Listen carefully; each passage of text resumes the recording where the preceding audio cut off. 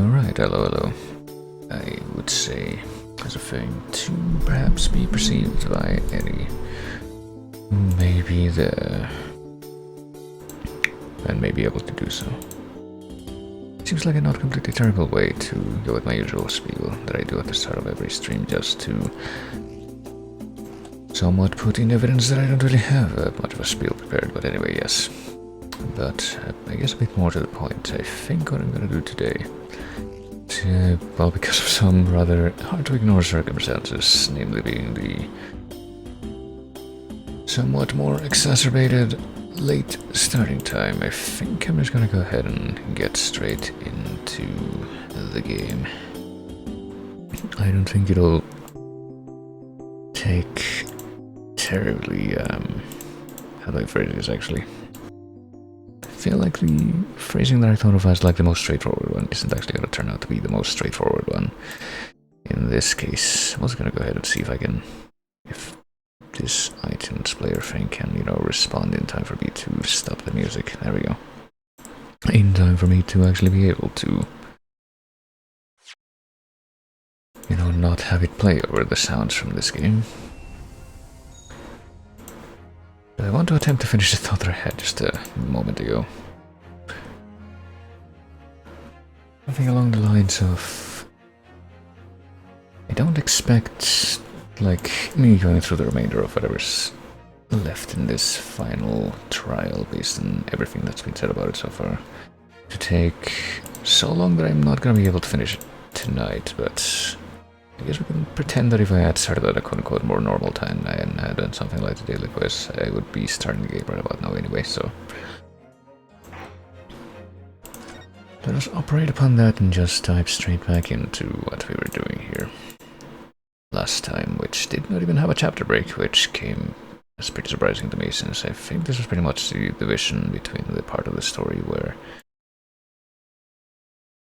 you actually find out who did this specific murder that was introduced in case 4, but now something else is going to be pursued, and that's the whole issue, the whole question, the whole matter of like who the Reaper actually was, or who was at the top of the Reaper organization. Which I figured was coming at some point before the end, and was probably going to be the final line of inquiry that we need to resolve here. But well, predictably, it's still this guy that's being accused, and it's all going into that without a chapter break, so... And that is pretty much the last thing that happened. Well, when I was last playing this and it left off, so let's see. Let's just get straight into the testimony here and see exactly what's gonna be said. Never taken the life of another, nor have I instructed another to kill. I've been investigating the truth behind the Reaper for years, and I was aware of Gregson's involvement. That's the reason I went to Fresno Street that day, and how I came to discover the body. Which is no common thread exists between myself, Gregson, and Dr. Wilson. Clearly, therefore, there is no reason to suspect me of being behind the assassin exchange, and we're supposed to cross-examine this, even though this is pretty much what we're trying to establish as being true.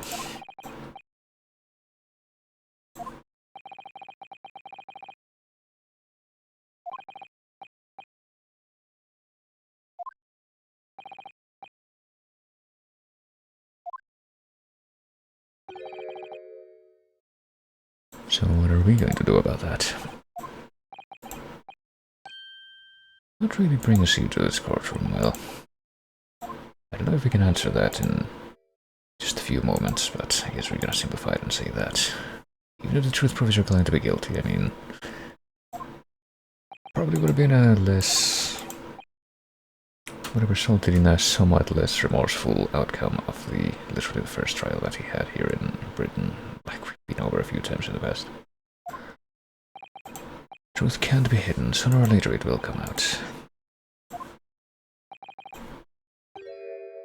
I don't know if there's some kind of hidden lie that's gonna be in this testimony, which does line up with what we were trying to prove, though, but...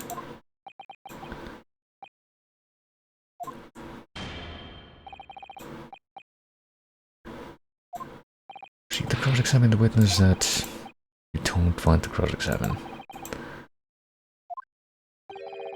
The contradiction you're convinced lies somewhere within this man's testimony, but apparently not the contradiction that we've become too convinced ourselves exists there, because of the way that was phrased. Seems to imply that, yeah, we're thinking that there probably is one there, but we don't know specifically what it is yet. You're not what the general public refers to as the infamous Reaper of the Bailey.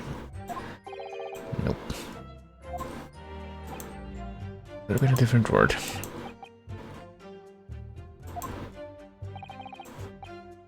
Did you find it disturbing that one by one the defendants were killed? Well, evidently there have been exceptions, starting with, like, pretty much the very first.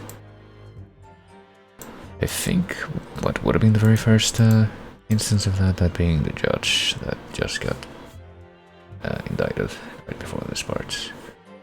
But also the recent ones. If one by one defendants who'd been acquitted after your successful defense were killed, would you find that disturbing?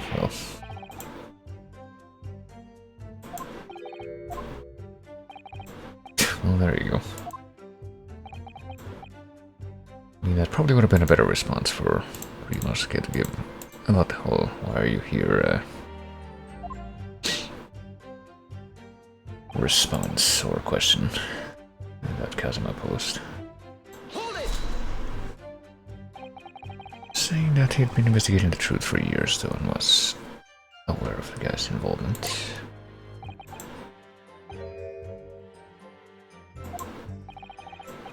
It's 10 years ago now, I guess. Not specifically with the judge, but I guess soon after that, the first instance of those murders had to have been begun. Which led to Gregson's involvement, suspicion, indictment.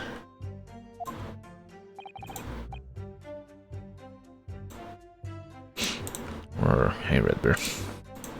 Welcome to this somewhat in media res introduction to the finale for this. I'd like a betrayal, but I demanded permission to search his office at the yard without his knowledge. Which is when the secret notebook was found. I thought somebody else found that notebook though. I guess he's saying that he found it first, but just left it there for somebody else to find.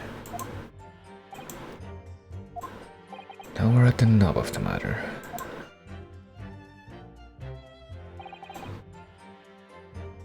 That's the reason I went to Fresno Street that day and how I came to discover the body.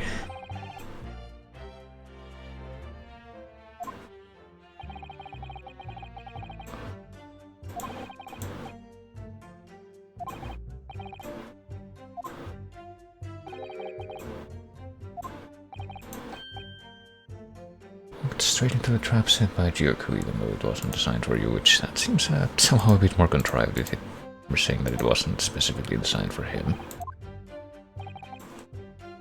He had intended to implicate Hyubun, though, but unhappily for me I read at the scene first. I mean, Hyubun had been found. I guess it would have to have been found at some point regardless, because that's specifically why the firecracker trap was set. To get as many people's attention as possible.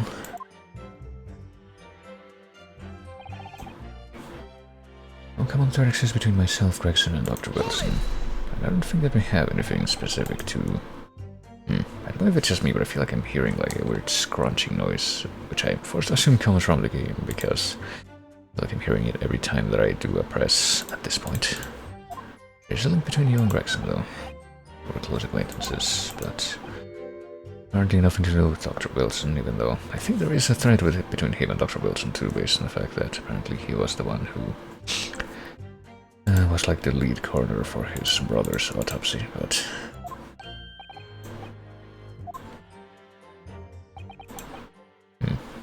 What was that specifically? He said, taught me a number of important lessons. Where to buy good fish and chips and such like. Are we convinced that that's all he has to say about that? I understand that it was several years ago now that he was invited to work at a Japanese university and was killed by an assassin there. Should be unambiguously clear then that no link exists between myself and him. In other words, I had no motive for sending some assassin across the oceans to kill the man, and yet that seems to be what happened. thing about this just doesn't sit quite right with me. So I guess we have to probably present something there. Hold it!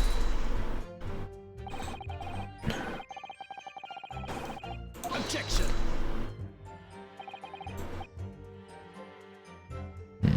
It's weird. Never heard that noise before, but I'm hearing it every single time there's like an objection. Hold it, shout.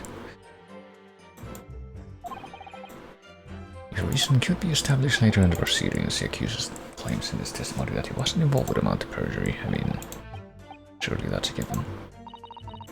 Which is why we have to definitely prove the opposite, I suppose. If we don't identify something first, he'll gain the advantage. I mean, what are we supposed to identify that doesn't fit in with what he said? That seems counterintuitive, but with no apparent connection between the three, even though I'm pretty sure that's specifically what has just been implied that we need to focus on. The inclusion of one other person.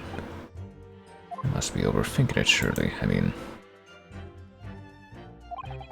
yeah, there is a whole thing with Clint Van Seeks. I think that's even mentioned in the yeah, I think that's what we're gonna have to present in the autopsy report, I think, for him. Let's see, let's go back to, you know, good old insurance save scum. Never something that's without virtue in this context, surely. But I'm pretty sure that what that's maybe alluding to is the, like, stolen autopsy report from the... yeah, from the coroner's office. It seeks the coroner was Wilson, and also... I'm pretty sure it's mentioned right here. Credit to Inspector Gregson for petitioning so doubly to do the autopsy procedure. So, this one document... pretty much I want to have a concrete link between all of these names. This is 10 years old from the autopsy of Lord Clint Van Seeks, which apparently he's acting surprised at.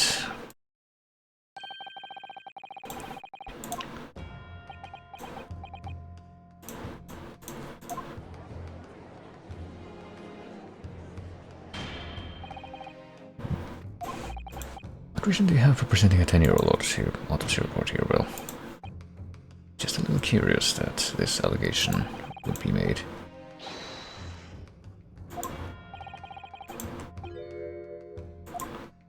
Not the professor again, which is also one of those lines of questioning that was not fully resolved by now. Like why that guy ended up killing 5 people.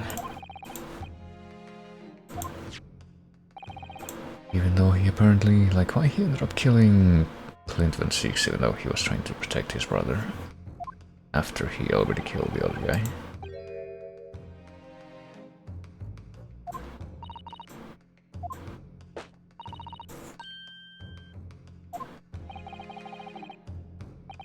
As promised by Gregson, the autopsy did indeed produce evidence. It conclusively proved Genshin Ascetic was guilty of the murders. I don't know if that's been clarified, though.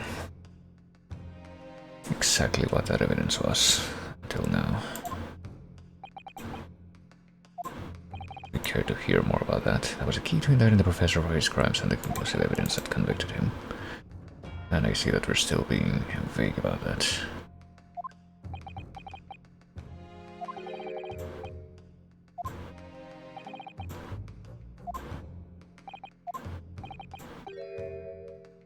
The same is said if it turned out that the key piece of evidence in question was in fact fabricated. If the inspector, the coroner, and the prosecutor all colluded together to cast an innocent Japanese man as a mass murderer and send him to his death, well... And now, 10 years later, for some reason, the secret has been threatened and needs protecting. Which does seem like maybe, just maybe, something like that could actually be going on. But I think what we're gonna try to pursue is something like that, but without the implication that it was in fact Van Seeks himself that's at the helm of all that.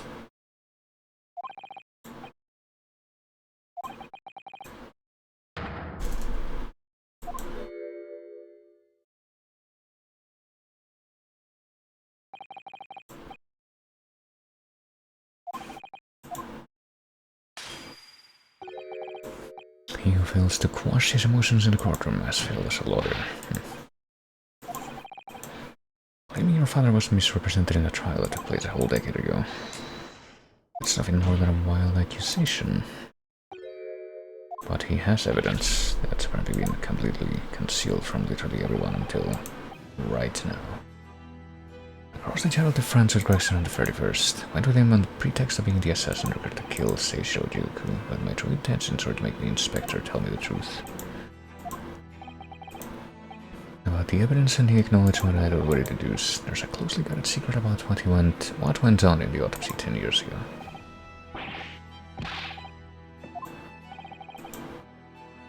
While we waited for my supposed mark in Jigoku's cabin, I drew my glance illustrious sword Karuma before the inspector's eyes. He very quickly understood what my true motive was. Oh boy.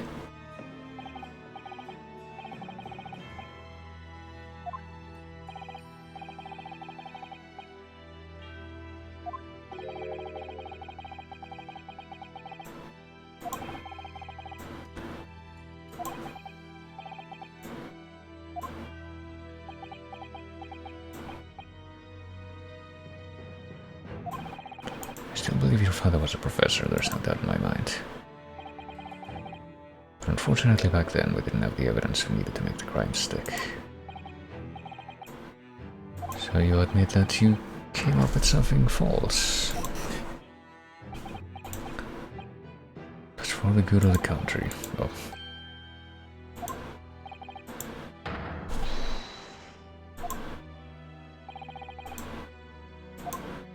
Not saying another word, even if your life depends on it, well...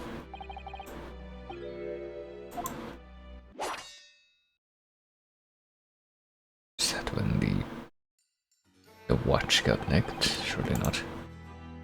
That's when the tip of the sword broke? Oh, that's when the sword broke, so when he stabbed into the traveling trunk, I guess.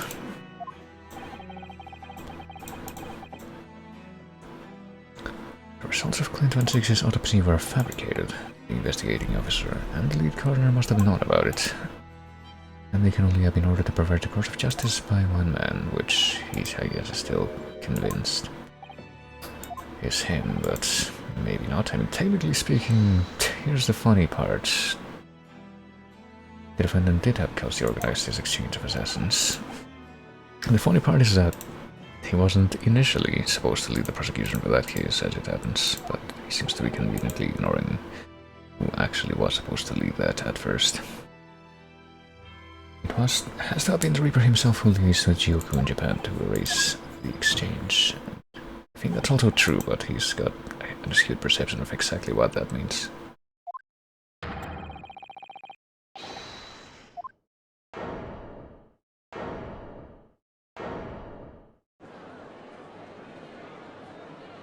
Objection!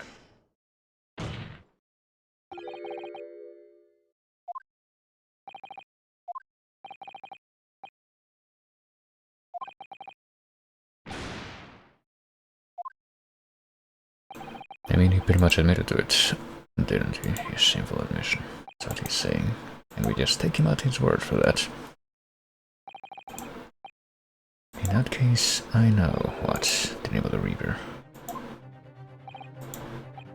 I get the feeling that that might just mean that he's about to spell out what I've been implying the past couple minutes here. I gave no such orders, I know that for certain. Which narrows down the remaining possibilities to one.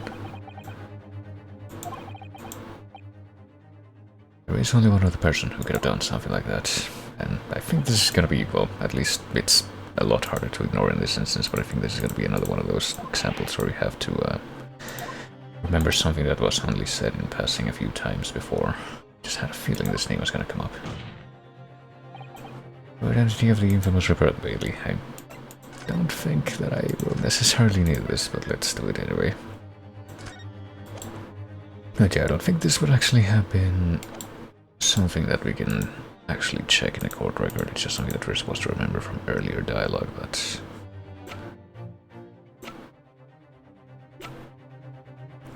well, let's just go for it.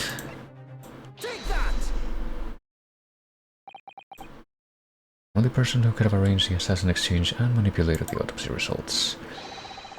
The Lord Chief Justice himself, Lord Maelstromhurt, because he was the guy that was initially assigned to prosecute that case. Until Van Sieg stepped in. He only took over the case after his brother Lord Cliff Van Sieg had been killed.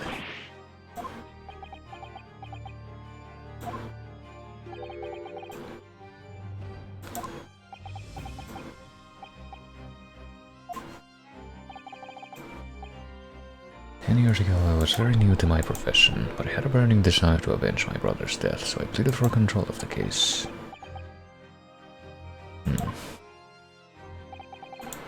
Investigation to that point, the supplication of the Lord to allow my brother's corpse to be examined.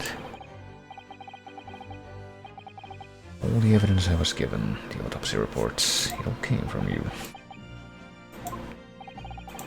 Spent my life since then believing I was in your debt for the way you stood aside and let me handle the trial, but I see now that it was all apparently big manipulation.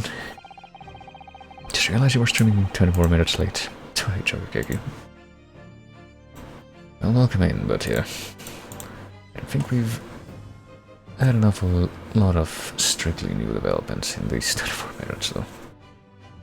But I think we're about to get into the final causeway of conflict here, maybe. Team Force was still felt at a gate later on the other side of the world by Jigoku.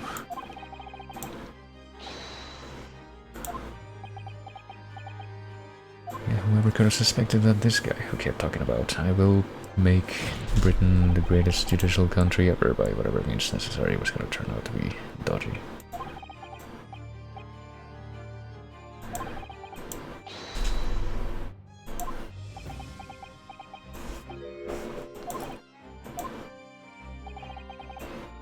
Formal accusal. The Avengers' claims are utter nonsense. You're not going to defend yourself, though. Objection.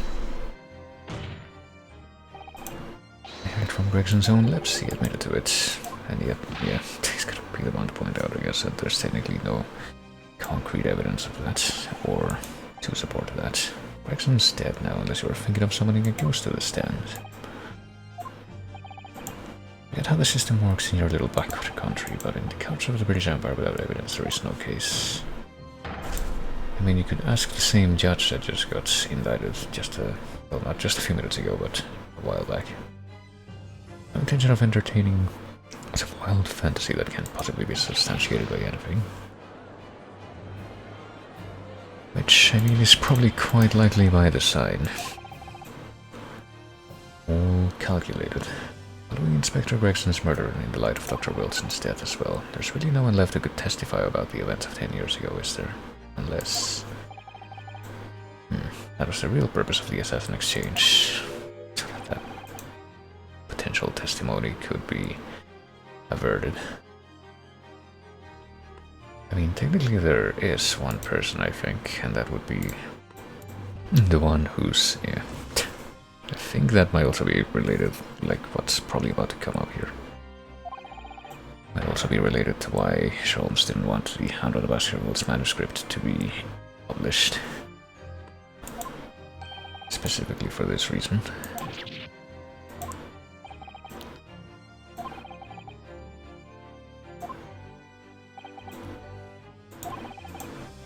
Because even though, yeah, Wilson was the lead coroner for that, there was somebody else who was also involved in the autopsy directly.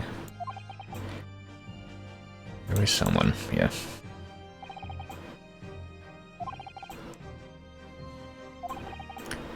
And Dr. Sight won't say anything against him, even though I guess she was also involved. There's still one ray of hope, who I guess we assume must be available at this point, given that we were able to bring the judge back in time for this part of the trial.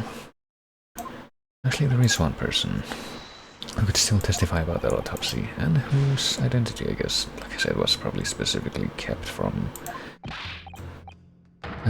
being publicized specifically for this reason by Sholmes.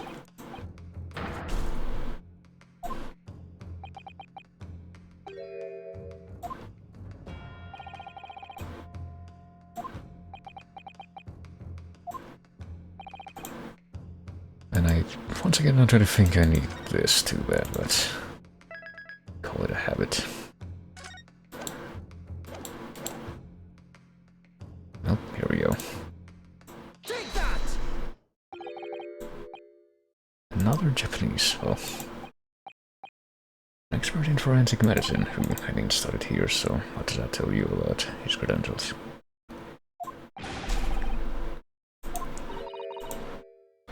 Mukatova was the primary assistant during the autopsy in question. He was also the person who actually penned the report. The autopsy was carried out by the coroner, Dr. Wilson. The report carries his signature, but as it happens, we did learn that he pretty much just put all the notes together or something like that to finalize the report, even though that had his signature on it. Meaning that, yeah, Mukatova was also deeply involved in that. It's a little bit weird, actually. He was involved, but I think he was not the only assistant. Courtney Side would have been the other assistant, so it does feel a little bit weird that apparently Strongheart wouldn't have been aware of this, aware of Mukatova's involvement this entire time.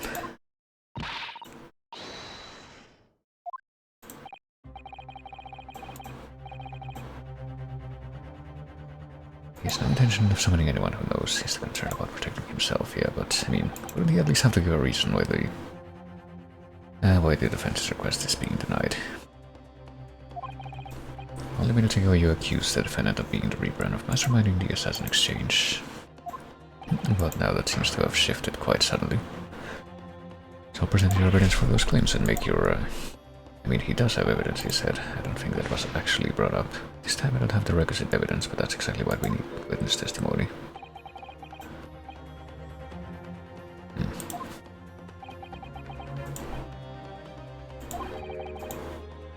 You would appear to be possessed by the spirit of your late homicidal father. Well, that seems like a very out-of-nowhere thing to say, but... The court has already reached a conclusion with respect to the matter at hand. Gregson was murdered by Japanese Supreme Court Judge Seishiro Jioku. And we were told that... I mean, the whole reason we continued the trial was to address this whole Reaper question, and apparently he agreed to that until the tide just changed.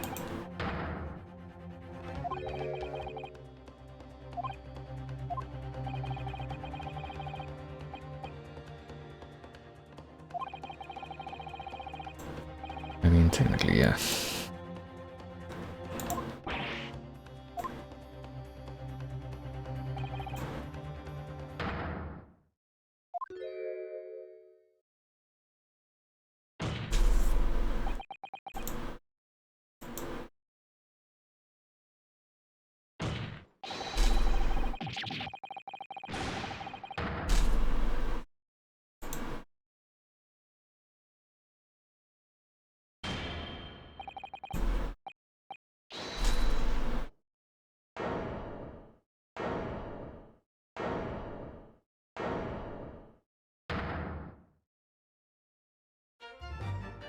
Alright. Thought it might have been the other guy, the one that you actually wanted to testify, but maybe he's just not around.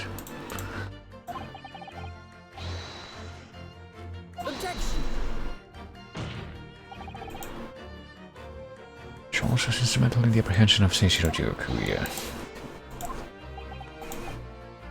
So he's clearly already aware of what's being discussed here. It is imperative that you refrain from bringing this trial to an end at this stage. You don't recall your own words from the opening of the trial to answer that question. We will stop at nothing to uncover the whole truth behind these disturbing findings. Surely it can't be that the shock of being accused of being the Reaper yourself has erased that from your memory.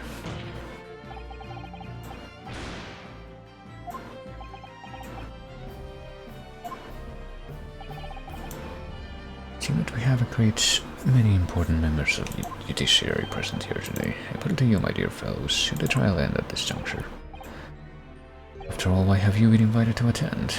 To nod along to the prevarications of your superiors? Well, we have a very clear picture of what they may be saying here, but...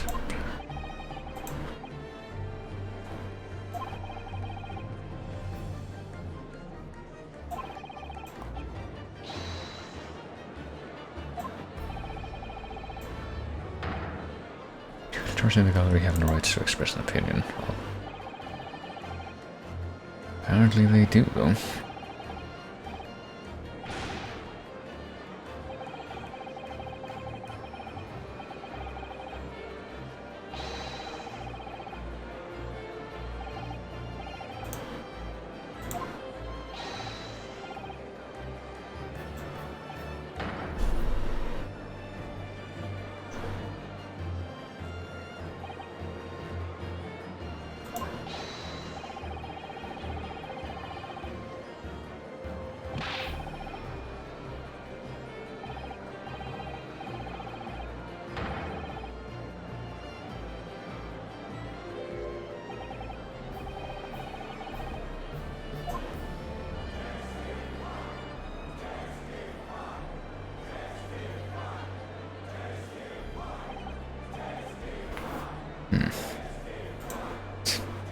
Well, it makes some kind of joke about a gospel church with just the testify chant, but can't think of a way to make it just sound natural.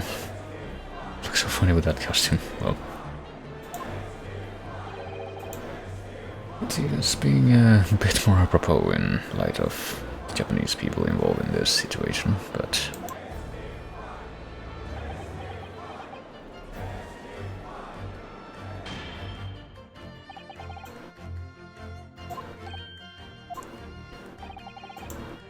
no intention of shrinking from these allegations, even though that's what he's been doing this whole time. So if the gentleman arrives at the courthouse, we shall reconvene, and that is when recess won't be necessary, really. Mikotomo is a close friend of mine. He accompanied me today and is waiting in the antechamber as we speak. And apparently he's been mentally preparing for the testimony this whole time.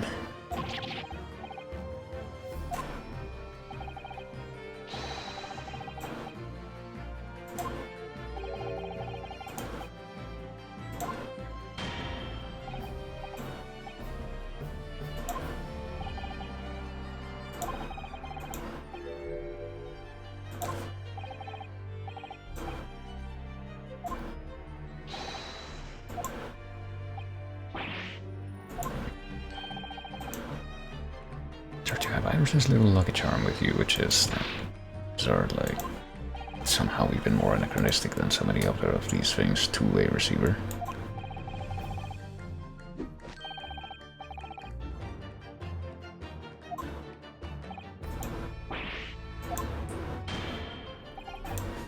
Which we may have to rely on in the future, maybe.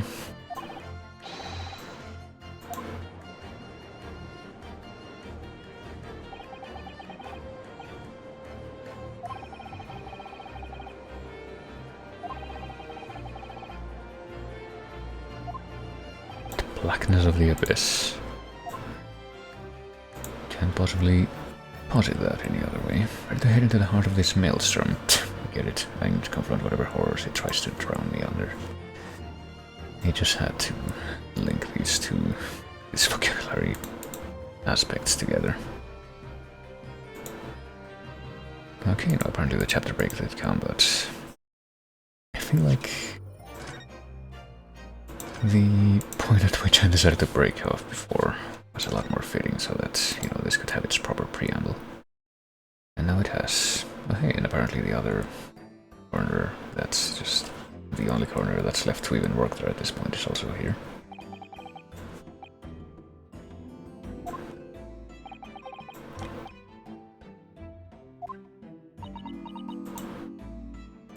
I'm here too. Dr. Maria Gori. Scotland Nurse practicing corner. The daughter of Dr. Scythe, I understand. I can tell you why she's here, she just appeared. And apparently is just staring at him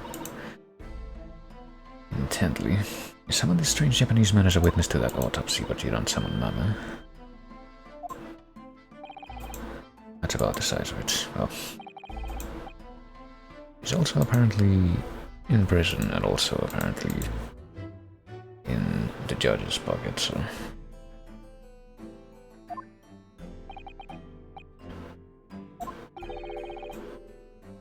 Revelations about Dr. Seth that came to light some days ago defiled the reputation of the entire judiciary. She was therefore deemed unfit to appear as a witness in today's proceedings, which, I mean, if he's going along with it, that's probably more convenient to us at this point. Wouldn't want any more perjury to be committed, would we?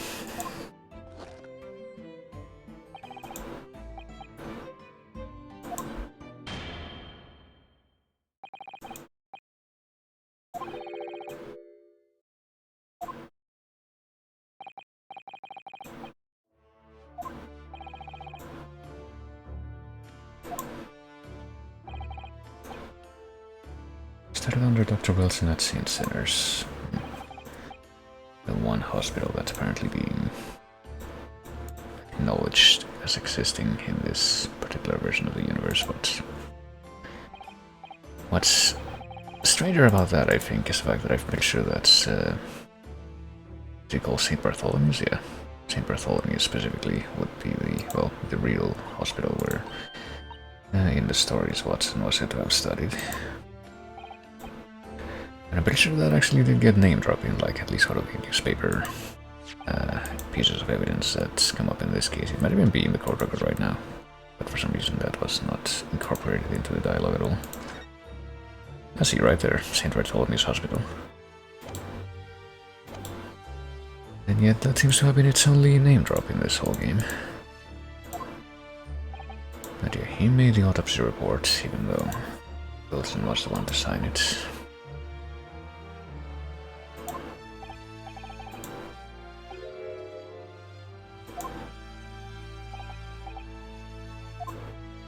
Gregson would have also been involved in that case as the one who said that the autopsy should be done, but apparently just as an excuse to forge evidence.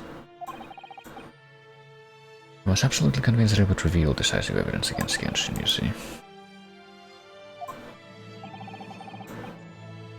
But apparently Strongheart was also involved in making it happen. As a result of that autopsy, the mass murderer was apprehended and justice was done.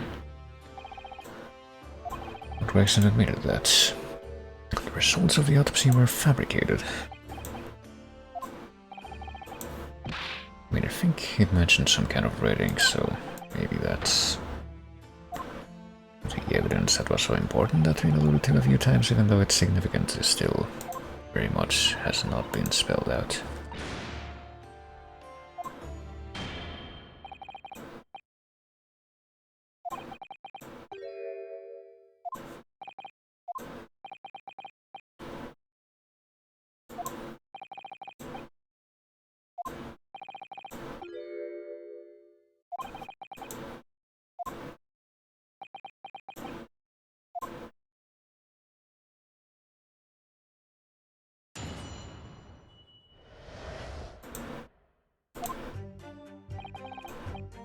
From my own observations, I couldn't see there was any indication of the autopsy results having been fabricated.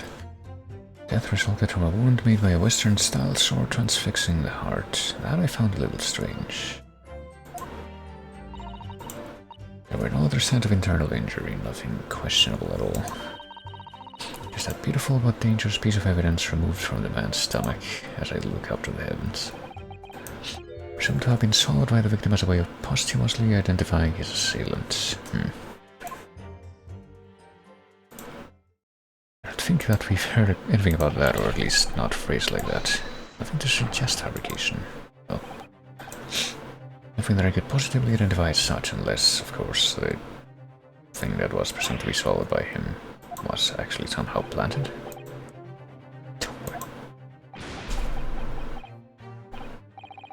That clears things up nicely. Also, that laugh just comes out of nowhere and it's just kind of freaky.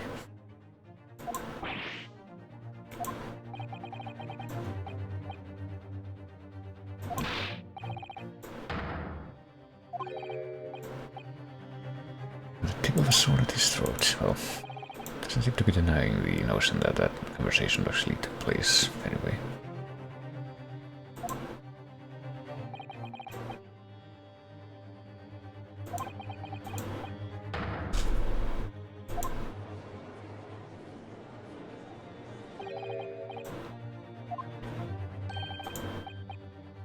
There was most certainly something questionable about it, and the whole truth does rather elude us, I feel. Even though I guess he didn't technically say that as part of the testimony proper. All four of the professor's previous victims died when an enormous beast was set upon them that ripped out their throats. Here, there's one thing that was mentioned before, but I feel has not been mentioned too extensively, or discussed too extensively. But curiously, the killer's last victim, Lord Clint Van Sieg, suffered a different fate. He was stabbed through the heart with a sword.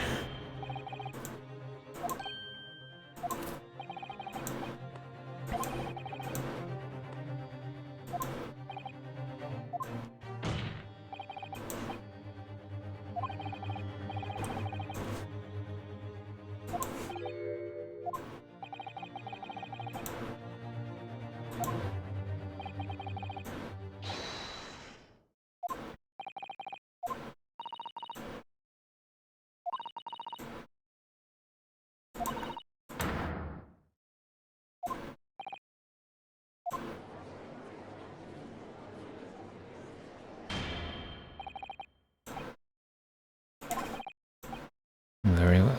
Come with your arguments straight from the established facts. I will not hesitate to bring the cross-examination to an end.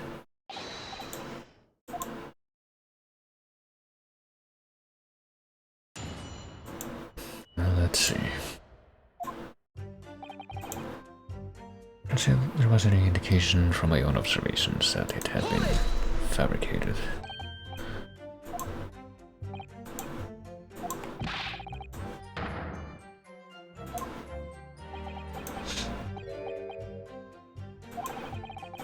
Or to the contrary, there is that. Dr. Wilson said he performed the procedure recording what he did.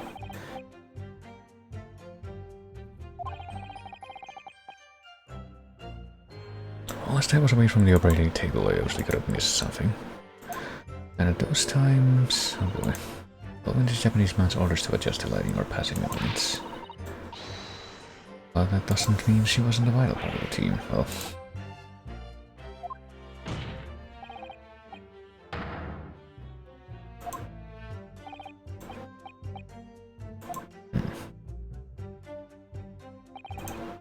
death resulted from a wound made by a Western-style sword transfixing the heart. So not a sword that would have been used by the one that... well, the man that we assumed to have been the professor this whole time. But Lord Van Sieg was stabbed. Do you think Lord Clint Van Sieg may not in fact have been one of the professor's victims, or at least not the same... not killed by the same kind of person as the previous murders have been attributed to? And Shinasugi confessed all his crimes upon his arrest. The beast that was used to carry out the killings was never identified. Or maybe the dog is also a complete fabrication.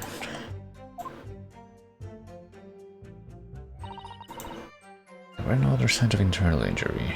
Hold on a moment, actually. Hold it! What the fuck?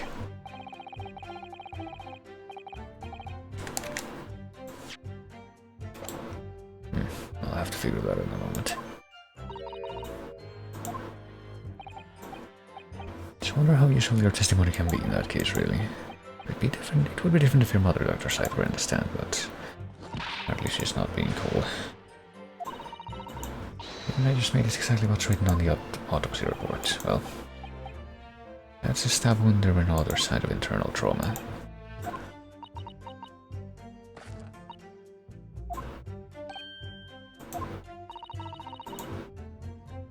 It is said there was nothing of note internally, but they did find an amazing piece of evidence, something unbelievable. I mean, did we hear about the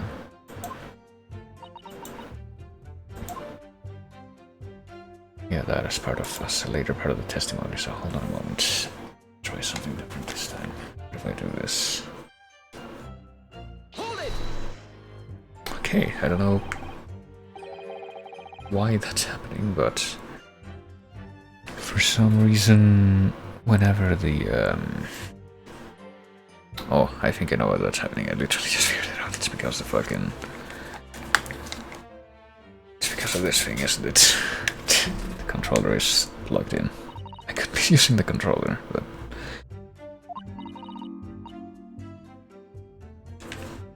Didn't even realize, but that scrunching noise, I didn't even know if it was picked up by the microphone at any point. It's because the controller was plugged in and probably it was vibrating whenever that whenever one of those big flash moments happened, and it was placed on top of an empty bag of peanuts, so that's why it was sounding like that. Didn't even realize.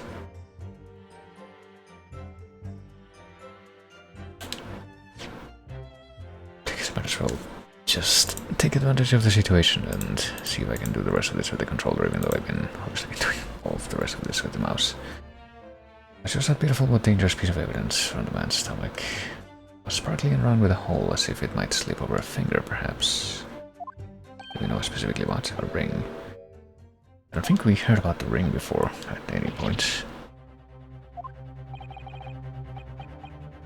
It's apparently about, I think they mentioned some kind of broken off piece of blade that the victim had swallowed. At the time, Genshin wore a large ring on the digitous quarters of his left hand, the fourth or ring finger. It was some sort of keepsake. I remember that ring. My father's possessions were sent to our family home in Japan after his death, but the ring wasn't among them. It was a key piece of evidence remains under lock and key in the stores at Scotland Yard to this day. Eugene was summoned by the police to check for the presence of his ring. It wasn't on his hand, of course. Moreover, there were deep abrasions on his finger where it had been pulled off. So that's how an argument was made, I expect. They arrested the man there and then, right before my eyes.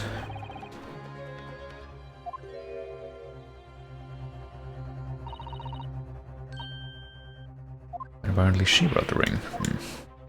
That means we can look at it surely. Made dusty from years in the stores.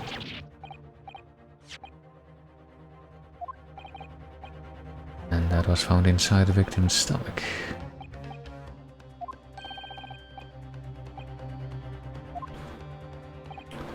And I guess he probably suspects that it must have been a plant.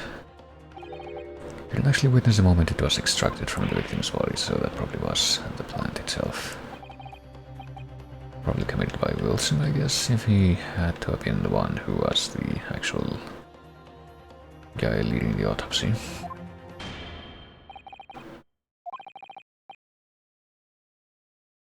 The removal of historic evidence from the stores requires my consent, does it not? Well, does it?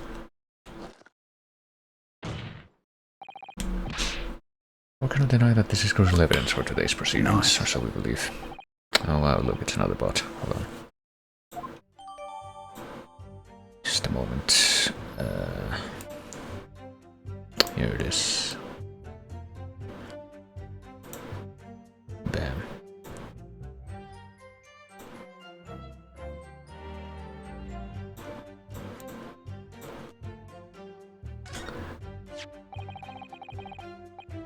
It's not the sort of ring normally seen in Japan.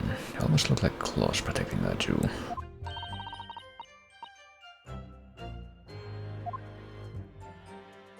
And I guess now that we have the opportunity to look at it in the court records, presumed to have been swallowed by the victim as a way to posthumously identifying the assailant. So we'll see, hold it, and we'll look at the. I actually have no idea how to turn this.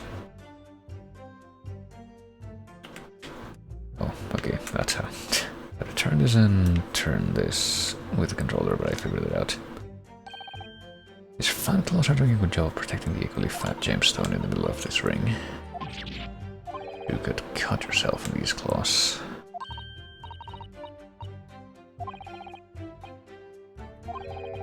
You can swallow it without doing yourself some fairly serious damage, surely. Sticky mochi one of about that size would go down much better. Well, not as clumsy as me would probably manage to choke on it somehow. Is that all we have to say about the ring? All we have to observe about the ring? So anyone who swallowed this thing would have to be left with some lacerations. I guess we don't really have anything more to find out about it, so So this was a decisive piece of evidence. We forced him to have the admission, the confession.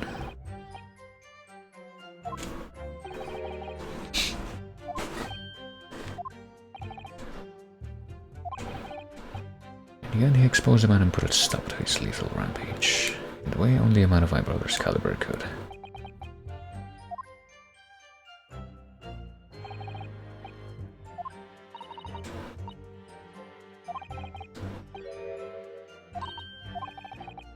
Couldn't say were his words. That phrasing was very deliberate, I'm sure.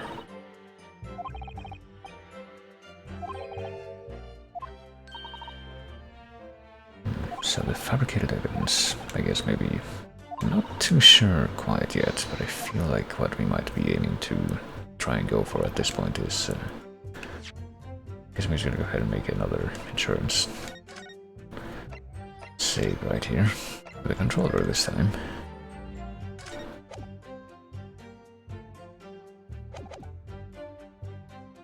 But what we might end up having to go for here is that it's weird that there were no greater wounds left by the presence of the ring inside the... Yeah, this seems like the place to do it. Beautiful but dangerous piece of evidence removed from the stomach. There were no other signs of internal injury, which is not questionable at all, even though I'm pretty sure that we're about to argue that that's exactly what's questionable if this was swallowed. Yep. You didn't actually see it being removed, did you? At that moment I was fetching a replacement scalpel that Dr. Wilson had requested. In other words, you can neither confirm nor deny whether this ring in fact really came from the victim's stomach or not. Even though based on what we've learned, yeah. Doesn't make sense to assume that he had swallowed it if he didn't have any other external injuries or internal injuries.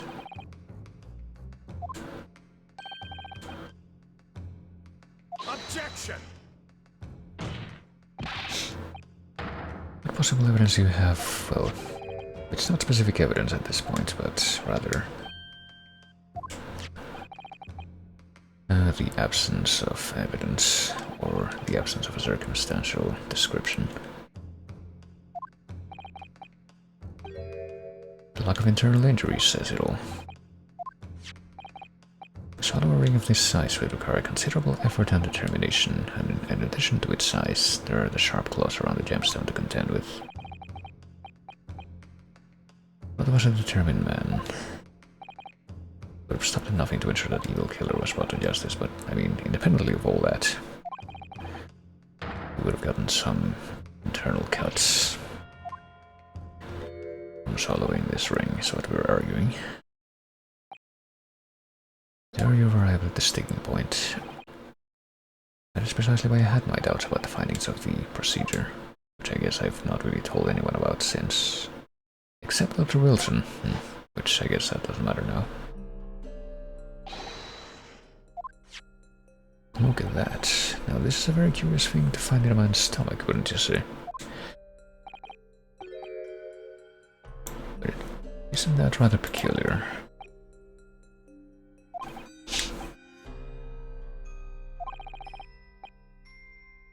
And esophagus with an O. Torn mucous membranes at the very least. And yet there's nothing like that. May I remind you that I have vastly more experience than you.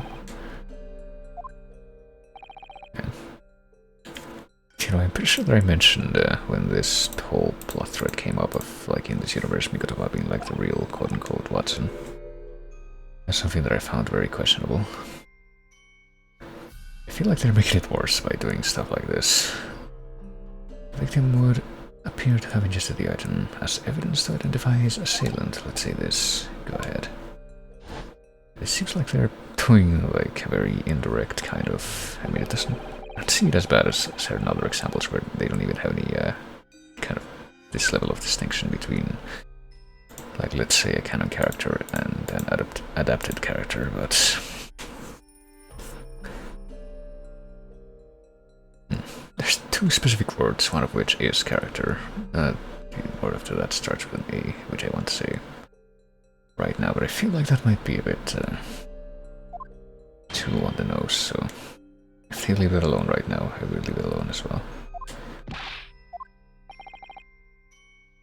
As Britain's leading authority on forensic science and autopsy work, there is no scientific basis on which to doubt the man's expert opinion, unless, of course, he was also bribed. Damage to the mucous membrane of the throat is easily identified even in living subjects, using a device called an endoscope, which, okay, that's another thing that can probably be used to further increase the questionability of this vaguely defined time period.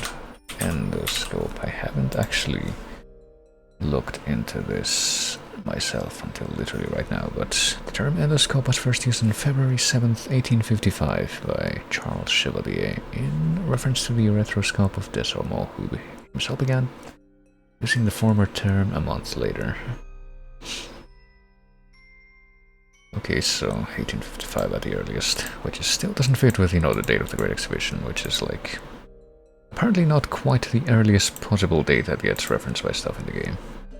I think I was actually looking at this some time back.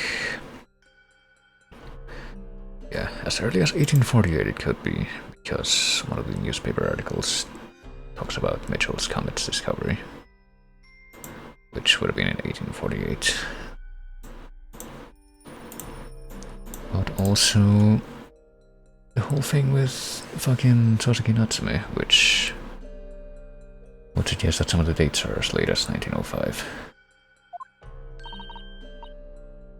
I want one the government can pay. Rest assured that your removal of evidence from the stores without permission will not go unpunished. Well, that is, unless this, the outcome of this trial has a very unexpected result.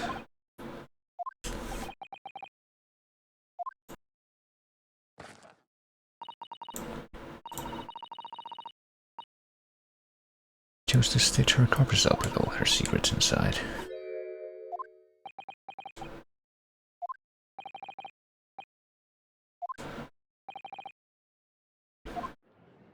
Looks as though she's chosen to walk a different path, which is the same profession, but with less bureaucratic bribery.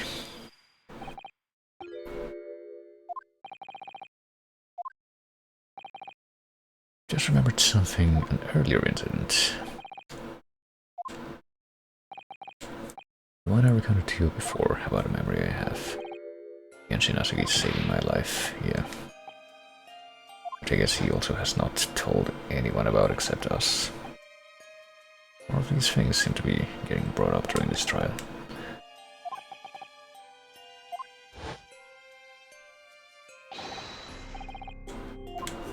All of a sudden, this Japanese man decided to save my life in spite of the fact that he had already killed my brother at this point, or at least we assume that that's what happened.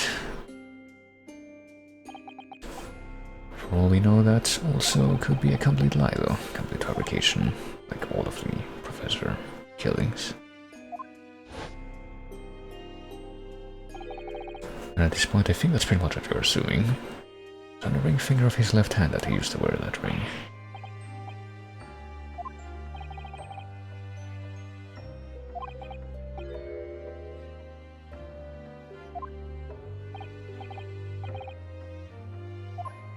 So he assumes that they were trying to kill him, him being the other guy, Japanese man. In that short interval, the decisive evidence needed to indict him was miraculously found. The ring was stolen from him, but I mean, if they had killed him then, doesn't that mean that they wouldn't have indicted him later? And not pretended that he was the professor, like this whole thing that we are increasingly assuming to be completely made up. So that's when they stole the ring.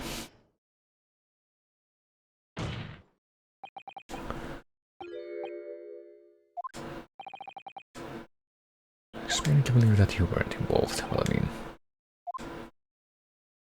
involved in what other sense that he's already been talking about? You're the one who took it, the ring. Objection!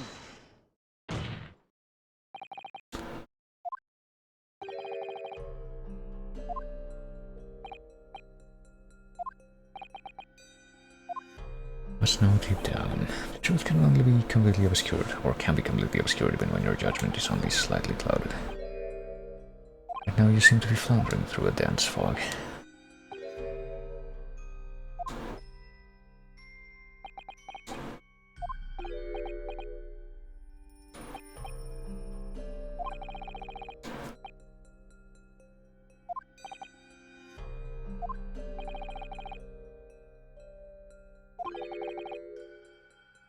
You're apparently blind to the blatant contradiction that would be born out of it, which would be... If that were the case, why would Asagi not have disputed the findings in this trial? Well, I mean, I feel like that would probably be easier than to answer than you would think. Like, even in real life, you have quite a lot of forced, completely false confessions. So you can only imagine how it would have been in this time period as well.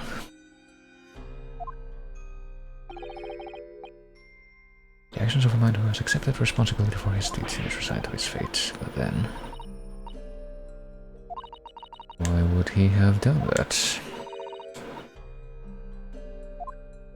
Or was he led to believe that there was somehow, like, no falsehood in what he was presented with, even though he would have known himself that it would have been false?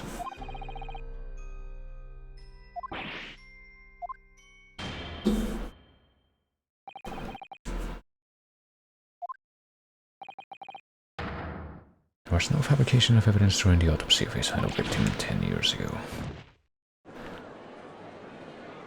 I mean, that's not evidence in and of itself, that's just like a sort of, what's the word I'm looking for? An anecdotal recollection. Objection!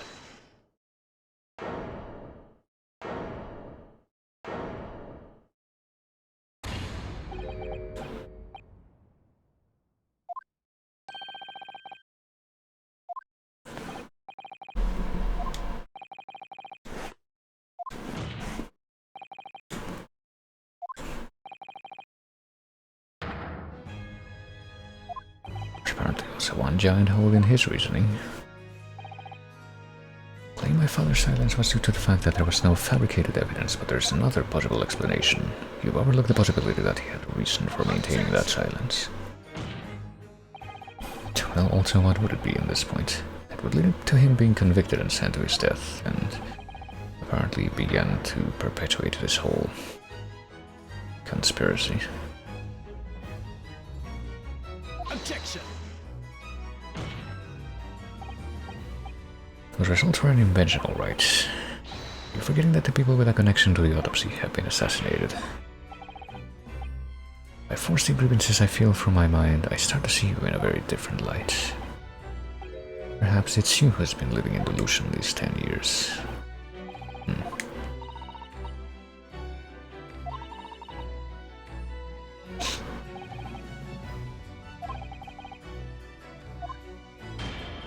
But yeah, why would he have stayed quiet? Surely it's not as simple as saying, oh, that, you know, that whole agreement between the two countries has to be maintained. What proof do you have that could possibly explain his silence in court? Well, we'll get into that in just a second, because I'm actually not even sure exactly what that would be.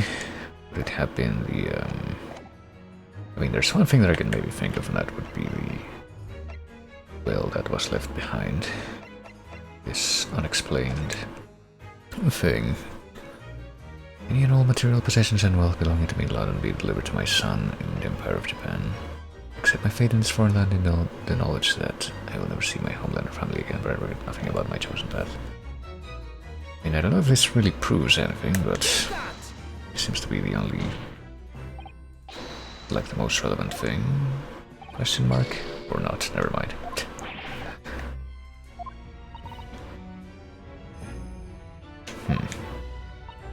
Why would he have said nothing? Hold on, let me take a quick look. In his trial, I want to at least have a closer look at that thing that I kind of accidentally skipped, as I keep doing. If you're right about the autopsy results, there must have been a strong reason for his silence. He was saying nothing in exchange for some sort of clemency. So he let himself take the fall. Because he assumed that he would have gotten something in return. check the evidence in this direction. Like, which of these things specifically? Oh, the sword? Maybe? I mean, the sword would have been one of his possessions that would have been sent back to his family in Japan. If he was, like, if at least that part of his will was actually agreed to. I mean, if I don't find anything else that's more relevant than that, which I don't think I will, I guess we might as well go for that.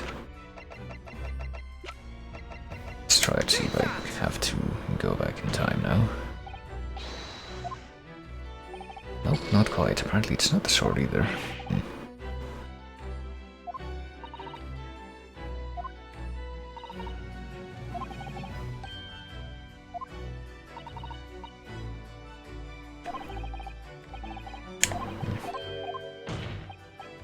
Remember that there's one more one button to like, speed through the dialogue in this version if I use the controller, but let's see. So it's not the will and it's not the sword. I'm not really sure exactly what that would be. It's not this, surely, the escape.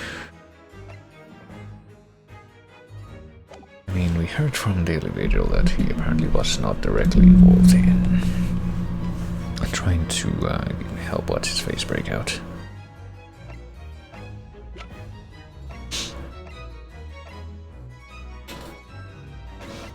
Some sort of clemency that would have been offered to that guy in exchange for his silence. What could that possibly be about? I mean, we can't examine this any further, so I guess we can't derive any more information from it just by looking at it.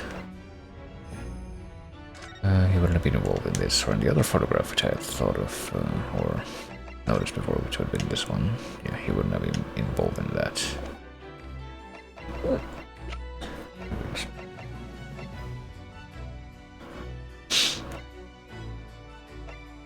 The autopsy report. The ring itself? Surely not the ring itself. I mean, that's pretty much the only other thing that would have belonged to him. But I don't think that would be related to... We can't look at this anymore, can we? Like, get any more information out of it. Just open the sheath and look at the blade again. But I think we've already extracted the information that we needed from it.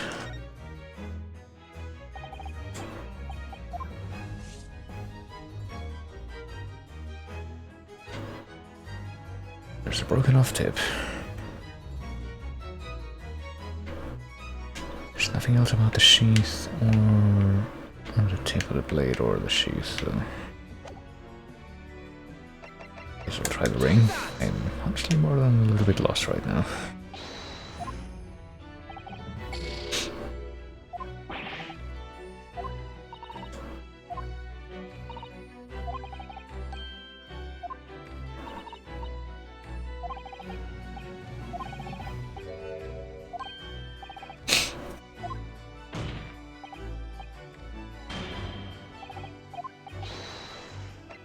I mean, what else could it be, really? We're really gonna have to, like, try everything at this point, surely not. I mean, here's what I think, other than... I really don't think it's gonna be it, but other than the armband, I get the feeling that it's really not gonna be anything on the first page. We already know that the revolver was... the judges? Was it the judges? I don't remember. I don't think that would have anything to do with this either, or anything here, for that matter. Excellent body, which is not really relevant anymore. I don't think there's gonna be anything on the second page either. So, you know, prioritize and establish all these things. The trunk, which had the passport inside, is probably not gonna be it either. Autopsy report. Maybe we can look at that again. Scarlet ink stains visible on the little and ring fingers of the right hand, but no document was found. That's still... We still don't know what the meaning of that red ink is. We might be able to find out, maybe, as this goes on, but...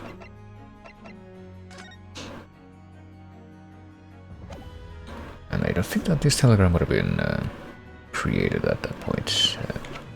Point that we're trying to allude to right now, so maybe let's try this. Which apparently is also not it. Well, one more try before I just have to go back in time.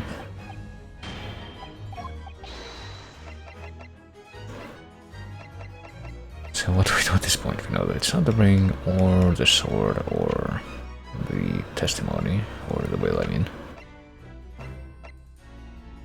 I really don't think it's gonna be it either. This, I mean.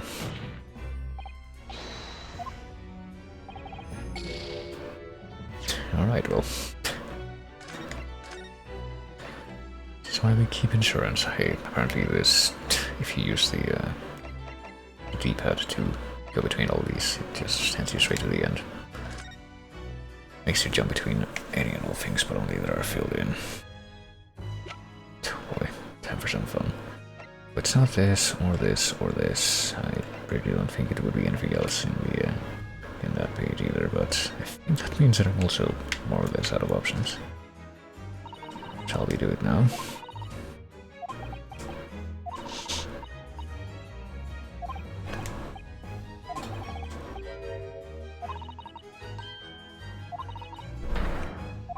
Nope, apparently we're not gonna be able to just use our little trump card at any point. Unless when the time's just right.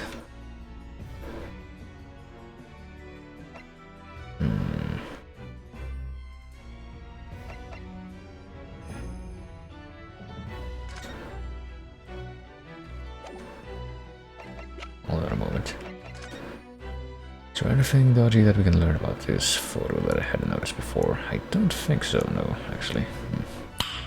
Nice.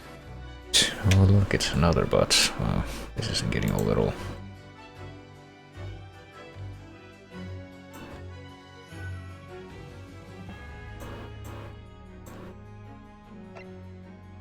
Anyway, let's see. This is Gregson's body, so I don't think that's related to the thing at all.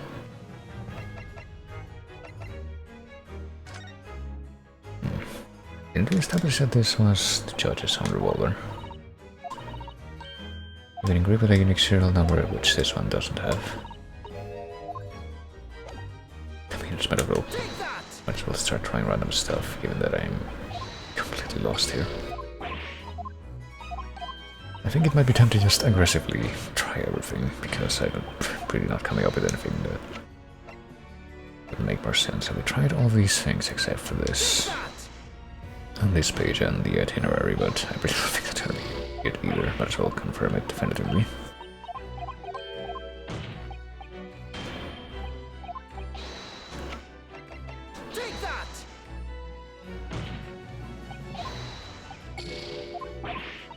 Well, there we go. So it's nothing on the final page for certain.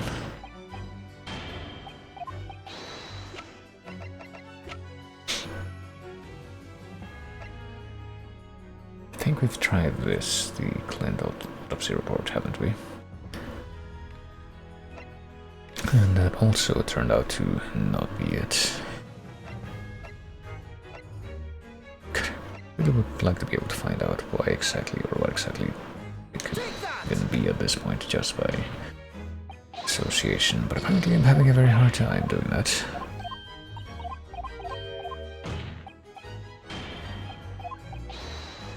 Clemency. Which of these could even be related to Clemency though? Like something to do with... I guess we'll try the armband, even though that seems like the least likely option too. Nope. Let the record show that we tried the armband.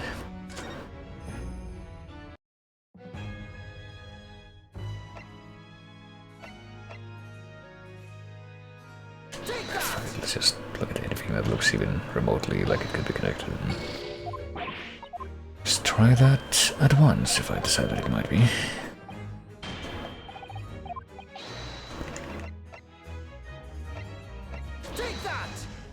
This...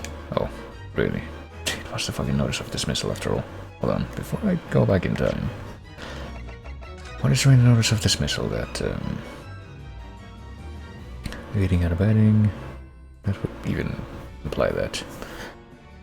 Engage in some form of negotiation with prison staff in order to secure assistance. So I guess because he was not going to... Are we about to say that he was not going to say anything specifically to avoid implicating the staff at the prison that would have helped him escape? Take that! Didn't actually lead to his execution, on the contrary. Led to his escape. An escape that was only possible because he'd been sentenced to death.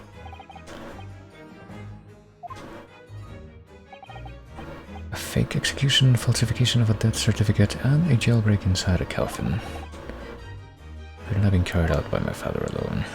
He must have had the help of a collaborator from the judiciary.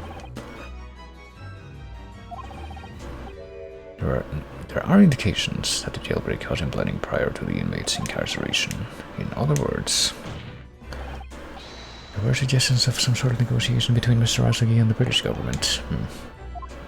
But not this one guy.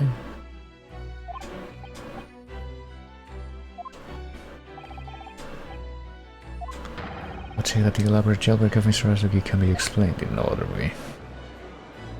Get me to deal with someone that I guess was not this guy, unless it somehow was. To get busted out of jail. With that false execution.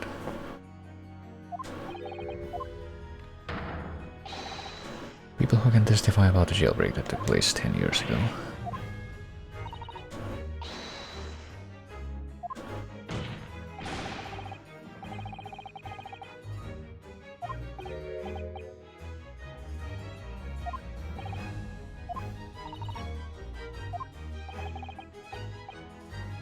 Your friend may appear a little rattle pated at times, or rattle pated at times, but I can assure you he's extremely thorough. He wired both Bartley and the local prison earlier, asking Kaden and Vigil to attend the Old Bailey as a matter of extreme urgency. Oh boy. Both men are, unless I'm much mistaken, waiting just outside the courtroom at this very moment.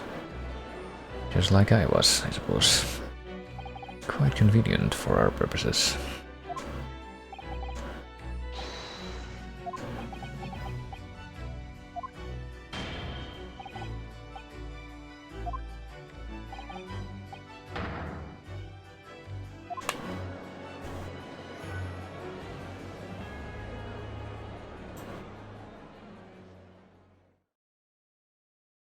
Oh, hey, Tree Pangolin, how's it going? Welcome into the final 11th hour bizarre questioning of this case extravaganza that's going on right now.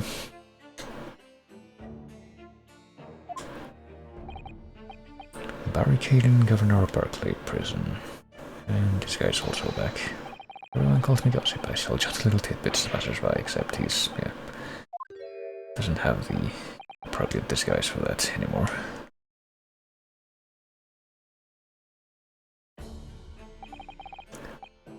Used to be the chief warder at Barclay Prison until that incident that we're about to discuss again.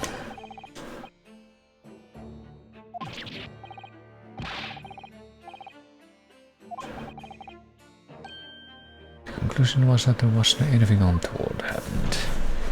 Except that's pretty much completely false. Convict escaped from your prison, Governor. Hardly what you'd call anything untoward. The convict's death certificate was somehow falsified after he was allegedly executed here by that woman, and he escaped the prison inside his own coffin. None of that complexity hardly have been thought of by a French person. But imagine that the passage of time will afford you any protection, as it happens here. It turns out that you are involved in the plot to break Mr. Asagi out of your prison, and of course, the consequences will be very serious, in all likelihood a capital punishment. Oh boy. That's a great way to convince someone, to be honest.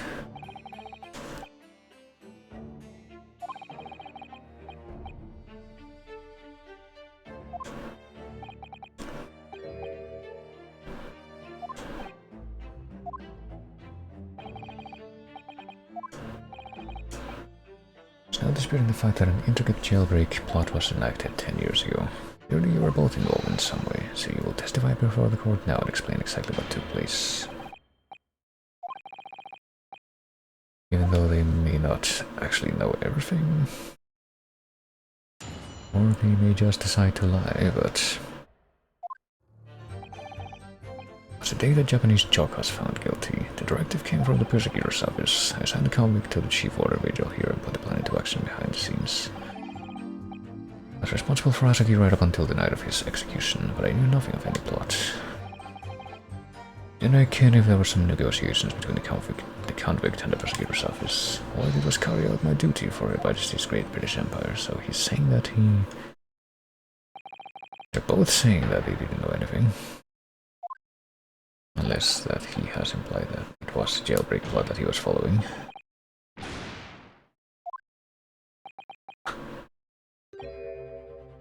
And he's saying that he doesn't know who he received orders from. There wasn't anything about the professor case that wasn't unusual in some way. Didn't ask any questions, just did what I was told to. More than that I couldn't tell you. If it originated from the prosecutor's office, then one thing is very clear. There were clandestine dealings going on between Mr. Ascetic and that office.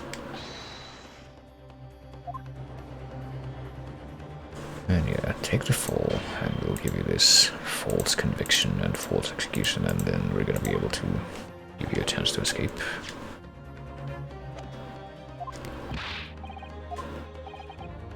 I fail to see how these witnesses have any more pertinent information here, well... I mean, yeah.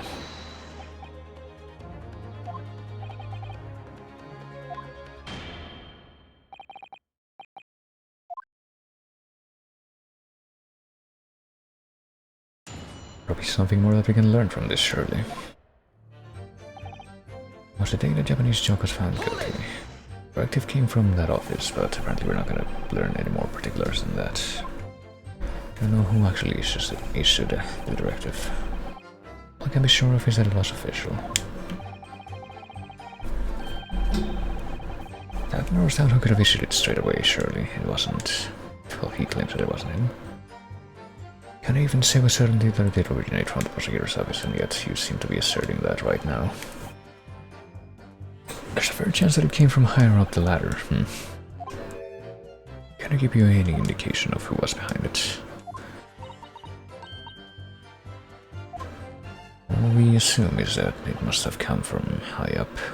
Lots of us on the ground as it were didn't bother with idle speculation, we just get the job done. I signed the convict to the chief order vigil here and put the plan into action behind the scenes.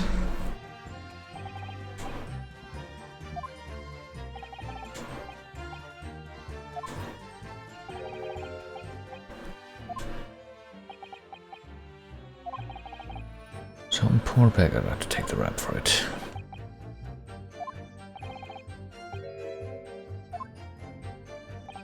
And apparently... Well, I think we assume that at least Courtney's side had known about the plan since she falsified the autopsy report. But we don't know who the executioner would have been. Wouldn't they be surprised if there were other folk in the prison service who'd been given similar orders? All I can tell you is that the night it actually happened, the person at the range was Dr. Stevens.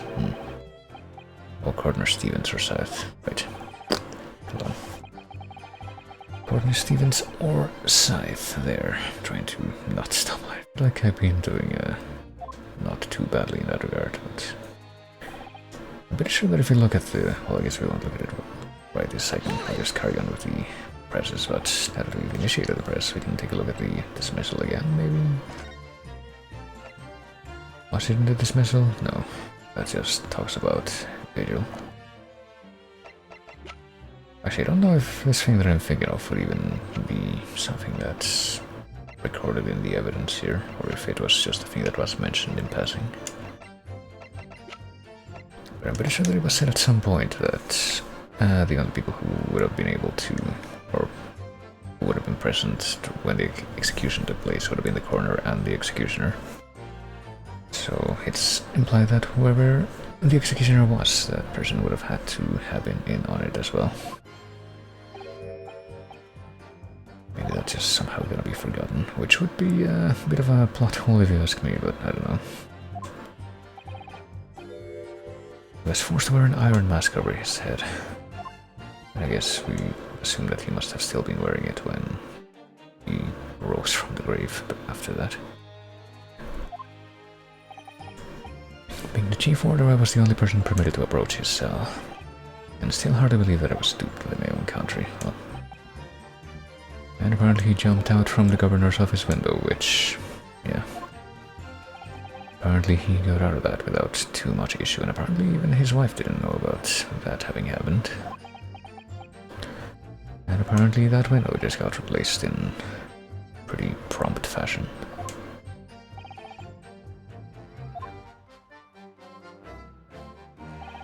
Isn't how it looks now.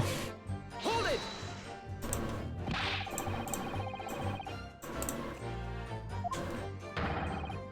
Must have been some sort of negotiation. It's the only explanation. Be that as it may, I didn't care nothing about that. Witness stand is no place for telling what you don't know for sure. I ken that much, I do. I presume you also know this. Not telling what you do know is a criminal offense.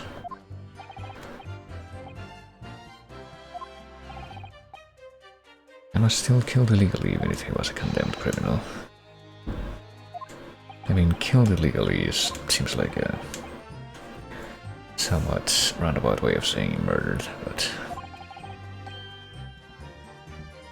also killed illegally just feels like a redundant thing to say in pretty much any situation, I would say.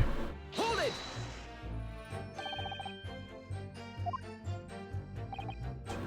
Did everything I could at the time. Catching Ascetic was shot dead in Lowgate Cemetery after the escape, and we still don't know who the shooter was. Was that part of the plan too? Nope, apparently who? He's saying that he would not have known about that. What does this all mean? Was the last part of the plan, but this guy seems to have something else to say about that. We had to get to the last statement before we got anything else to go on.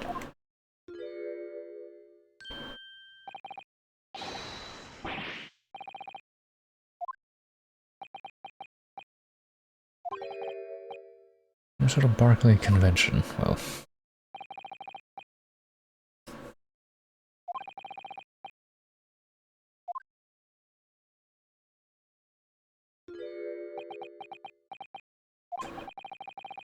For the last 10 years I've completely blotted out the memories of that time from my mind.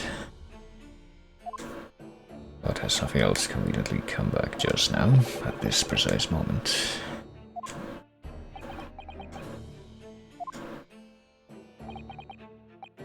Thinking back now, really can't imagine the shooting of Mr. Ascetic in the cemetery was ever part of the plan.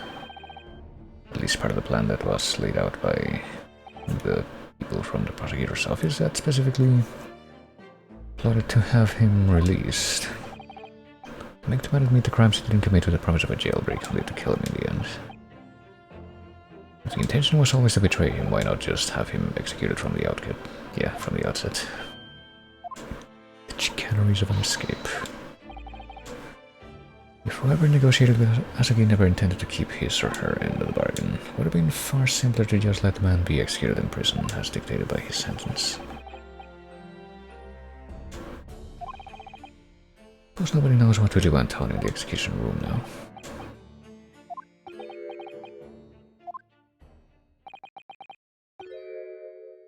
Except, you know, the executioner. If you believe there was some kind of negotiation behind the jailbreak between Ascetic and a body at the top, doesn't it quite add up, does it? Meaning what?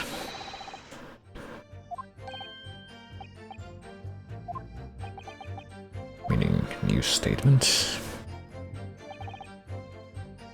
Seems to me that the Japanese fellow didn't have nothing to bargain with.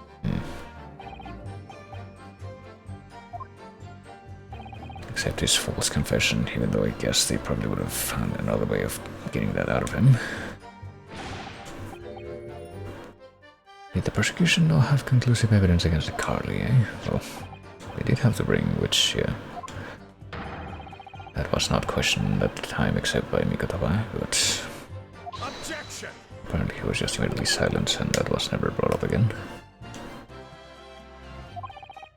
You can holler about misconduct in the trial 10 years ago all you like, but if you can't establish that it happened with hard evidence, someone's gonna listen.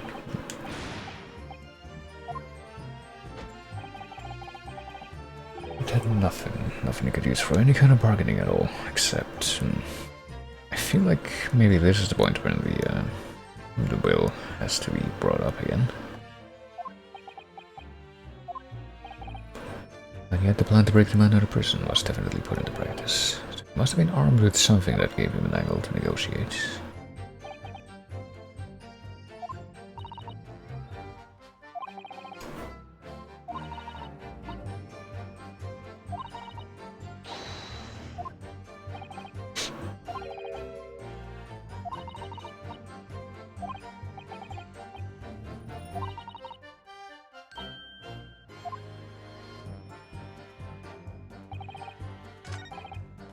I think I might know what we have to do here, or at least make approximation, as I usually say.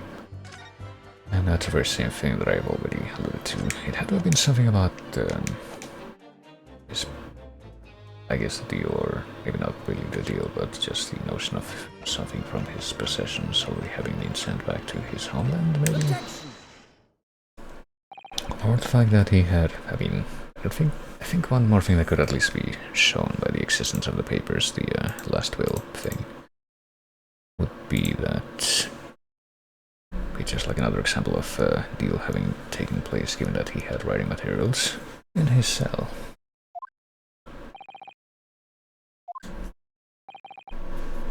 Even if we still don't know how he got those to begin with either, but...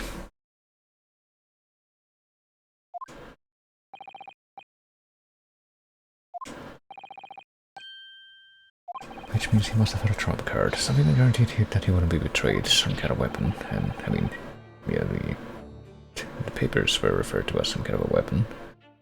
Well, couldn't have possibly have had anything like that, except for the fact that his papers were literally introduced to us as something that he saw as a weapon. Turns out that Mr. Ascetic was hiding his will in his cell at Berkeley.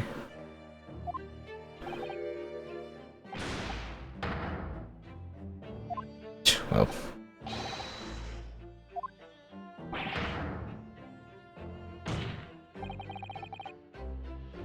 Mr. Rachel cuts out of that will through the bars of the convict cell. We have this oddly framed shot. Last will and testament. This will is the only weapon I have left now. Is in fact what he recalled to have been said at that moment. After the convict had been killed following the elaborate pretense of jailbreak, that document mysteriously disappeared, did it? Except for the fact that we were given, like, at least a version of it by the governor himself. The will was just nowhere to be found. So maybe the real will is something that we haven't actually been shown yet.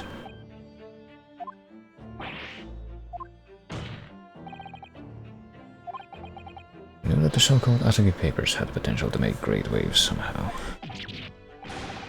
Jinx, well... The will was found right and proper, in the fellow's cell where it said it would be, except for... yeah, we're in his cell. Except if this guy is gonna start to throw suspicion on the authenticity of that. Pilly Wally Galoot.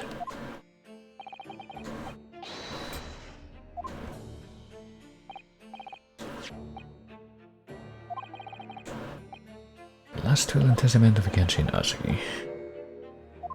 Unless that was also somehow fabricated, there's an undeniable inconsistency here. Maybe there's just like pages missing. This will contains nothing of significance at all, nothing that would have given the convict any leverage.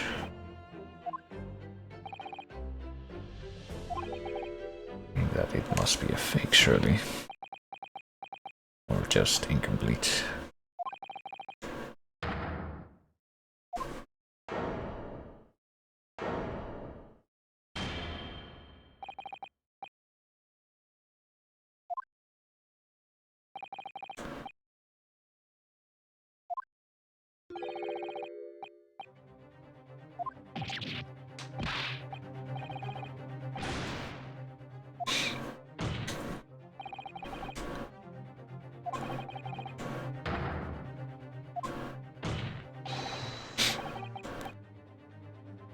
Yeah, would we have any way of even getting to the real document at this point?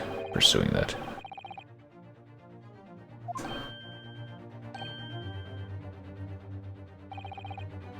And now you're gonna do it again. Get to brand him a liar and turn your back on him without even letting him defend himself. I don't know how many of the people present that particular accusation is pointed to.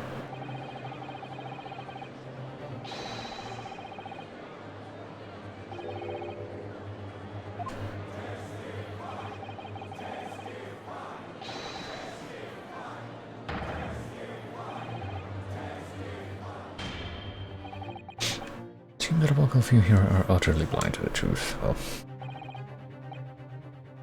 but I'm gonna acknowledge their opinion, regardless of that. My clear contempt for what they say.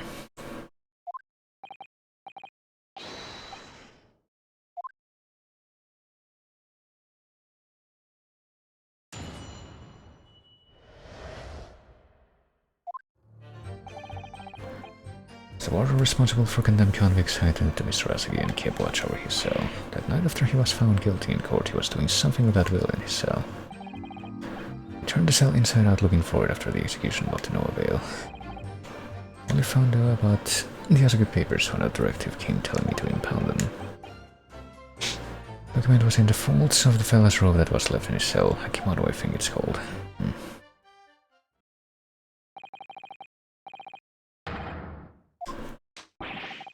Apparently that's a lie. We looked through all his clothes, but it wasn't found at that time.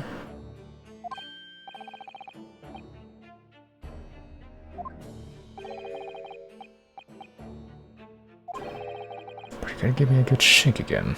Could this just be like my half of the shaking animation that I'm doing right now, just without your own play into it? Yeah, it looks that way.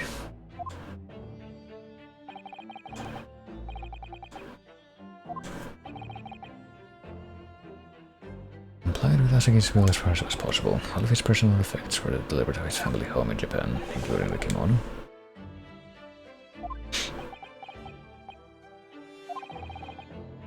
Can confirm that all of my father's belongings arrived safely, except, the ring.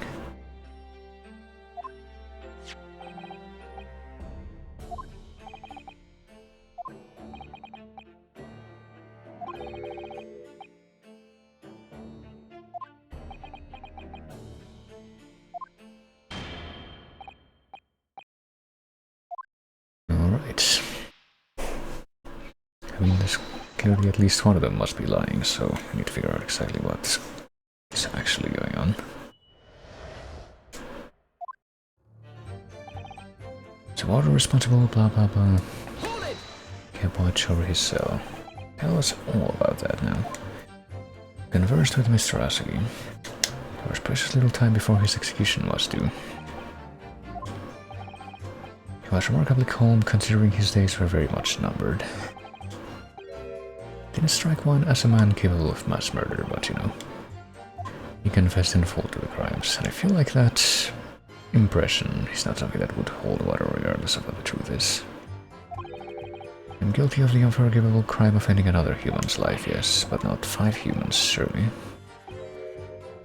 Put me in mind of an Eastern holy man, well...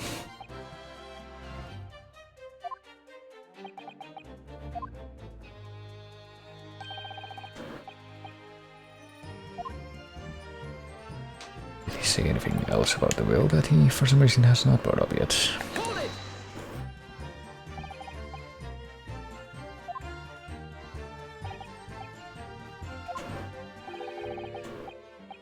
Unlike the Bampati out, you didn't tell me. Blatant breach of trust that was.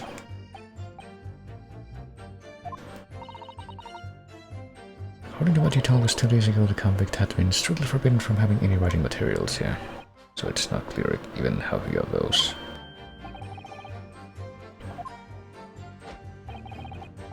It was before the man was remanded in Barclays, clearly, even though it was... I mean... I guess he didn't see him writing it, did he? So he could have written that before.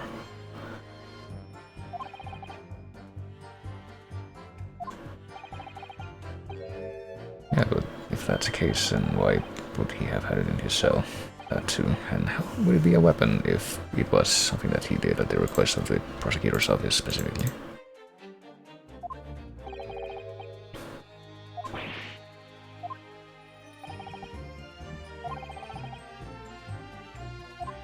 So how could it possibly have ended up in the prison cell?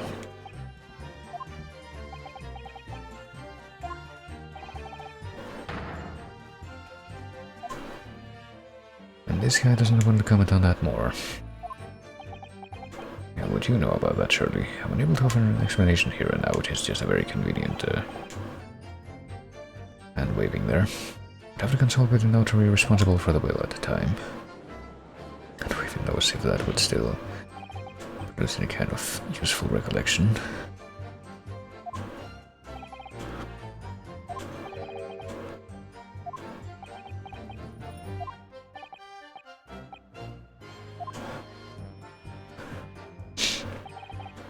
I turned the cell inside out looking for it after the execution, but no avail. So his claim is that the will was not found inside the cell after the execution.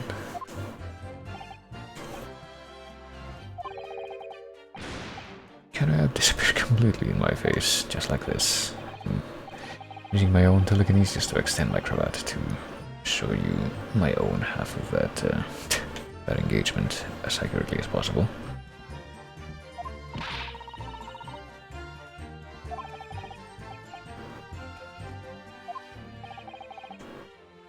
Because important document, it had to be found, or apparently it wasn't found, which would quite probably, yeah, before I knew it, it was in the morning paper, that blood-curdling article. The executed mass murderer who'd risen from the dead.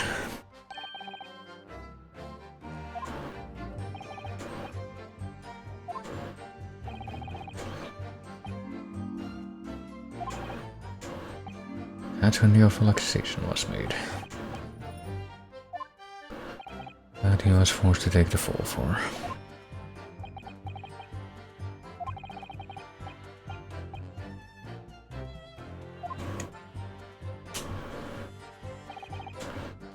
Well, I found out about the Ascetic papers when a directive came telling me to impound him, so the combination of all the circumstances would just make it very plausible that he felt the need to force him, or forge something like that. On the top levels of the prosecutor's office. Didn't they care for I didn't care now. So there was no name. That seems just extremely questionable in and of itself, but my orders were to do everything in my power to find that document. Directive said it had to be somewhere inside the fella's cell. Was that the wording? Document, not will. So are we implying that it wouldn't have been the will, but rather some kind of alternative thing? Document was in the folds of the fella's robe that was left in his cell, kimono.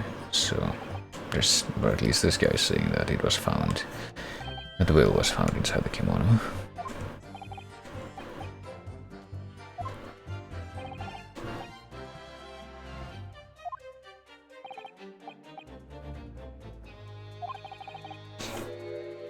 Some books, that kimono, his sword. He had his sword inside his cell, yeah, that's... I think the most bizarre part of that whole thing. Where's the soul of my family? Really being the soul of the clan. Could the man have had a more obvious weapon? And could that be the not so subtle implication of a connection there? Warders carry firearms at all times, and the inmates have shackles around their ankles. Couldn't they have hurt anybody with that thing unless he was somehow able to, like, throw it very far? He was allowed a sword, but no writing materials. I mean, he could have carved something into a table or something, I don't know. Was asked to bring the necessary Japanese writing implements to the prosecutor's office. Susuri ink, stone, black sumi ink, and some Hanshi rice paper, no doubt. Apparently he wrote that will at the prosecutor's office, but the letters just look like a scribbling mass of jet black earthworms to me. Excuse me, Unless, of course, this guy has something different to say. We assume that neither of them would be able to read Japanese. I mean, I feel like I've been trying to look at Japanese stuff for like, I don't know, I didn't even know how many years I don't know, and I can barely read that stuff. It was Scarlet, sir.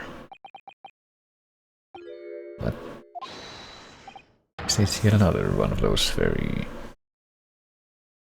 short and brief and apparently scattered all over the place references to studying Scarlet.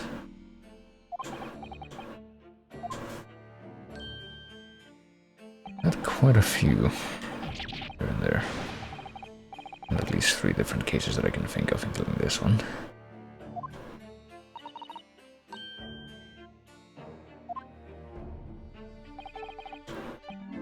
Something of importance, possibly or possibly not. Oh. I think he's leaning in every direction right now with that weird spinning motion that he likes to do. Possibly or possibly not important detail. Well, permission granted. That was surprisingly simple. We told that it was Scarlet. The document was written in Scarlet ink, but perhaps I'm mistaken, and I'm pretty sure I know what the implication is there. It's alluding to something that has been in the evidence for a while, but has not been pursued until now, or pursuable, I guess. Even by the dim light on the cell, I remember thinking that it was an unusual color. At the very least, I'm quite sure it wasn't black.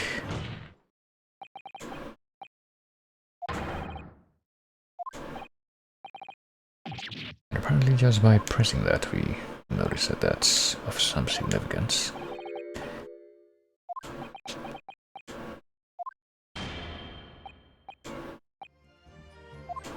Okay, yeah, that doesn't seem dodgy at all. Oh, did I have her? Glad you see the writing here. Yes, black of the Earl of Hell's waistcoat. Oh. Unless, of course, that is not it. Did you actually see the content of the document that Mr. Asagi was holding that night? There was no time. Cersei noticed me there. He hid it behind his back, and yet he was able to see that the writing on it was Scarlet. That's what he told me. But you didn't actually see it for yourself, did you? I mean, we can't really see the writing on the paper in and of itself if we examine that piece of evidence. But it looks like there might at least be some kind of like red seal in the corner. Not quite sure what that's about. He actually had nothing, and yet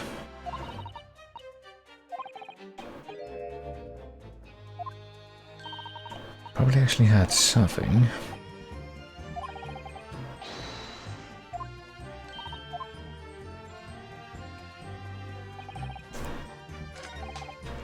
And now we have 6 whole statements to go over. I mean, that's because this one was just added to the testimony instead of replacing a different one, but yeah, because it was mentioned that there was scarlet ink, and that apparently has no further significance. Or no other immediate significance. I think we have to tie to the one thing that it could be related to that we've known about in the evidence for quite some time now. I just gotta confirm exactly where it was mentioned. It was the autopsy report, wasn't it? Yeah. Isn't scarlet ink stains visible on the little unringed fingers of the right hand, but no documenting corresponding ink was found. Objection!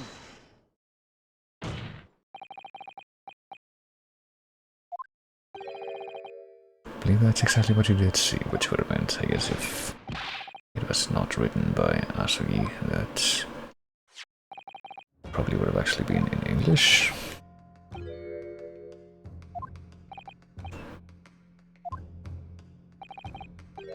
Scarlet colored ink stains were noted on the fingers of the victim's right hand.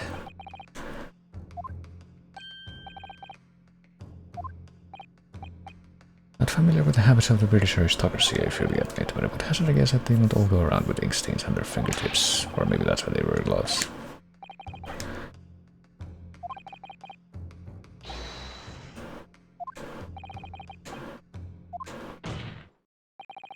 My point is this: whatever Lord Clint Van Seeks was writing in that unusually colored ink must have been the directly before his death. Otherwise, he clearly would have washed that off immediately.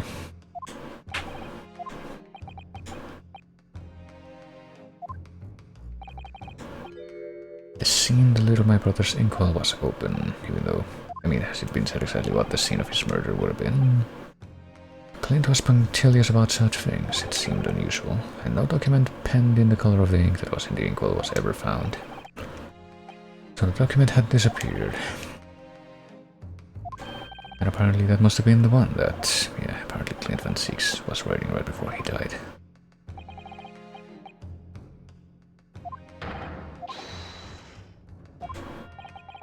And that must be the document that was never found, which means that the will that we have in the evidence is just like a plant. That I guess must have been provided by the prosecutor's office itself. He said before that his precise words were, "What's in that paper? Last will and testament. The only weapon I have left now," so he said a last will and testament, not my last will and testament.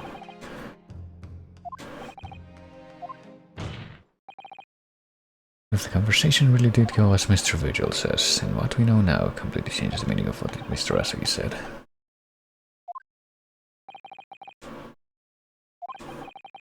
Wasn't that of Genshin Asagi? It was the last will and testament of Lord Clint Van Six, which he also for some reason chosen to write in that red ink. Objection!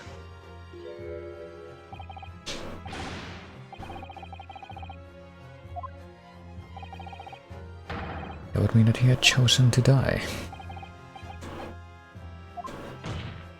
Or that he knew that he was gonna be inevitably dead soon. Maybe it was just a precaution rather than resignation. I guess we don't know that immediately.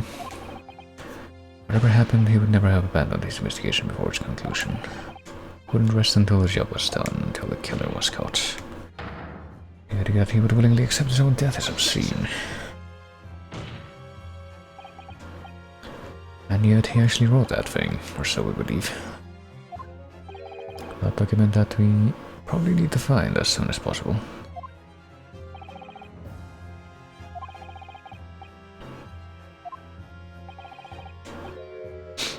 Something so damning that it prompted the powers that be to enact that daring jailbreak plot. So that, I guess that must be the reason why they were trying to get him out of jail.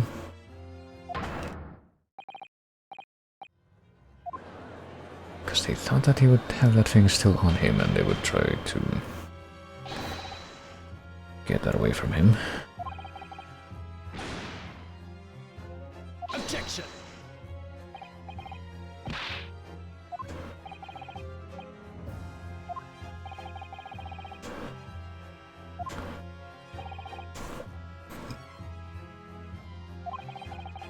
We have a duty to pursue the line of reasoning to its conclusion. But yeah, we need to be able to find the document itself. I guess he's right on that front at least. Do we have any idea of where it could be? Reason why Lord Clint Van Six, someone of high noble standing, would have chosen death. Information so secret that people in the judiciary would be willing to negotiate the jailbreak of a condemned killer. The only explanation that fits those facts is an unthinkable truth that turns absolutely everything on its head, or so we believe.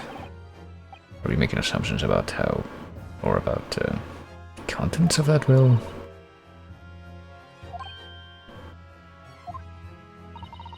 Not quite sure what those assumptions would be myself, honestly. Not quite yet.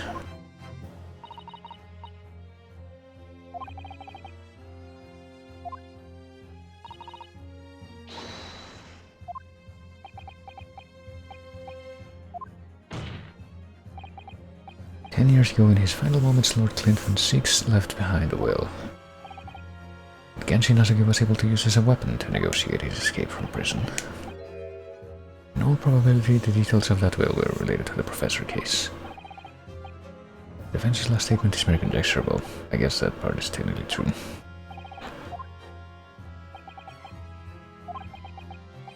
Actually, wait a moment. Okay, no, never mind. I thought I saw something different. As these words come out of my mouth, there's no going back, but I guess we're doing it. believe that the last will and testament of Lord Clinton VI was in fact, well,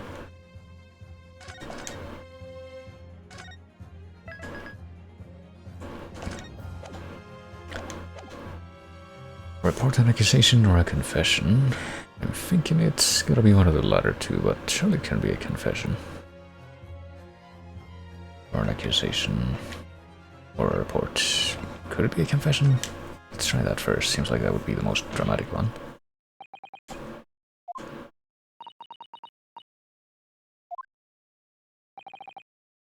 believe that but Lord Clinton VI actually penned that day. What a confession. Regarding the mass murderer known as a professor and his true identity.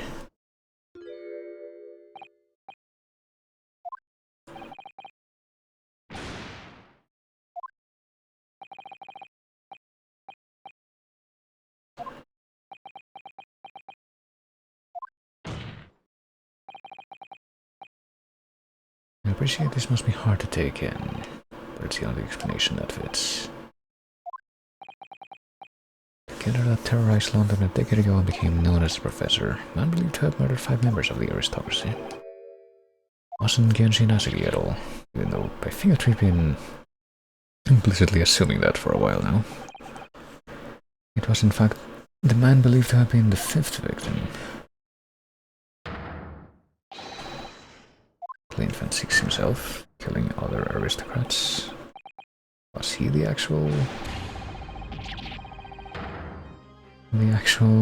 culprit in those murders?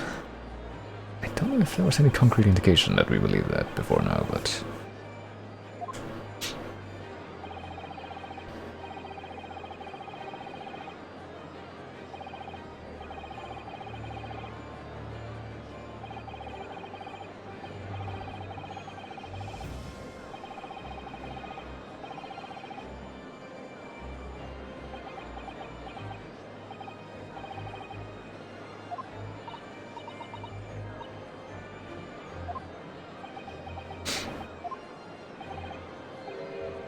you never suspect. Well, is it conceivable that he didn't realize what his older brother really was? Did he actually?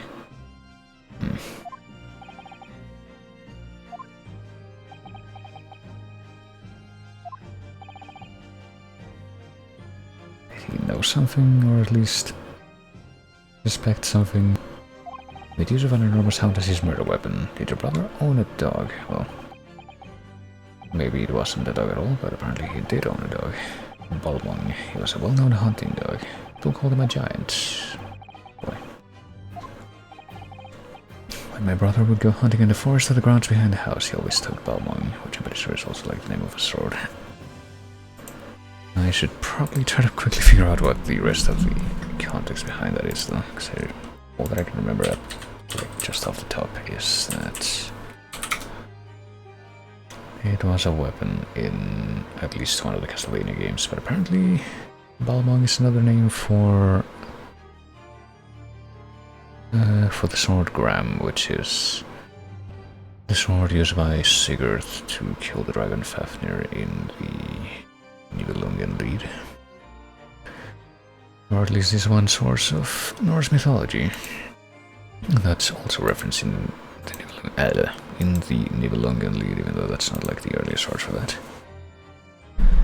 So there you go. The creature passed away too after Clint's death, almost as if he were following his master. It was a magnificent hunting dog worthy of the jewel-studded collar around his neck, oh boy.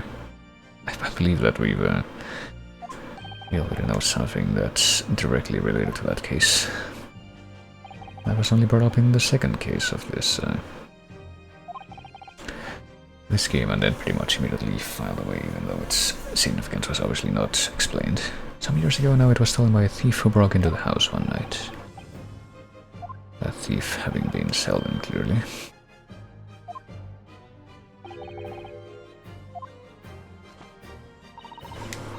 There was an old emblem attached to the collar too, made of pure gold. It was a big old bee.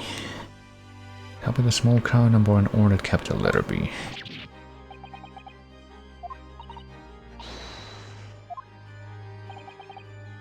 The insignia of the Baskerville family. So it doesn't refer to Balmont, but to Baskerville. Which I guess Baskerville must be an actual thing in this universe as well, not only in the, like, story account. Baskerville is the family of my late brother's widow. That pure gold emblem was an heirloom which Clint acquired upon their marriage. I apparently gave to the dog.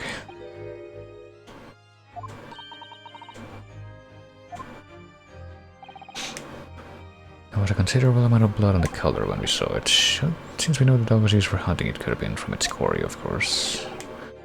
But it could equally have been from human prey, which is, you know, also not completely disassociated with the previous statement.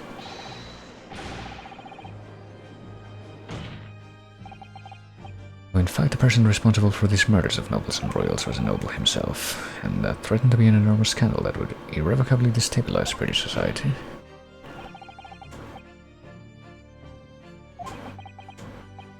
But at the very last hour, those he'd bargained with betrayed him, slaying him mercilessly on foreign soil.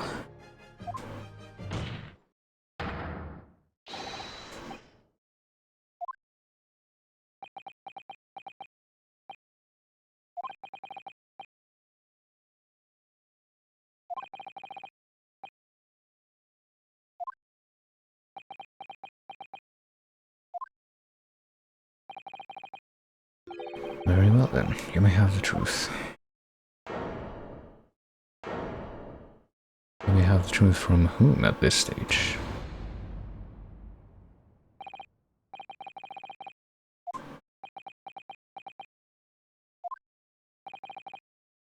Lord Clint Van Six was too pure of heart. When he became a prosecutor and went in pursuit of the black roots of crime, he drove himself into a corner. He came to the uncomfortable realization that to fight the most fiendish of criminals requires one to become even more fiendish oneself.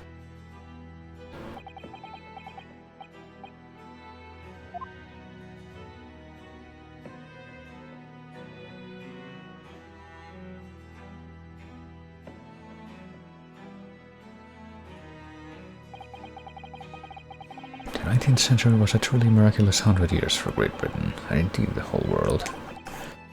New industry, new technology, and with the birth of the Metropolitan Police Service, new law and order. Thanks, Robert Peel. Nice. Wow, no thanks to you, friggin' ceaseless bot follows.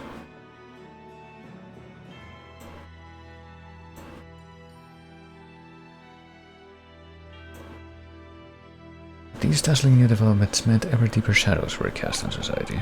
Water sullied by factories, air thick with noxious fumes and crime, growing daily to fill the darkness.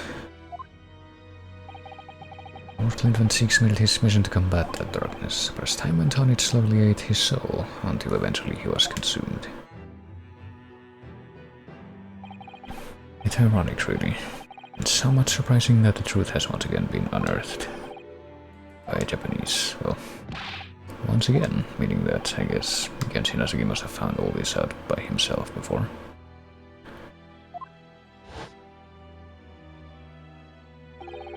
The professor. Beyond all shadow of doubt, he must issue a warrant to search his home at once.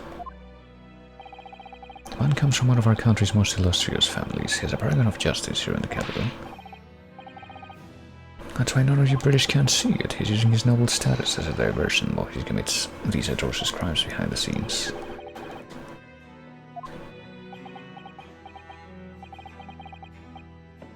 Nothing definitive as yet, but he keeps an enormous savage hound on the estate. And we're bringing this up to you without having identified any evidence, though.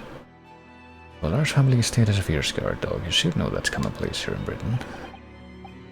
Can't possibly put Scotland Yard into this based on the tenuous accusation of a visiting student. Well, so no time to just have that dismissed, or at least superficially dismissed. Took it upon himself to visit the Van Six mansion on his own. You can only imagine what happened between the two of them. Though we know the outcome, of course. Lord Clint Van Six perished, so... I mean, do we believe that... that Genshin really did kill him, maybe?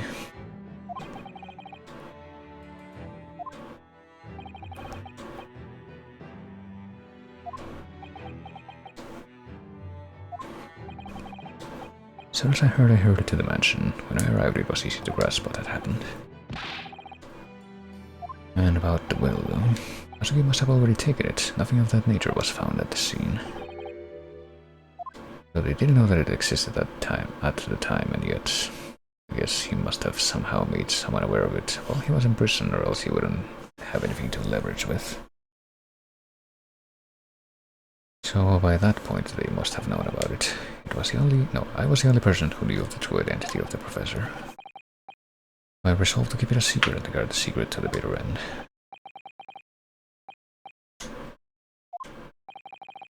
It was you then who pinned the crimes on my father and also tried to silence everyone. Anyone else who might have brought this to light by killing them by way of the whole Reaper business. Then it was you who arranged this fabricated evidence.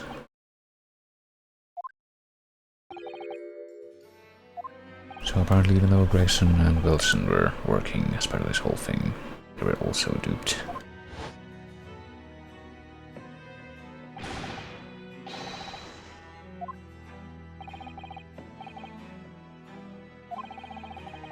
Our staff had made statements that they saw the man running from the mansion that night, unless of course it wasn't even him who killed him, and he's also lying about this. I guess we don't know yet.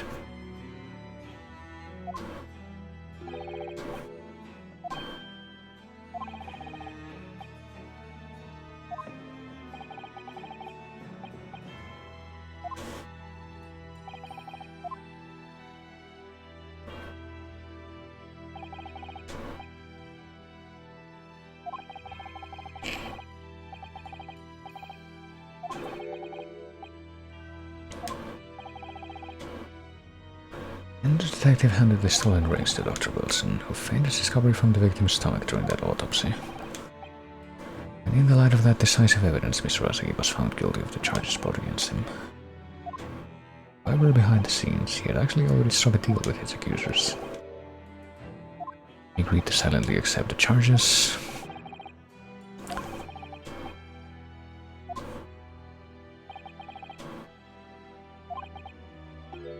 He had one crippling weakness. Kazuma Asagi. Well.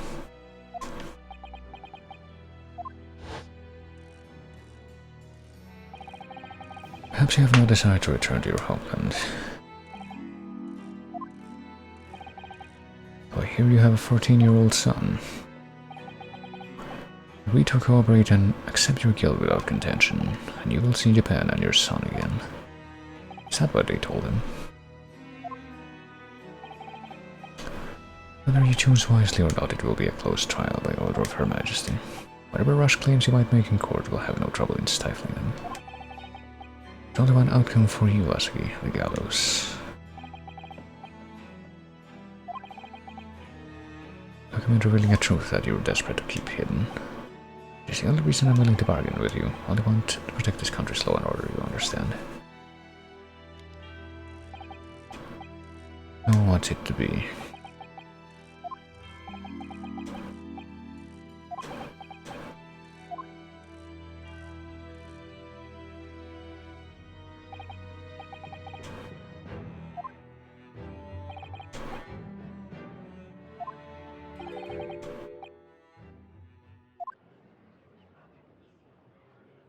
Objection!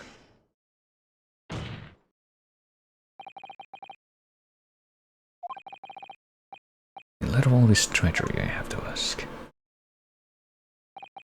The mastermind behind the Reaper of the Bailey.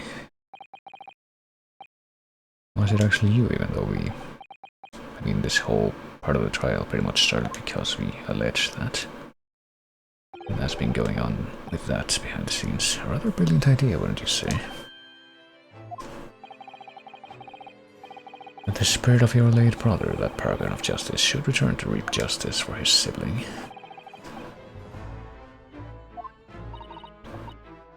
I mean, that's not a denial.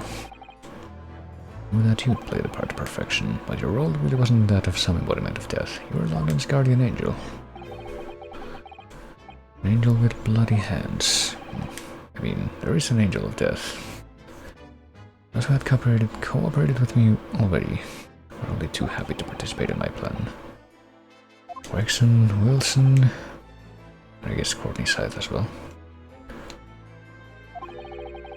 It's all thanks to them that you were exalted as the demigod the Reaper became. But Wilson left Britain 4 years ago when he was invited to work in Japan. So I had to employ the services of his young protege after that. Dr. Courtney Scythe. What with the execution of the professor and the subsequent reign of the Reaper of the Bailey have successfully safeguarded law and order in our mighty capital for the past decade. That is everything. So he basically did admit to it. I do hereby confess it was I who sired the confess, okay, so the concept of the Reaper. Okay, so he does say that openly at least once. Let me say in my defense. It was all for the preservation of law and order across the entire empire.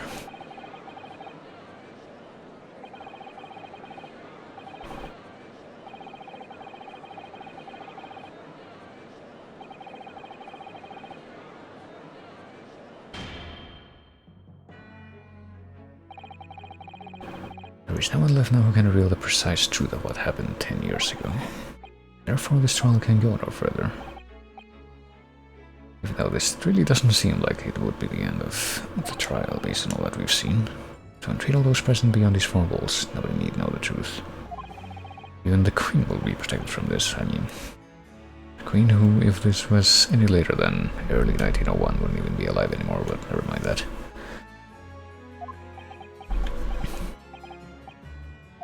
Can he do this? Can the trial really end now? Well...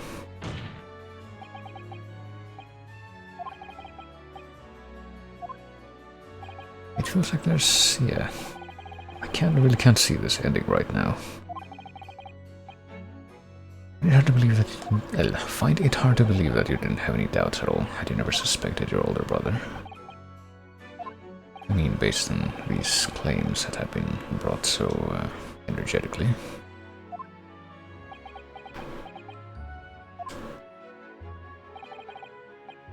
It was only once, but yes, couldn't say that I never had my doubts. My brother's sense of justice was extremely strong, perhaps too strong, I observed. At that time, there were members of the aristocracy who were bleeding the country dry for their own gain, and since they were nobles, they were untouchable. And coincidentally, at the same time, the professor began his terrifying reign. Brother did not appear to be himself, and that made you suspect. But it was only once, not more. Only once at a particular occasion. Clint wasn't the culprit, that was my conclusion at the time, and I still believe that now. So he's still believing that his brother was not the professor. The first victim was the Lord Chief Justice at the time. It was he who had recognized my brother's potential and trained him as a prosecutor. So that part didn't make sense.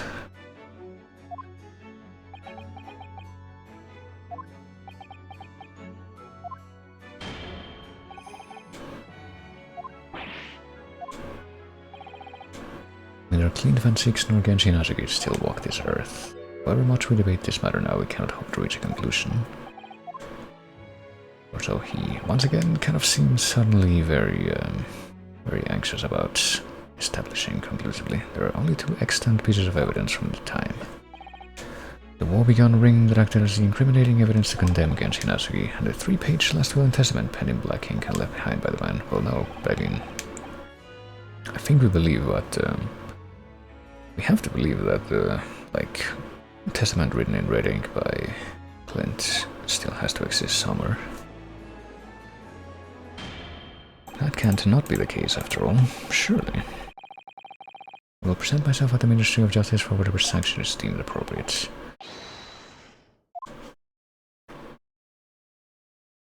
Objection! Is court adjourned? I don't think that's quite right.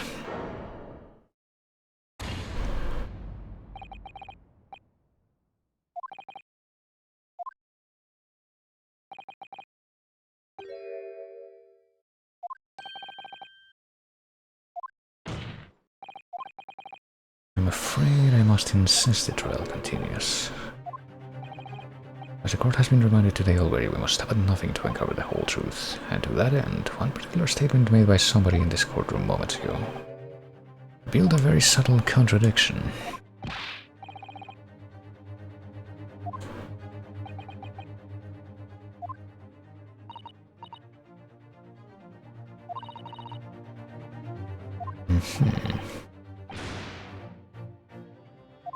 And yet apparently something that was said already left a contradiction, even though I don't know exactly what it is right now. One of them definitely just said something contradictory. It's time to identify who. Well, hold on, just a moment. I'm thinking like usual, the first thing I'm gonna want to do here is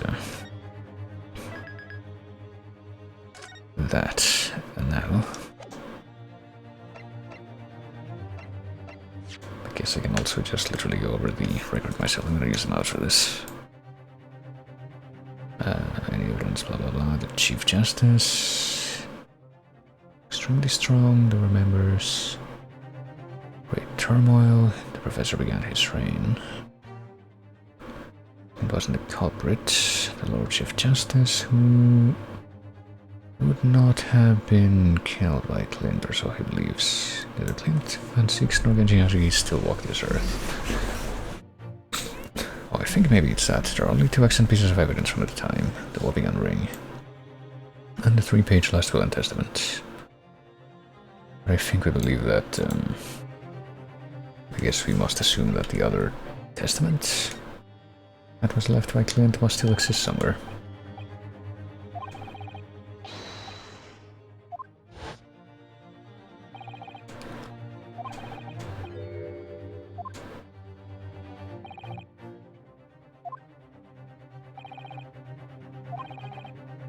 Yep, this is exactly what I thought we might end up focusing on here. Would you care to explain? One of the statements you made just a few moments ago, something you said was inconsistent with a certain piece of evidence we have. Whilst an inconsistency remains, the defense has the right to pursue an explanation. Apparently not just the defense, I would say, but may very well prove fatal. Claim my words contain a contradiction with which piece of evidence, I ask you. Well, I mean the one that implies that the red ink will exists, which I think is only one piece of evidence actually, and that's that's Clint's autopsy report. Take that! I think. This evidence makes it very clear indeed that there is no contradiction with either the defendant or myself, naturally, hopefully. I mean, that was not fatal, that was just like any other mistake. Just 1 point of penalty out of the 5 that we have.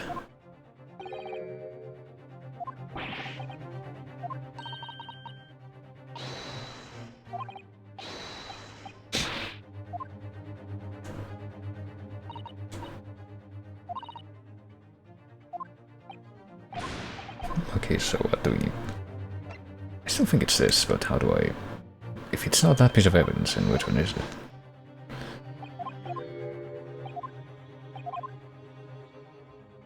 And yeah, I also can't help but notice that we're thrown back to that part of the choice if we mess up and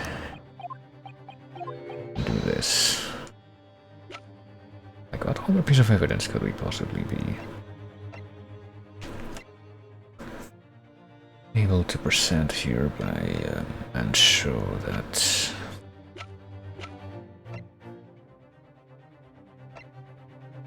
or to suggest, I guess, that the you know, the other last will and testament exists.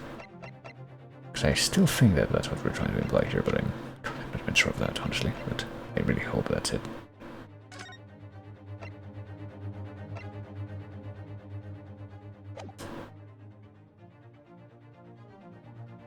Dismissal notice? Nope. Okay, I'm gonna try one thing just to see what happens. I'm now trying to get brought back to this part of the crux here. What happens if we pick Van Six instead?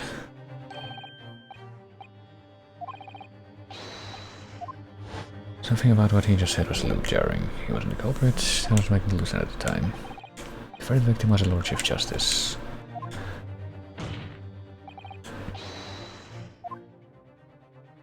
all circumstantial, so I don't think that's it, really. Would you care to explain?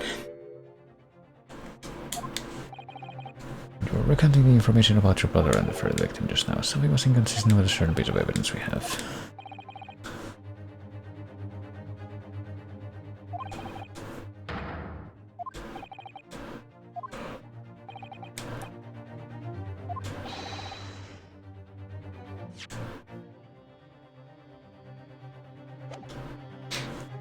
About the victim being the Lord Chief Justice, and I mean, how many pieces of evidence do we actually have that talk about Clint?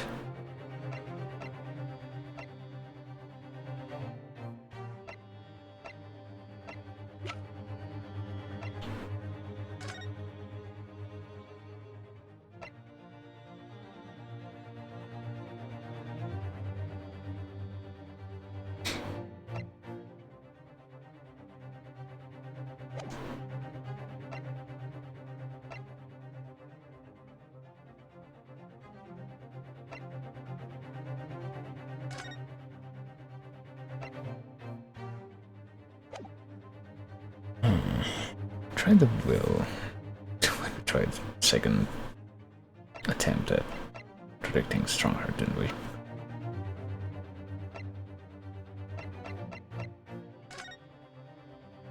Wouldn't do this again, surely. I get the feeling that this really isn't going to be relevant again, but...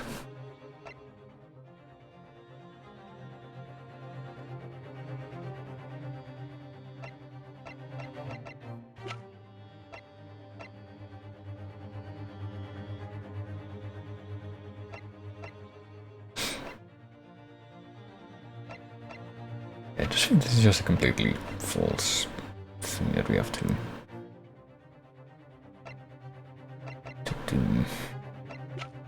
I guess I'll present this again as the symbolic thing, even though apparently this is not it.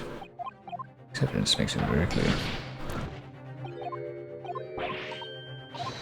So if this brings me all the way back to like the first part of the choice again, then yeah, I'm convinced that that's just like the wrong branch. It must have been this guy, yeah. And the first part of the statement, let me check that again. Still watches Earth. Can help to reach a conclusion, yeah. 2 pieces of evidence, the ring and the confession, but there isn't. That part is not true. And I thought I was going to be able to at least allude to what I want to bring up with the autopsy report, but apparently not.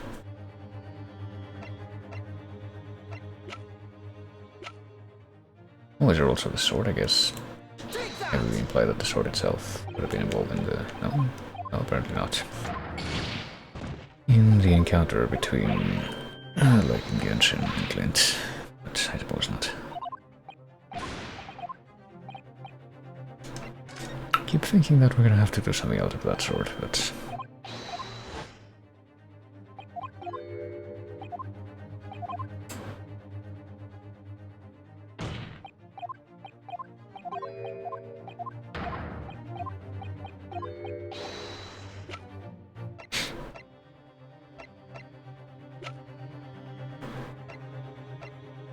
Not the autopsy report. I think we presented this. We presented like 3 things here already. It must have been this and this.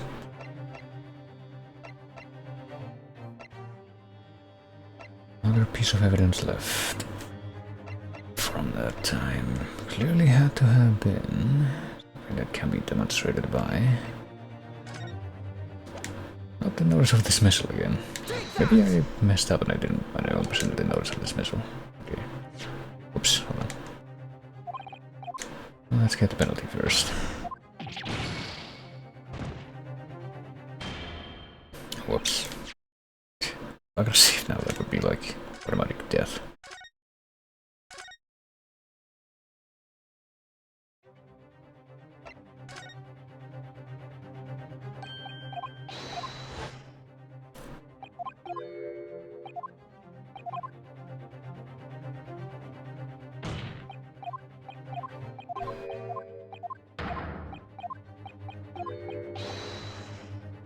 Let me try one thing. I'm almost entirely certain that I tried this, like, as one of the first things, but maybe not. No, apparently I was mistaken. I didn't actually present the papers themselves. I guess I must have presented that, the indictment for the warder twice instead. I thought I presented this instead the first time. 2-page twill. Oh, is that what he said? Hold on a moment. Is that like a more obvious contradiction that I completely... 3-page last twill that I completely missed before, because I thought there was gonna be something else. That totally fucking went over my head. The precise words were the 3-page last twill and testament. Could it be that originally? But I guess that also ties back, yeah, to the notion that we were talking about before, about there probably being a longer extension to this will. Mere trifle, though, he calls it. You are present when the Japanese man penned his last will and testament. Remember the black worm-like scrolls to this day. I'm quite certain my lord there was a third page at the time. And yet we've not been able to see that third page until now. Only the first 2 pages were the actual will, though. If I mind correctly, the third was a message to his lad back in Japan. For legal purposes we required only his will. And we wouldn't have wanted any uncomfortable words about Britain to get back to Japan, eh? So what? Was decided that the third page oughtn't to be sent, so they denied him that his entire time.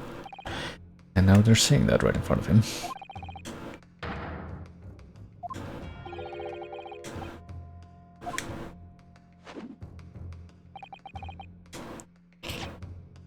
I have the third page of the document with me right here, right now. Oh, well, that's convenient. Even though it...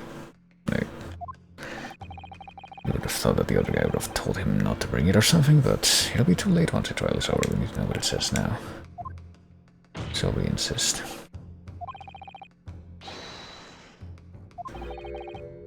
The request is denied. The inevitably maudlin words can be of no consequence now, and I mean, I guess you could say that for that reason there's really no potential detriment to actually reading them.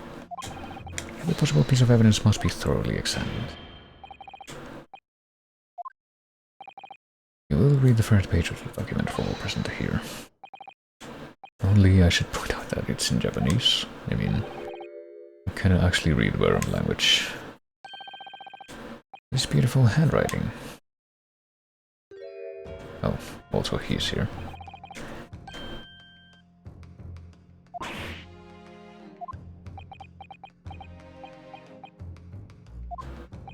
I mean, did anyone invite him to the bench here? Consider myself a member of the judiciary, albeit a lowly one. Perhaps I should quietly withdraw after I've translated Genshin's message, just like I quietly slinked my way in here.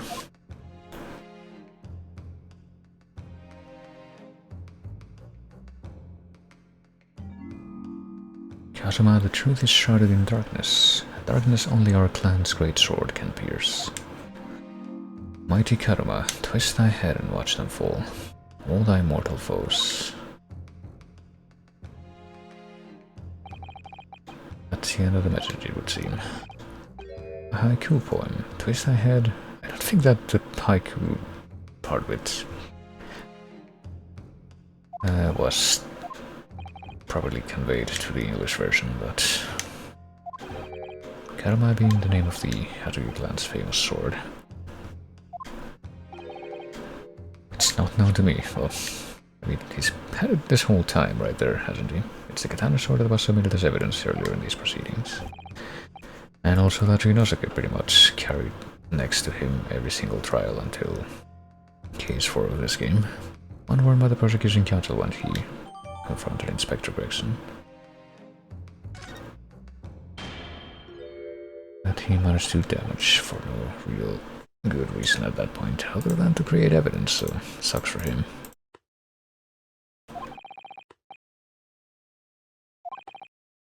Despite all that, no new information has come to light. In pursuit of justice, Lord Clint Van Siex tragically lost all sense of morality. When he murdered his former mentor, clearly he was already devoid of his normal faculties.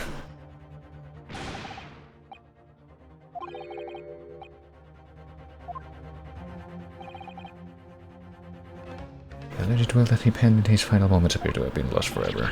Unless, of course, it hasn't, then we just need to finally get to the point where this sword is relevant again.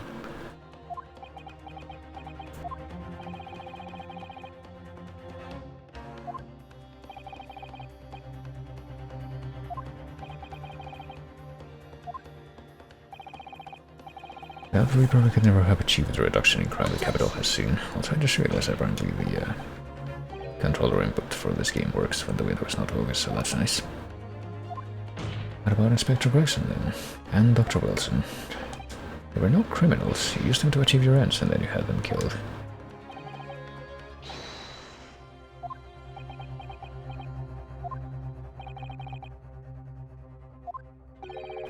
What exactly is it that you're hiding? What else could there be that would be more damning to him than what's already been exposed here? We're not to quietly withdraw after the translation of your former associate's will. I mean, he did say that. The limitation that I hear. No argument carries weight unless it is supported by evidence. And it would seem that the defense has no more evidence to present. In which case, I hereby order all discourse from these proceedings to be struck from the record. Well,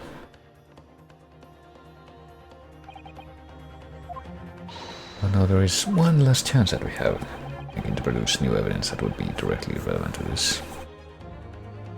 I think we can. I don't know that we can do it in the most direct fashion at precisely this moment, but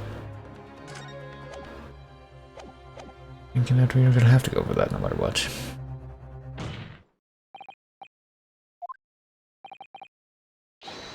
Vince does have evidence to present. There's nothing of relevance remaining from the time.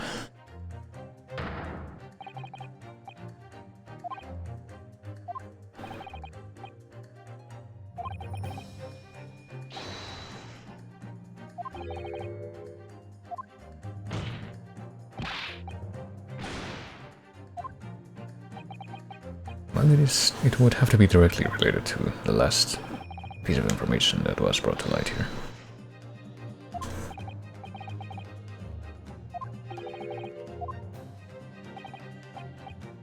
There's no escaping it now.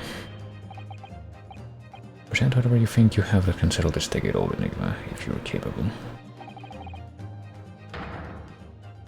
Well, can't not be this, surely.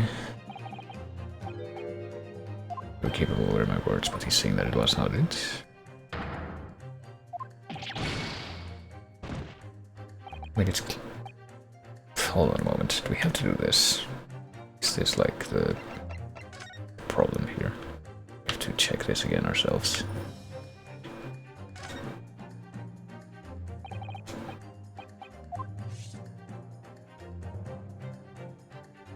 Oh god, yeah, we do have to fucking do this again ourselves. Why did Karama twist thy head and watch them fall, all thy mortal foes? It hurts my neck, that's the trouble. Well, perhaps it doesn't mean your head. I mean, how do you decide which part of the sword is the head?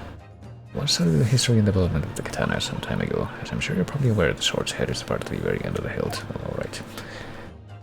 Guess I can't possibly contradict that now, can I? It's written as in Japanese, but it's pronounced as kashira, I believe. Twist the butt of the hilt. So the part that's a bit of a complete counterpart to the head. Well, tightly wound sheet of parchment inside the sword's hilt. And sure enough, we had to... Okay, hold on. Oh, I can't get out of this right now. It's written in scarlet ink, so...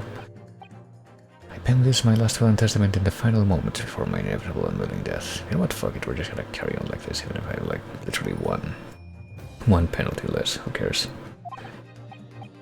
This is it, isn't it? And the signature at the end being Clint Van Seeks, and the date 10 years ago on that fateful night. And it's been here the entire time, and nobody ever found it.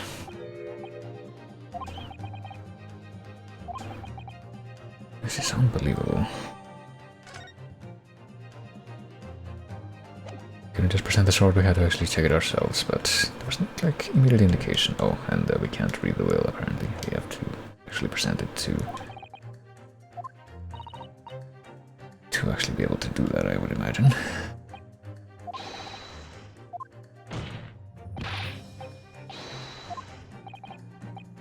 We had that evidence already, but we were able to actually refer to it more directly now. That we would have to present the sword at this point to be be able to examine it and present this, but... or be able to examine it and actually discover this. But we had to wait a little bit longer, it seems. A single piece of evidence can clarify what really happened 10 years ago. The last will and testament of Lord Clint Van Six. So I guess we haven't actually shown it to him yet. It was lost but not destroyed, and that should be enough reason for alarm for that guy.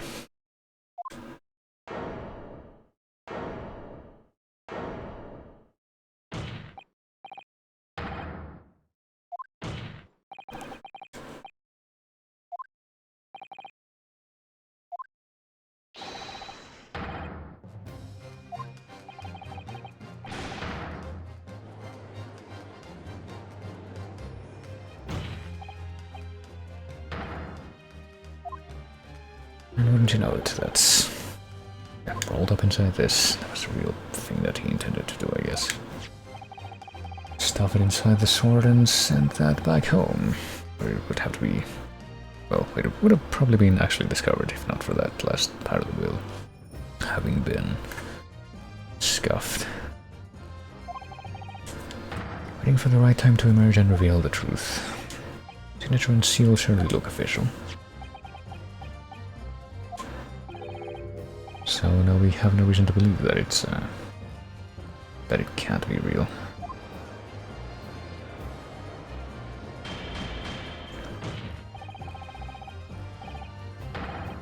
Objection! Well, for what reason is what we would have to ask at this point. Document could literally destroy the meaning of justice in this country. For some reason. I mean, why didn't you read it out immediately is what I would say, while it was still in the court record before you presented it. Could it be that you already know what's written on this page, somehow? I mean, would he somehow have been able to find that out if he never actually saw it, or read it himself? Objection!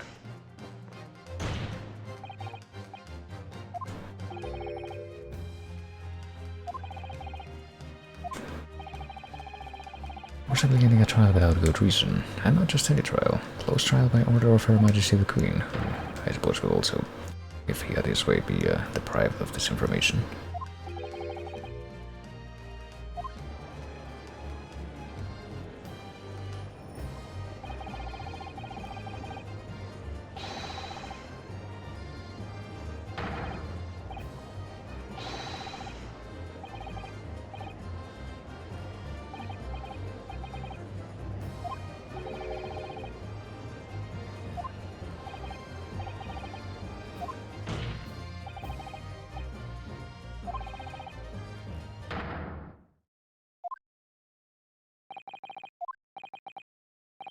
Oh.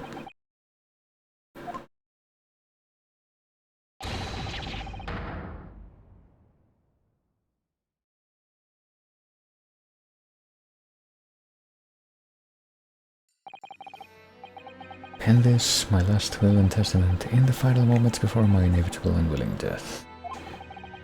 Hour is 11 PM and I sit at my writing desk in my office. My good friend Ascetic stands at my shoulder. The conclusion of this is that he wasn't killed by Ascetic, but that he killed himself. He has expressed his intent to invoke the dying ritual of the duel that I may depart this world with honor, an honor of which I am utterly undeserving. Japanese are truly merciful people.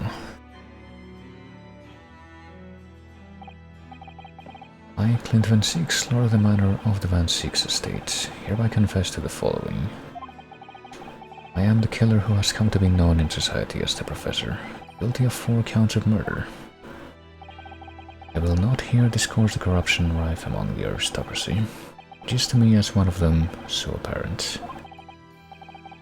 However, 6 months ago I took the life of a member of the House of Lords at the heart of the Depravity. A demon who habitually sacrificed the common man to further his own interests, abusing his position of power. The law is impotent against such vile avarice. Only a fellow demon can rid society of this menace.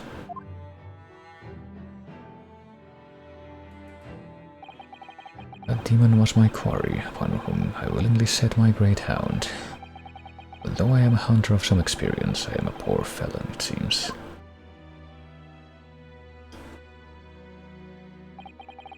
Guild was at once recognized by another, and I became subject to his extortion.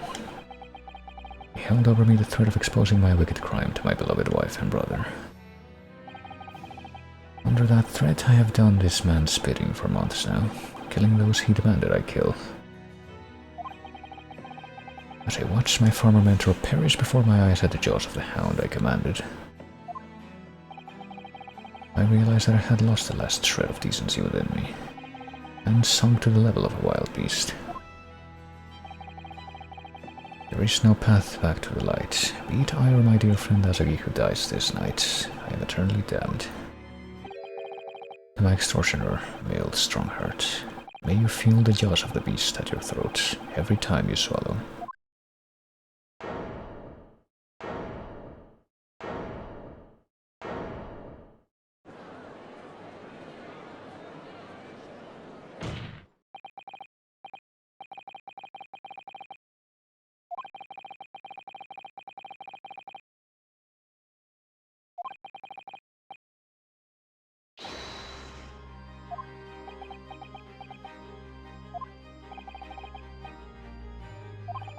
A moment ago you claimed that what the court has just heard could destroy justice in this country, Arabine.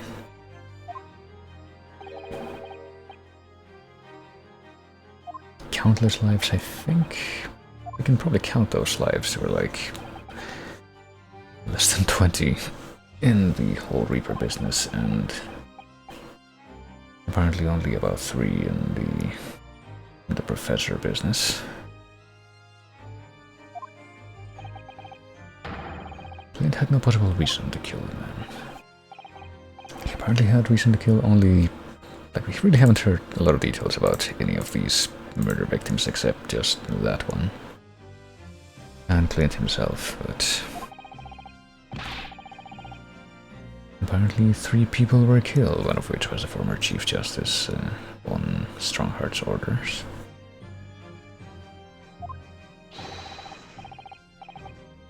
You used your own hunting dog, Lord Clint, when seeks to take him down. What are you gonna say now? Lanterns and sacred shadows are deep, and the arm of the law fails to reach their depths. Crime must be cut off at the roots, but the Lord Chief Justice at the time couldn't see that.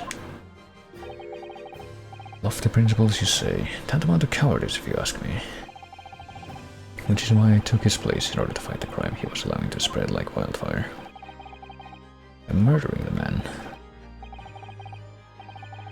The name makes no difference. As I've explained countless times already, it was all done for the furtherance of the law and order in London.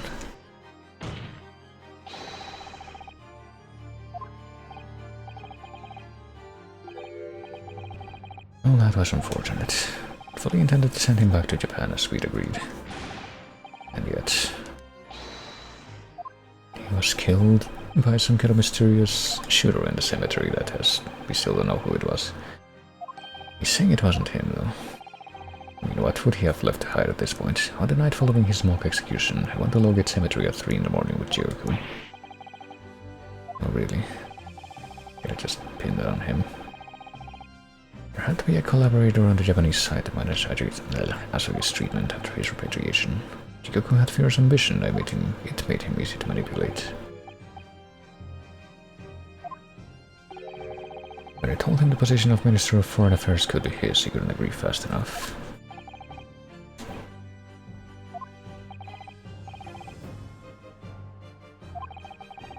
He intended to dig him out of his grave before he ran out of air. Apparently that was all done by Drebber. I mean, he had to have gotten out of there somehow, but I think that the way it was described, Drebber was not the one to dig him out.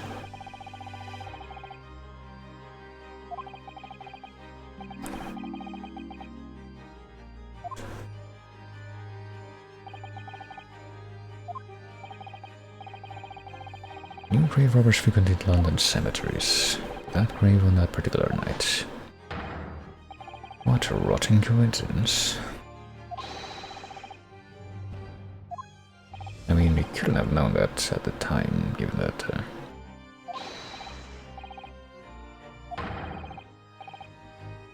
he had the Iron Mask on, but... everything has changed now. If the truth got out because of this, I mean... they did start the rumor that the professor had come back to life regardless, so...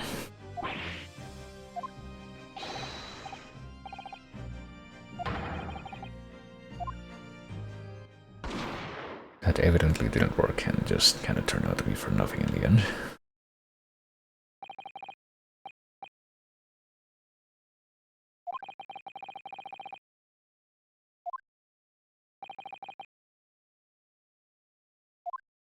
Put his body back in the grave, really.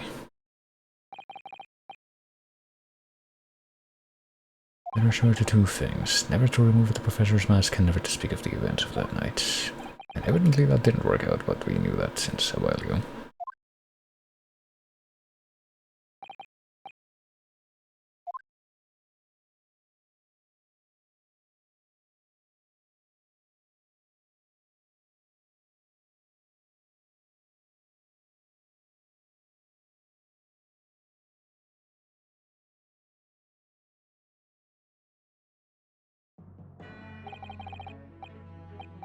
It was Jigoku who killed Asagi in the end, you see. He wanted to be the man's friend, but when push came to shove, he pulled the trigger. Apparently not at his own, not something that would have probably happened if he had been left to his own devices, though. He said that the assassin exchange proposal was a demand from his British counterpart, not a request. Oh, hold on. Didn't mean to press that. At that time, Jigoku was the Minister of Foreign Affairs, negotiating international treaties with Britain. You can imagine what would have happened if it came to light that he'd murdered a compatriot 10 years earlier. He would have lost everything. I merely reminded him of that.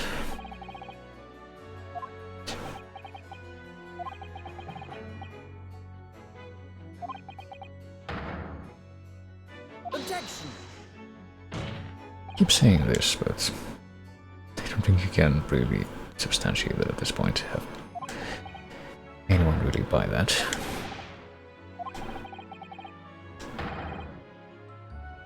Objection!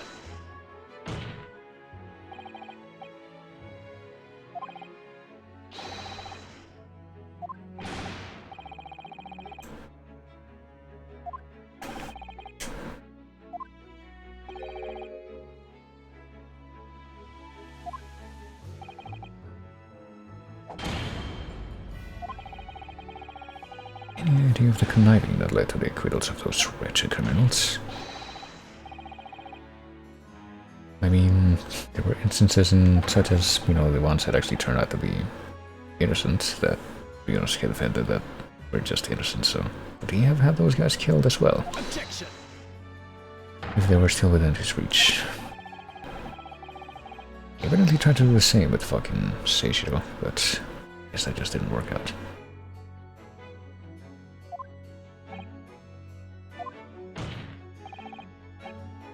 Fought with anguish for having sullied his hands to a desire to do the right thing, and Genshin Asagi. Darker recesses were largely filled by you.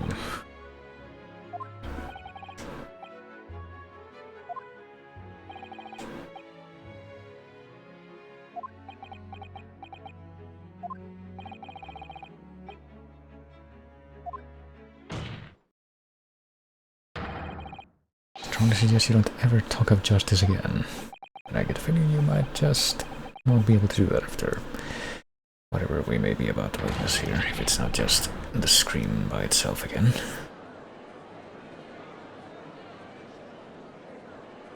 If it's just that scream by itself, that doesn't really feel like a full-on breakdown.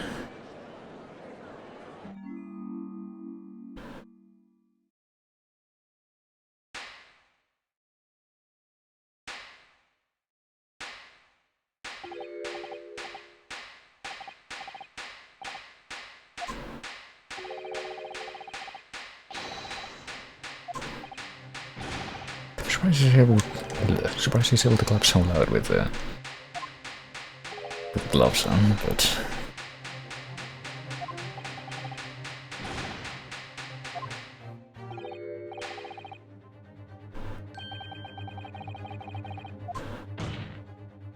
Now what? We've had the darker recesses of London's underworlds, and how did you put it? Done nothing?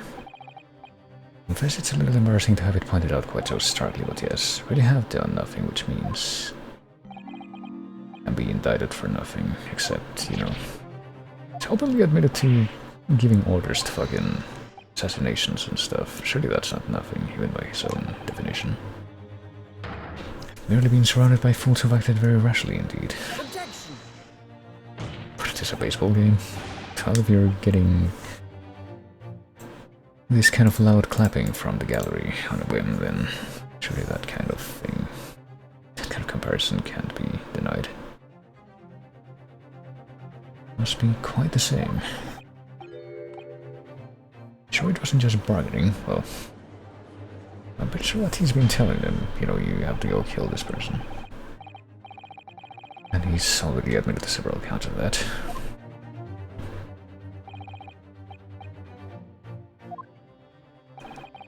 Fight those who dwell there requires at least some of us to occupy the darkness ourselves. I guess that's how he saw Clint was doing, but... or at least what he did all at once. What might happen if it were to become known that we're frauds? To learn that the infamous murder of royals and nobles was a respected member of the aristocracy himself. Evidence was fabricated in the scapegoat's trial amid good negotiations with prosecutors to effect a jailbreak. That the Reaper of the Bailey was an organized group of assassins managed by a Scotland Yard inspector who got his orders from high up. That he was almost reminded by the Lord Chief Justice himself.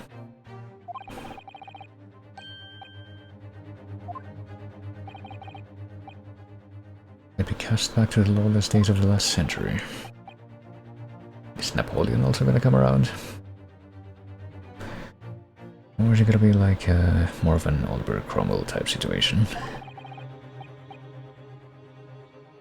What do we accomplish since then? A public policing force, a comprehensive set of laws. Also the color suddenly drained from my face there.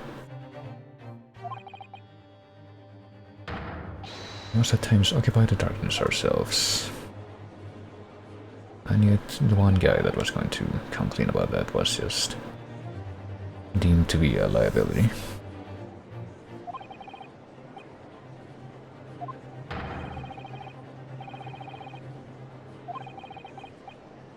And to protect Her Majesty the Queen, of course, yeah. I mean, could she actually do anything about that? Assuming that it's Victoria.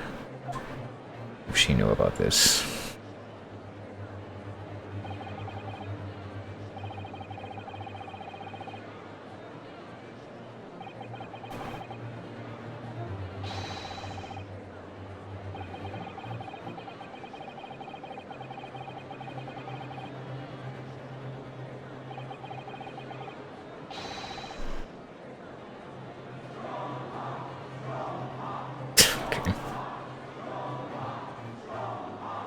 I feel like going from he's not completely wrong about that to just fucking chanting out his name feels like a bit of a sudden step.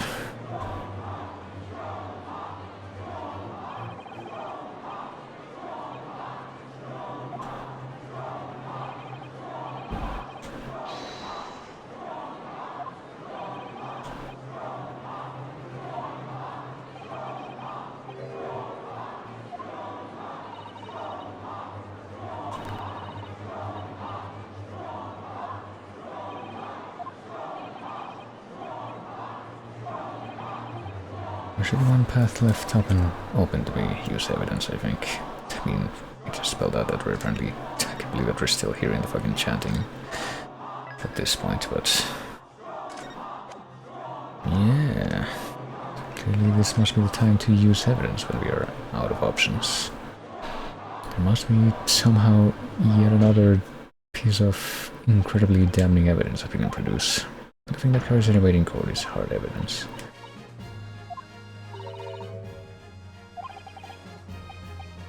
And you know, there's the fact that it's phrased as using evidence, not presenting evidence, so...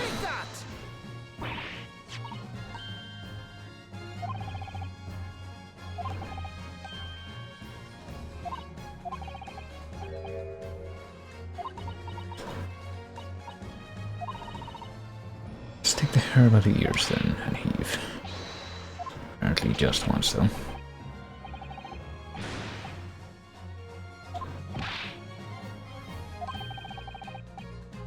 Looking in quite the wrong direction, Mr. Naruhodo, because I'm over here. I am in the courtroom, and apparently he's also using some kind of hologram thing. Okay.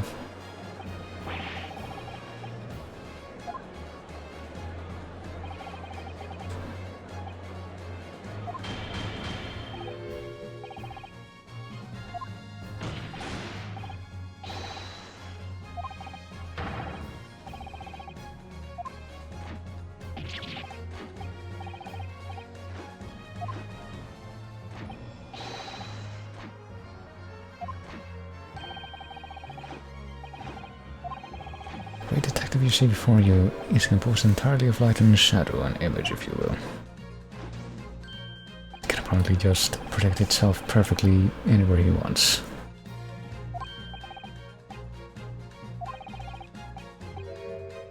Are you familiar with the invention known as the telephone? Well, yeah. Clearly inevitably lead to this as a logical extreme conclusion.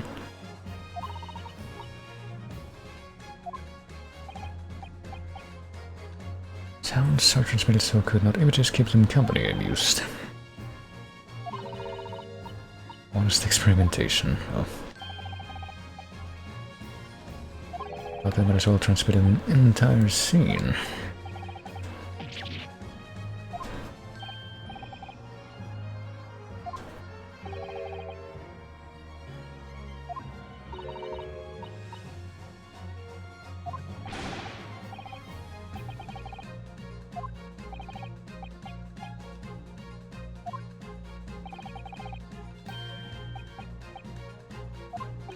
How can you leave if you're not here? Or where exactly are you? I am at present enjoying the air in a rather splendid garden. A garden at Buckingham Palace.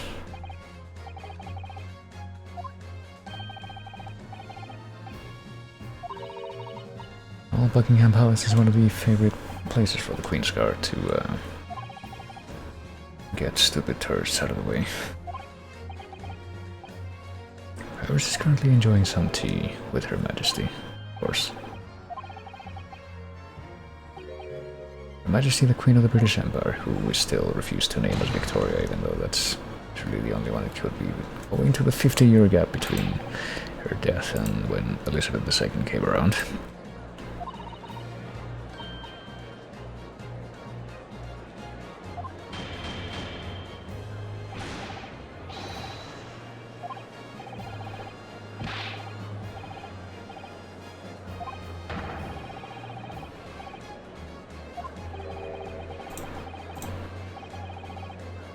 Unforgivably distasteful trickery. What an apt description.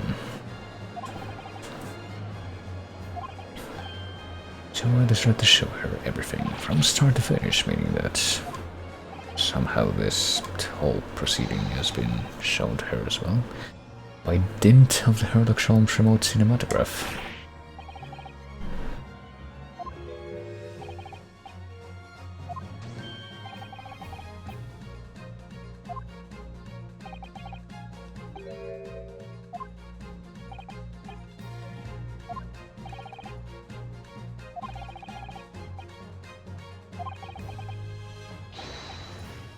Every trial in this country is conducted under her auspices.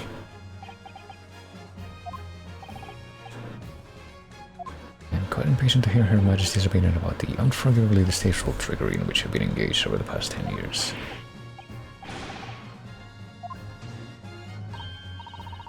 And I guess she's here too. Again, I had so much to talk about, okay, so I guess they kinda do name drop her at some point. A little message here from Her Majesty. Well, if everyone is sitting comfortably, forthwith and with immediate effect, all authority previously afforded to male Stronghurt is hereby revoked forevermore. Furthermore, he will be prosecuted for crimes against his country in a public trial by jury in the coming days. Oh boy.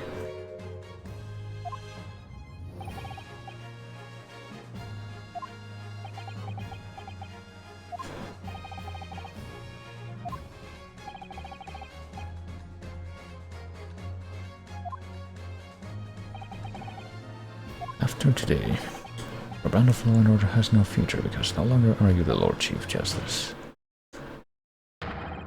In the eyes of the law and Her Majesty the Queen, you are nothing but a criminal. Just like pretty much every other person who had been involved in this scheme.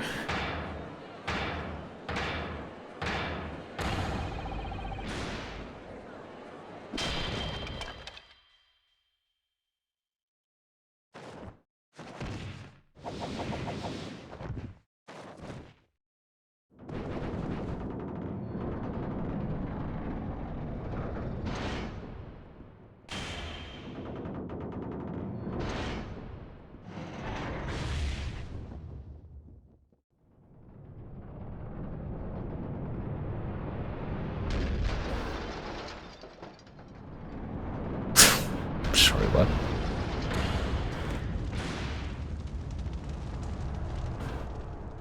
I thought that was about to become some kind of Ferris wheel mecha. I was somehow gonna be able to keep moving based on how it was able to make that motion.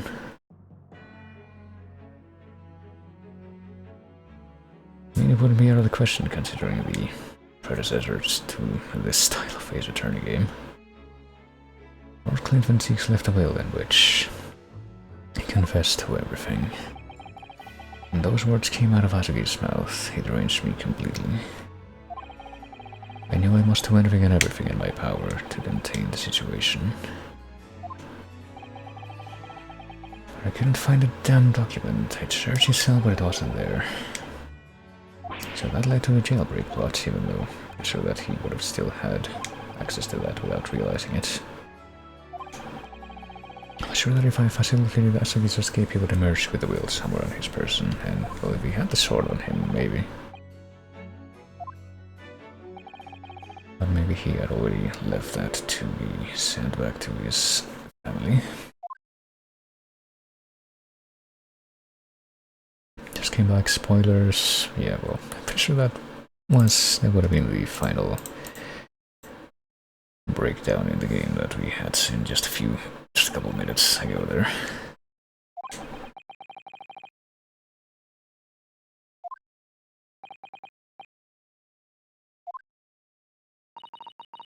In point of fact, I think perhaps that isn't the case, but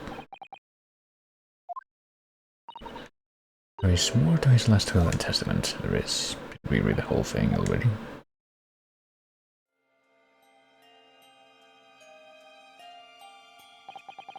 As I confront the prospect of my demise, I feel bitter regret for my younger brother. Baroque, you have always looked up to me, and now you follow in my footsteps to become a prosecutor. It is my fervent wish that my unspeakable deeds should not hinder your advancement. I ask not for understanding, for none could understand my depravity. I ask only for forgiveness, because these things are mutually exclusive. Asuke is a fine detective and a hunter worthy of respect. He has agreed to honor my final two wishes. The first is that this document survives. The second, I cannot commit to paper. I have confessed my sins to my wife, may she find resolution in my death. With my eternal gratitude to my Japanese friend, I rest my quill. Clinton Seeks.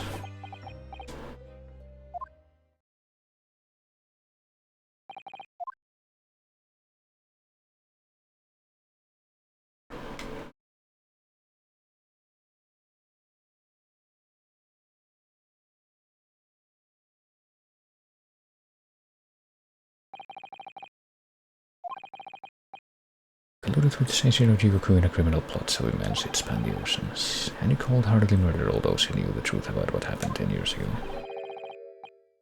But why did you say about that now, a whole decade later? To ascend to the very peak. Meaning what? Being the Lord Chief Justice wasn't enough, short of becoming Her Majesty's Attorney General. I could have no real power to effect the changes needed in this country. And for that promotion, I needed to ensure that no remnants of the past remained. So it's like the plot of Sleeping Dogs, just silence everyone who you had colluded with before.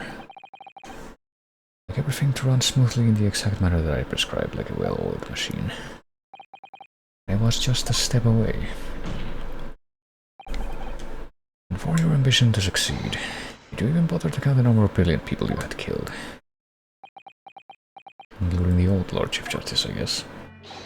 And whoever the rest of those unnamed nobles that were killed in the Professor murders were. You very much adopted your usual prosecutor-like demeanor in the proceedings, huh? But the reality of the situation is that you are the defendant in this trial.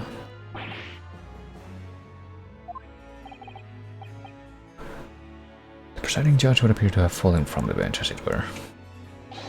Oh. Then he's just made his way up there.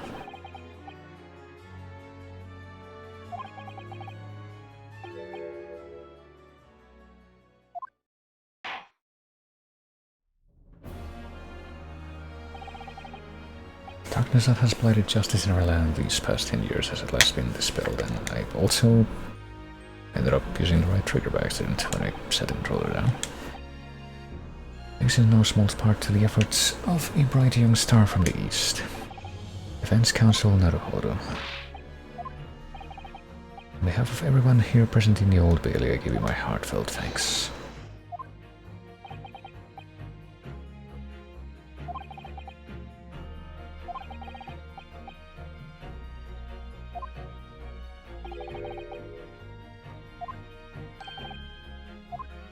This foreigner might be the one to do it, but...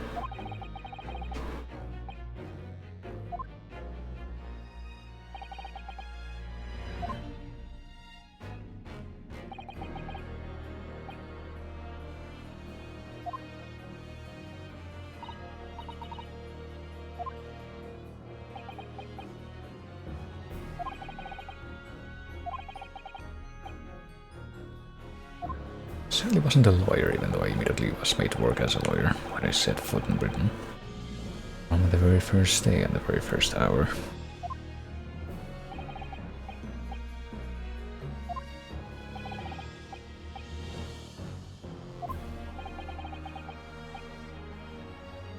Never failed to challenge his Nipponese rival. Well,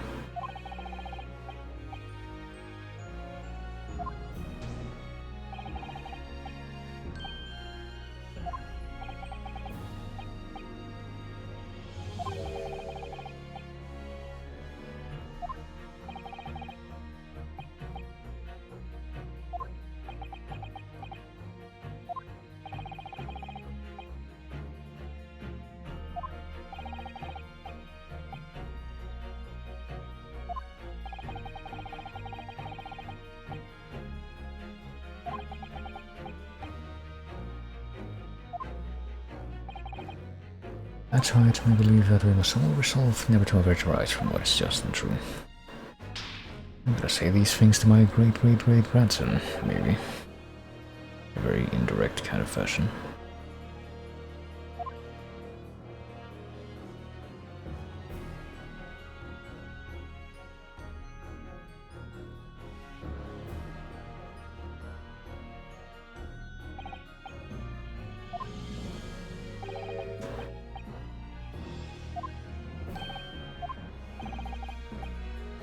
Without your beautifully composed case against Lord Strongheart, Your Majesty would have been unable to act. Thanks to you and your fellows, the haunting undertones corrupting Britain's justice system have been silenced.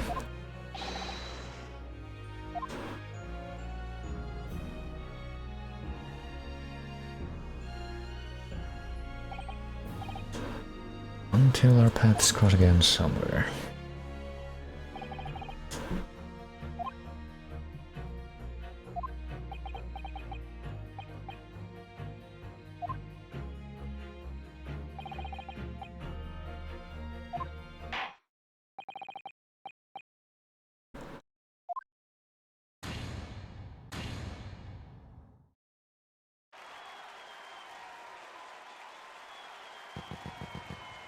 Okay, I was gonna say.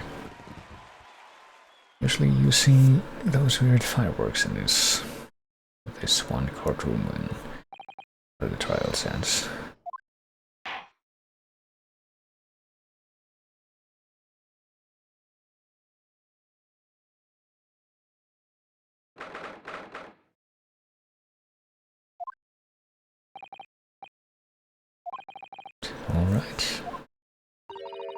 Did I sacrifice too much? What? How much did I sacrifice would be a better question at this point. Can I quantify this? Can I realize its actual significance?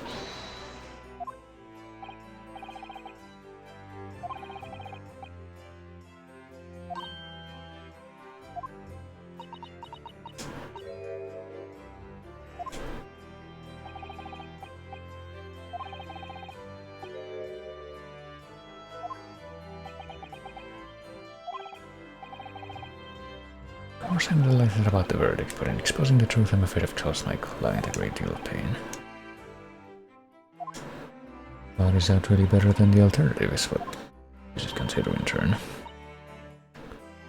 When you see Lord Van Six's smiling face, everything will seem much better. Yeah, well, you need to actually give him one of those in the first place.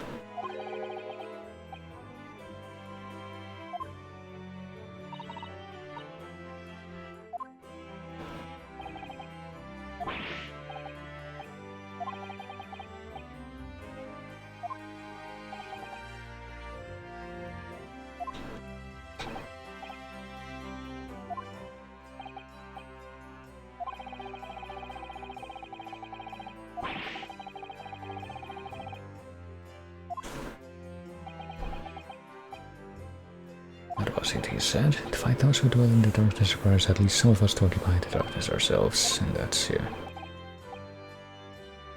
That's just the feeble excuse of a coward that his own brother also used before. Made the fine work of establishing that fact in court today.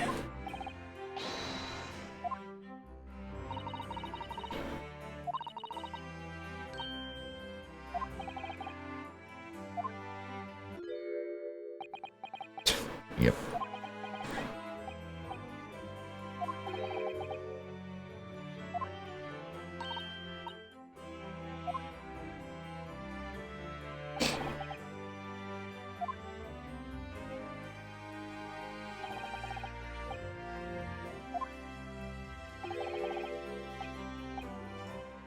Failed to bring down the Reaper. Well, I think that could be said to be true in the long term.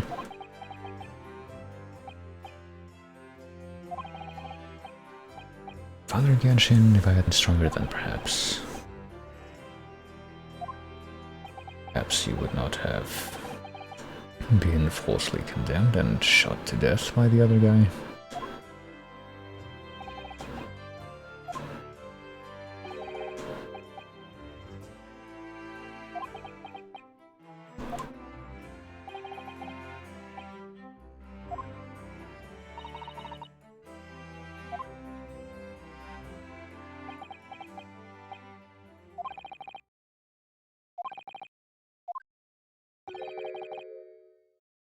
The will that he wrote before his duel with my father, I mean, didn't we already read it once and then surprise there's like a little more to it after that we also read out in time?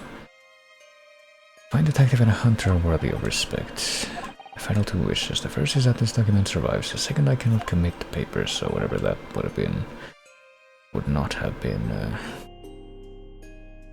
I mean that we could learn from the document itself. But yeah, I guess that is technically like one last plot thread that is left hanging at that time.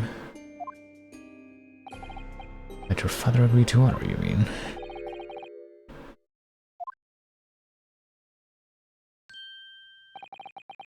I might be able to shed some light on that, really. 10 years ago, as you know, the day before the execution was scheduled, I went to the prison to say my farewells to Genshin.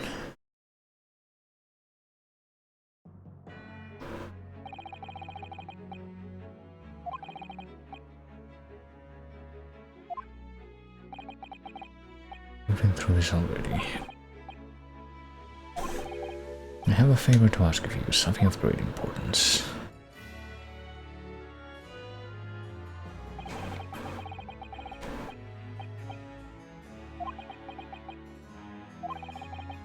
I'm going to tell you an address. I need you to go there at once in secret and telling no one. You should find a lady of the gentry hiding in there. she's not in a good way and she's with child, the birth is imminent. As a medical man, I'd like you to attend to her.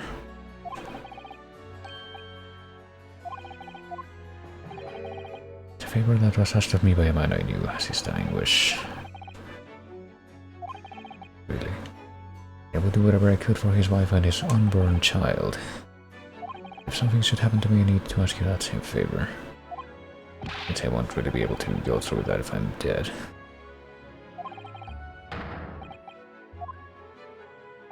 Can't tell you that I've arranged to try and break out of here. In secret.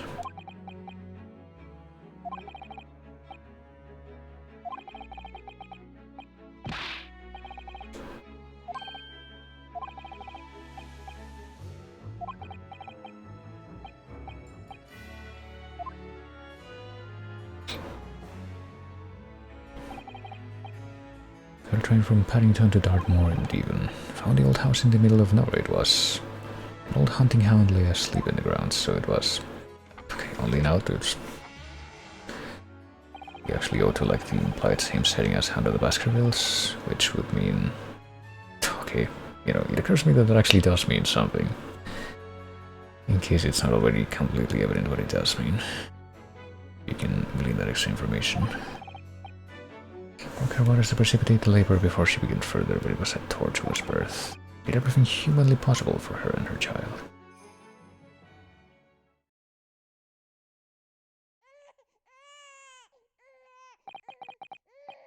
In the end, I was lucky enough to welcome a new life into the world. Tragically, that apparently was a two-way revolving door.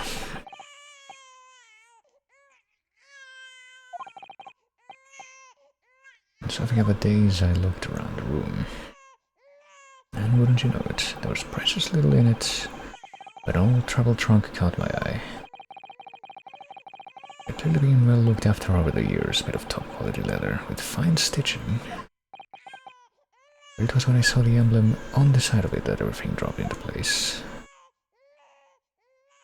It was a setting of 100 Baskervilles because this was literally the lady that was called Baskerville.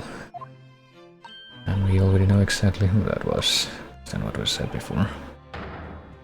The one was the wife of Lord Clint Van Six. The newborn was his daughter.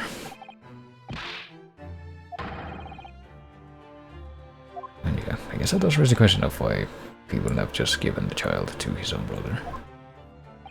Who apparently does not even know that he had a daughter. Suppose he didn't really have any choice.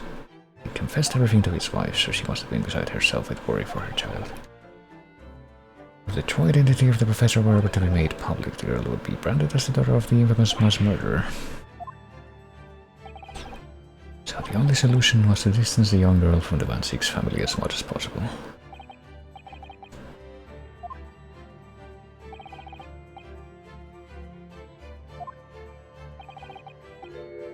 The Japanese man here is someone I can trust. Even after I agreed to basically let him kill me.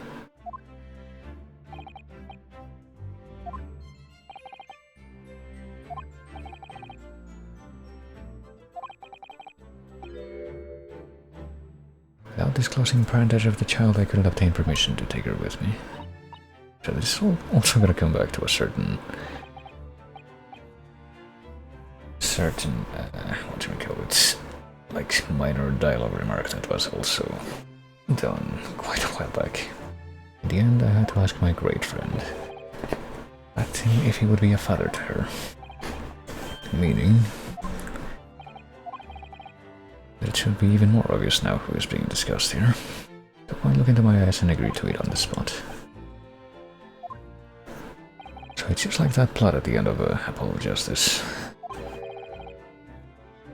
All that I did for the child was to give her a name. I had come to Britain, I was trying to escape from the grief of losing my darling wife, so it was her name that I gave the little girl. In other words, the name of my mother. Ayame Mikotoba.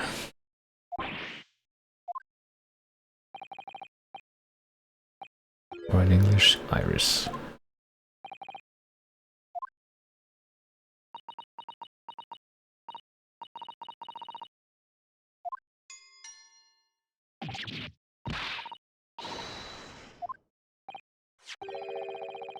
This little thing just pinch me on the behind through my trouser pockets. Right.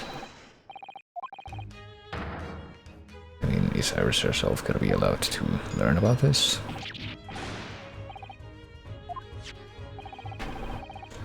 See what excessive tugging can do. Can lead to sexual harassment.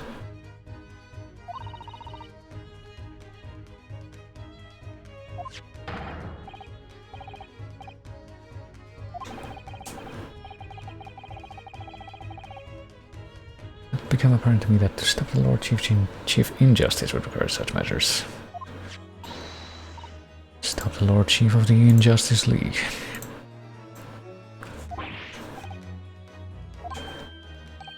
And does that mean, I guess, that they also would have listened in that whole conversation? Her Majesty Queen Vicky said she thought my special blend was delicious. I'll brew some more delicious tea than you do. Well,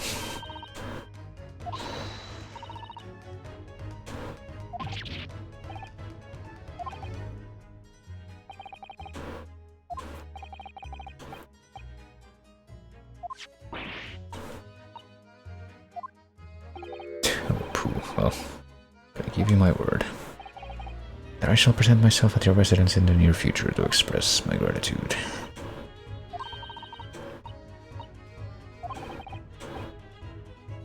We gotta have some kind of extensive discussion about this whole thing that has just come to light. That he's apparently her uncle. Now what?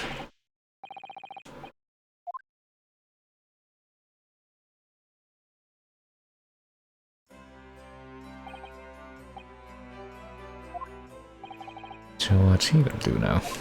Is he gonna stay here in Britain?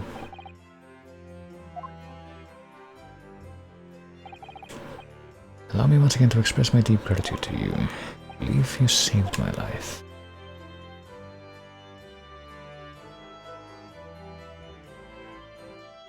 And also gave me a niece, I guess.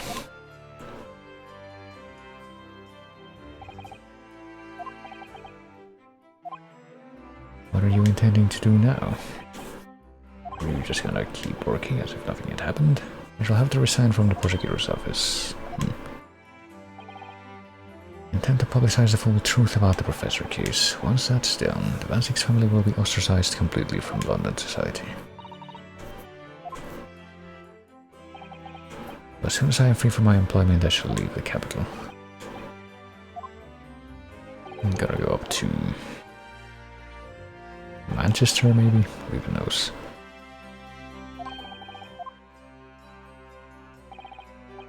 For the past 10 years, you've endured that pseudonym and been cast as one of the dark forces yourself. Have you finally been freed from that disrepute? Your battle is just beginning, surely. To do what?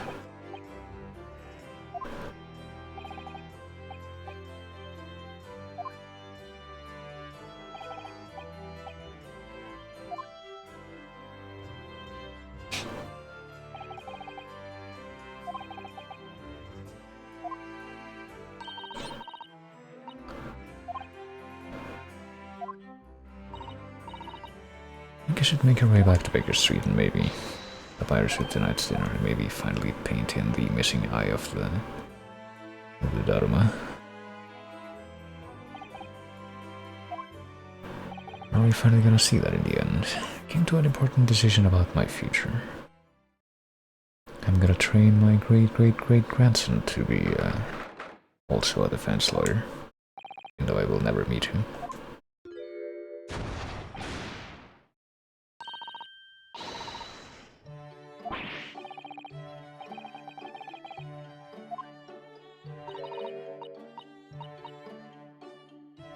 Fireworks ideally. Well, I mean, pretty sure that gun would have come from here in the first place. The girl on Fresno Street, who could help me with that, I think. Well, I don't know if he's still gonna be peddling at this hour. Time to replicate some more gunshot noises.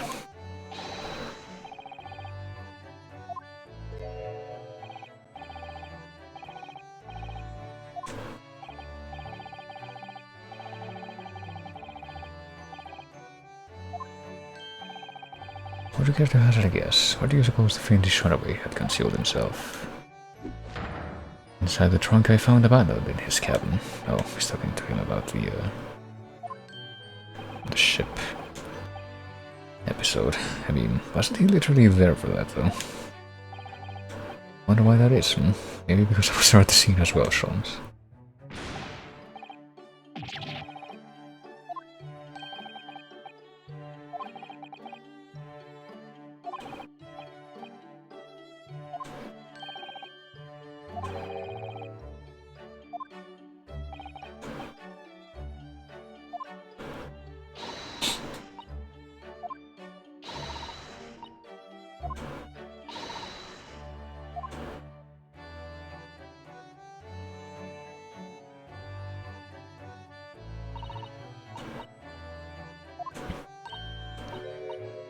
Let me copper's clobber and going back to what I know best. It's a diver's life for me. Oh well. Looks like I can't hold on to this actual legitimate employment after all.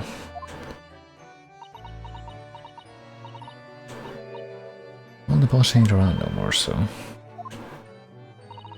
you know what that means for me. No matter how hard I try, that Reaper ain't never gonna accept a diver turn dick, is he? Oh. People can change, you know. What a diver turn dick.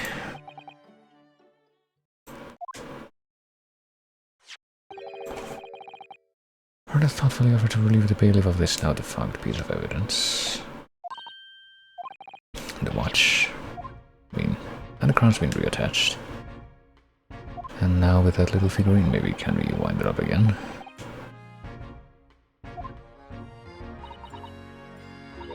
Now it's stopped. Until of course you wind it up again.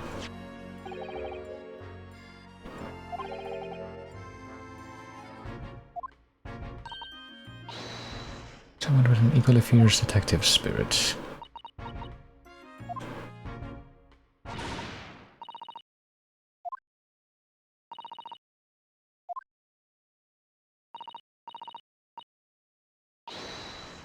Well, it was my boss.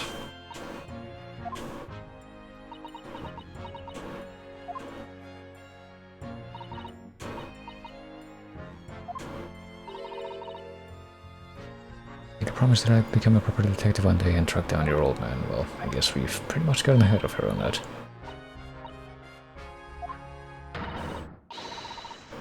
Find your dad and bring him kicking and screaming from the grave.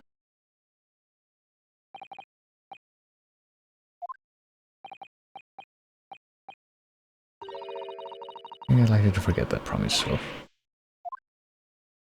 it might just be completely impossible by this point. She already been made aware of that. Wanted to know where I've come from, thought it might tell me something about myself. It was a lot of trouble trying to find out for so many people.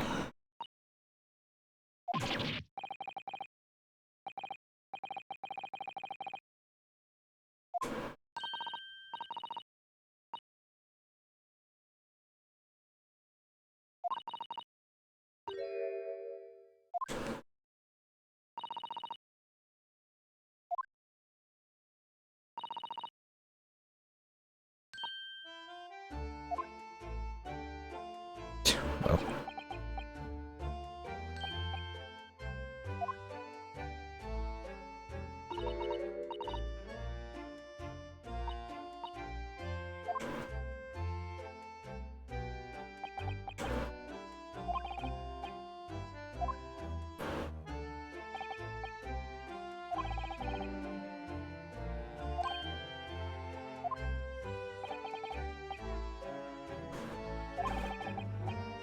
during that time I remember countless expressions of gratitude for our good services.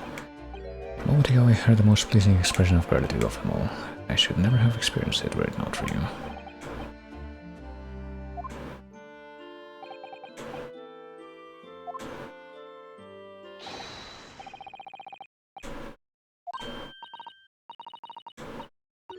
The food would go cold, that's the end of the problem.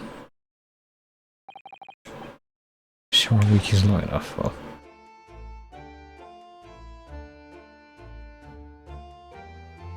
Didn't want to do that anyway. I was just pretending.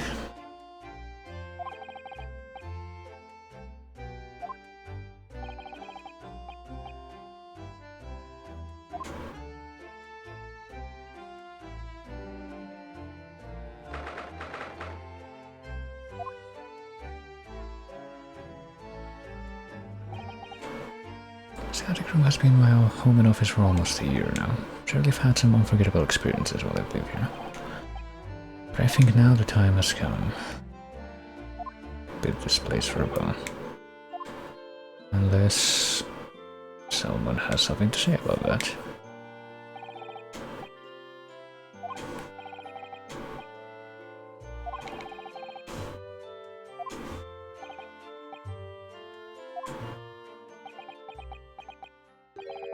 But important matters surely couldn't be running away in a boat like last time.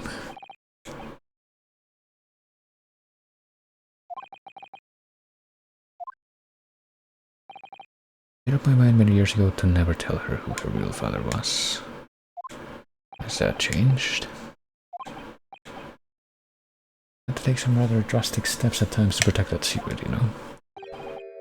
Calling Chusura back to Japan 6 months ago, for example. Because I read Sasaki-san's report about his final days in London, my heart nearly stopped because of the Baskerville collar that was found.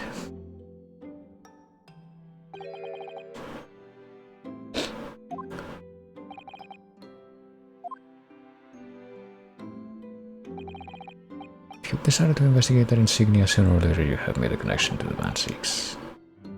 Which is why Sholmes was so quick to try and trick her mind off of that. And Susato knew the unpublished story as well.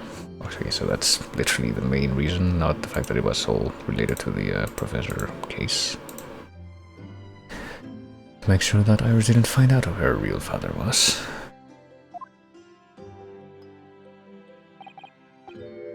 Hound of the Baskervilles. It was a work of fiction not based on the grim reality of a huge beast of a dog being used as a murder weapon. A dog with a Baskerville family emblem around its neck.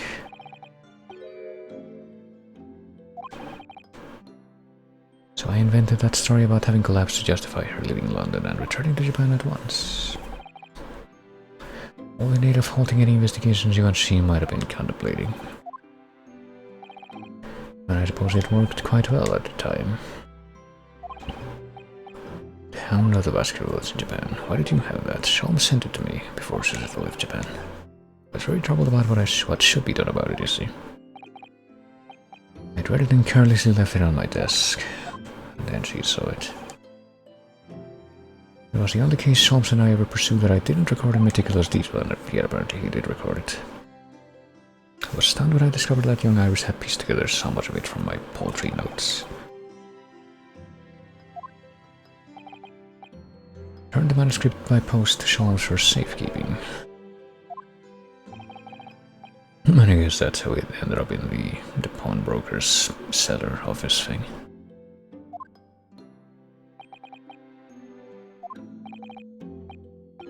Having with this event in court today, I must say my opinion was somewhat shifted, has somewhat shifted.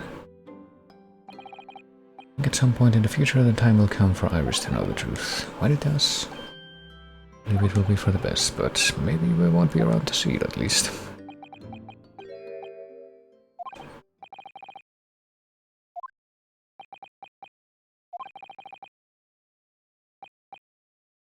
You've come to a decision, have you? I will be returning to Japan.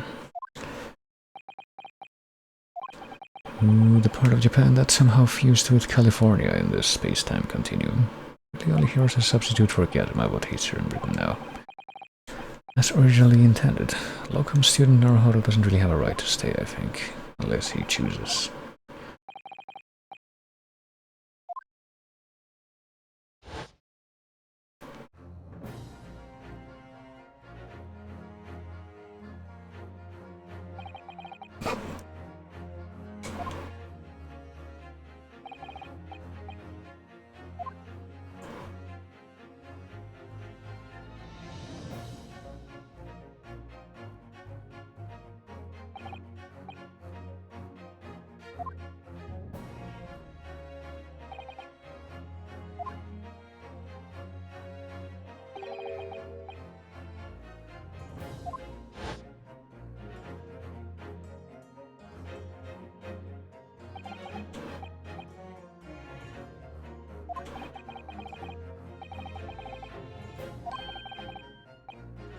No one else chose this path for me, I chose it myself. In spite of the fact that everyone, I just finished going over everyone else who was involved in my stay and my role in this. So back to Japan as a defense lawyer.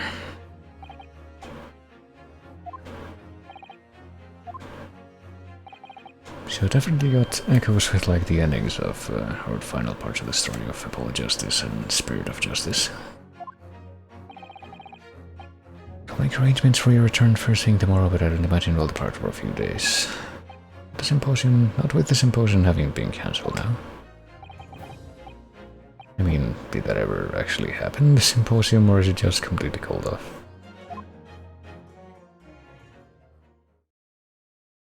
It's probably the latter, especially in light of all that happened since.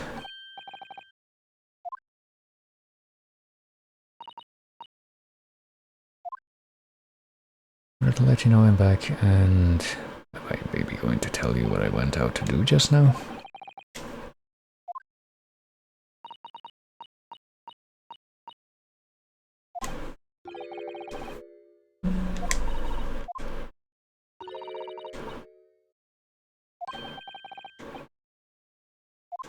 From the beginning, well.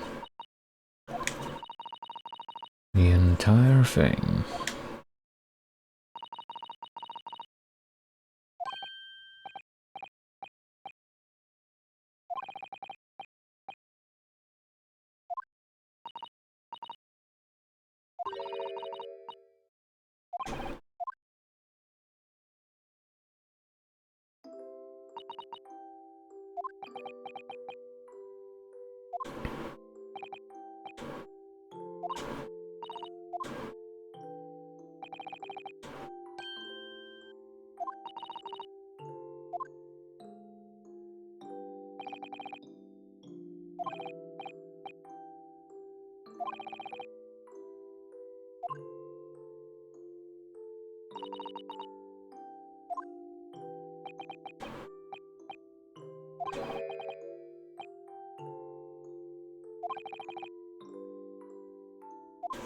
Can't ask her to come with me, but she might somehow do that anywhere, or anyway.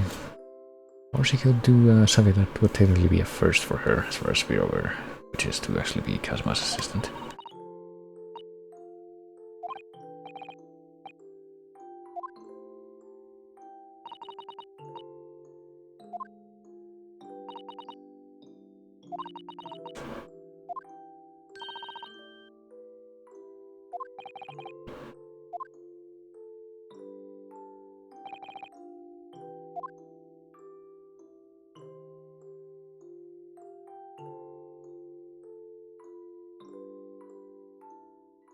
We just fade things out to this sudden music box sounding tune. We literally do get the same, like, dockside scene to wrap things out. Stays finally come. Really getting out of here.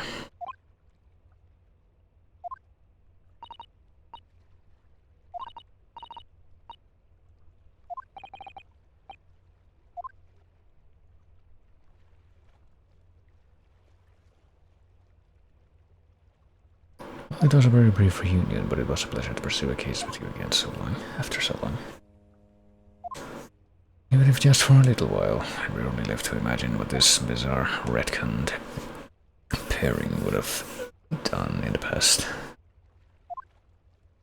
How different it would have been from, you know, the stuff that got apparently in-universe skewed into the canon.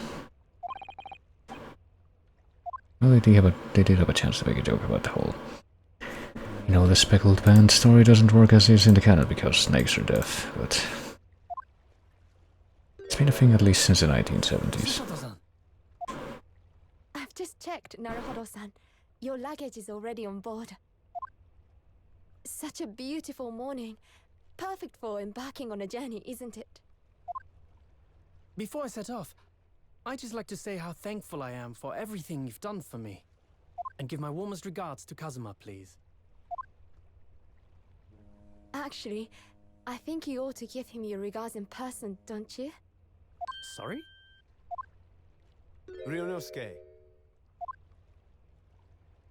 Kazuma! What are you doing here? Do you really think I'd miss my best friend's departure? Thanks. To be honest, I'd been looking forward to our wild time tearing up the streets of Her Majesty's capital, but, Well, we'll have to save that for another time. Personally, I'm looking forward to facing you in court again. Me too. But, we're both defense lawyers, so, I'm going to become a prosecutor. I'll stay in Lord Van Zeek's tutelage for the time being, but before long, I intend to be just as formidable as the Reaper himself. Oh, I see. Actually, Ryunosuke, I have a favor to ask. Name it. I'd like you to take care of this for me for a while. Karuma? Why? Because I've seen it now. I've seen what's inside me, the demon that reared its ugly head that day.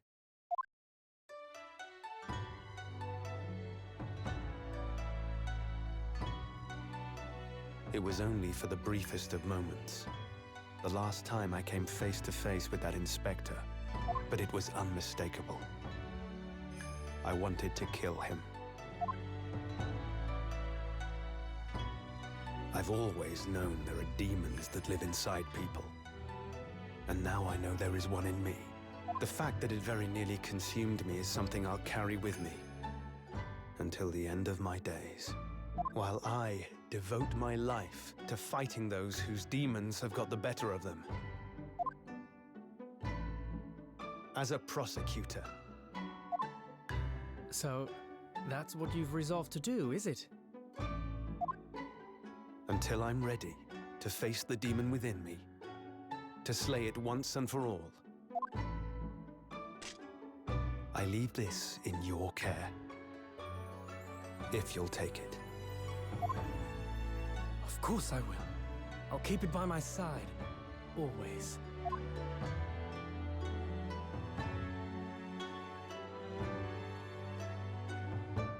Until we meet again, then.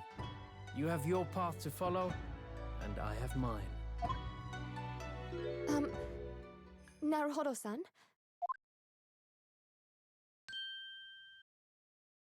The path you're going to follow from now on, I wonder if I might follow it at your side, and unless I'd be a burden. What? I would very much like you to come with me. But aren't you... You're so predictable, Ryunosuke. I am? Honestly, you never change at all. But that's what I like about you. You mean you knew about this? It was the evening after Lord Van Zeek's trial came to an end. She came to see me at the prosecutor's office. Really? Or when I had that conversation with Professor Mikotoba? So, you'd go with Ryunosuke back to Japan? Yes. I know it's unfair of me to follow my own interests like this. Coming here especially to tell me. You're a stickler for etiquette, aren't you? Well, what are his feelings? We've never discussed it, of course, and Naruhodo-san has made no such suggestion. I worry that perhaps I'd be a burden to him. He's just as much of a stickler for etiquette as you are. He'd never say anything before he was asked.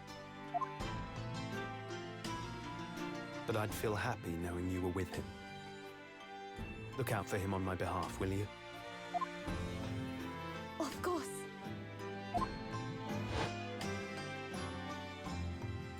Susato-san. What do you think, Naruhodo-san? With you by my side, no trial would seem too daunting. So if you're willing, I'd be honored if you'd come with me Together we can take on the world. I'm terribly incompetent, but if you'll have me, I'd be delighted. Oh, no, not at all. If anyone's terribly incompetent, it's me. Ah! What's wrong? Your luggage, Susato-san. There's no time. The ship's going to set sail any minute now. It's all right. There's no need to worry. As it happens, my luggage is already on board too. It is? Your fine judicial assistant has everything in hand as always, I see. Everything in hand as always, meaning not waiting for a response to make that decision. Bruno! Your ship's about to leave! Time to go then. Look after yourself, Runosuke. Kazuma, draw your sword.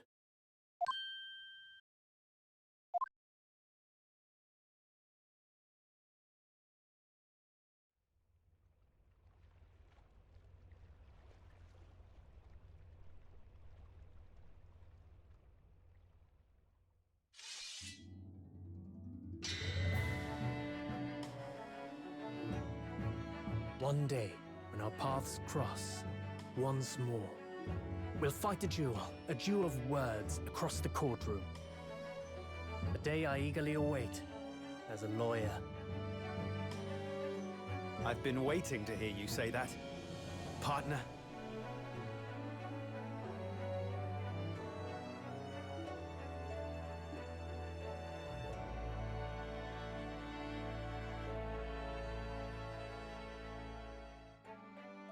Don't forget me then, Kazuma.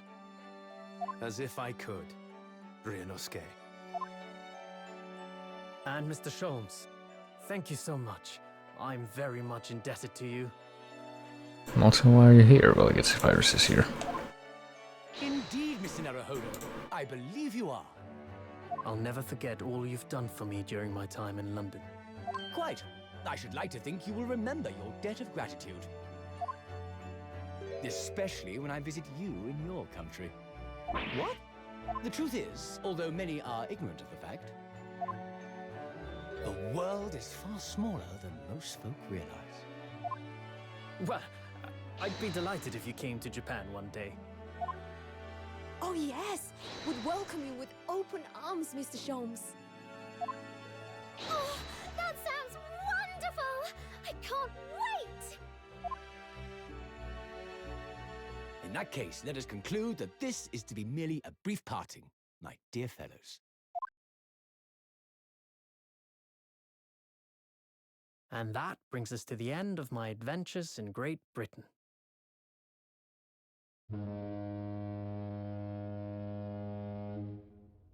A peculiar twist of fate brought me halfway around the world those many months ago. But that was just the start of my journey. Who knows where fate will lead me next? Still, I'm confident this won't be my last meeting with the friends I've made in London. And when we're together again, no doubt the first words I'll hear will be, Come, the game is afoot.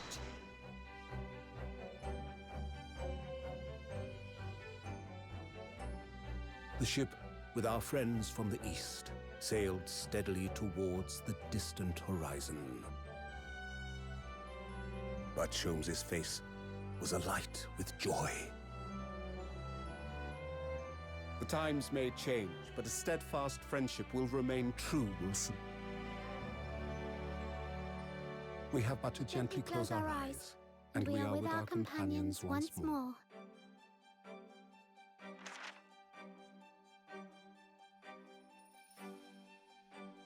So, I do just that. And when I do, I can hear his strong, familiar voice ring out. objection! Until we meet again, Bruno. you know, upon hearing that, I really can't help but wonder how similar or different any voice acting for Gina would have been. I can only imagine, because I don't think that was ever actually a thing that we heard, but there you go.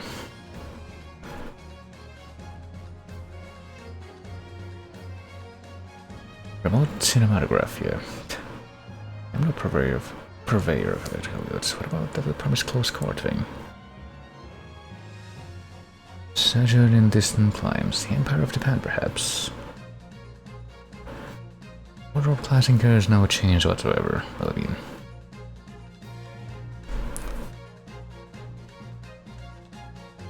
I suppose that makes more sense than an assumed mention of Reichenbach that maybe I could have expected. I don't think that particular detail was like very specifically, that specific part of the Holmes canon was very concretely alluded to, except for the whole being the source of the professor name, but a little surprising surprised about that the like big be-all end-all crux case that had to take away from something in the Holmes canon ended up being Hand of the Baskervilles and not the final problem.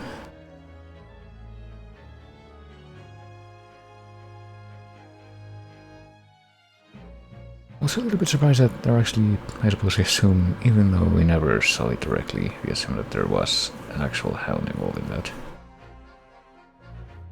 And not something that somehow would have been able to fake that.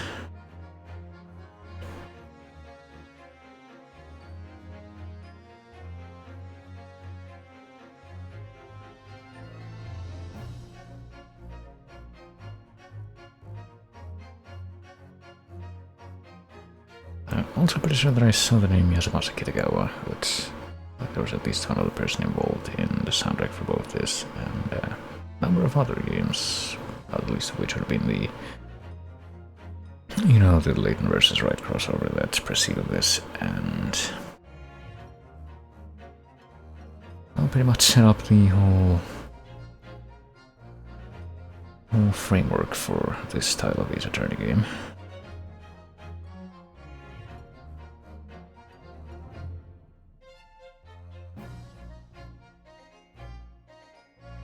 Yasumasa Kitagawa and one other person whose name is completely escaping me right now. Not the upstanding fellow you think I am.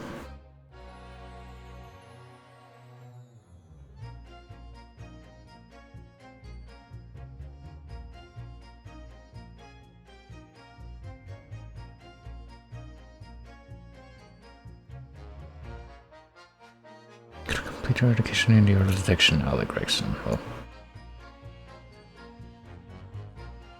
to tap that off or cap that off with a smirk, I don't think he ever actually did in his regular facial animations.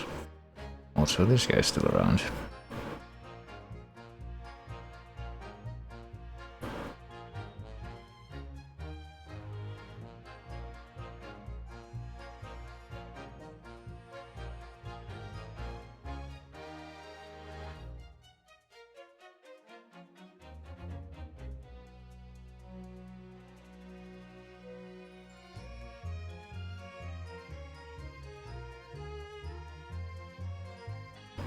Does that mean that Sasuke became a defense lawyer himself? That surely didn't happen in real life. Time to read another one of my... okay, here we go. Little tangential investigations here. Are the experts at filleting corpses away? I mean, depending on how you look at it, fish corpses on the whole.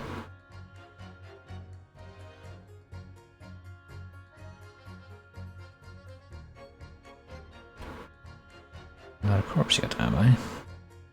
Gonna have to wait a few more years for that to be the case, and then I won't be able to tell you anything more.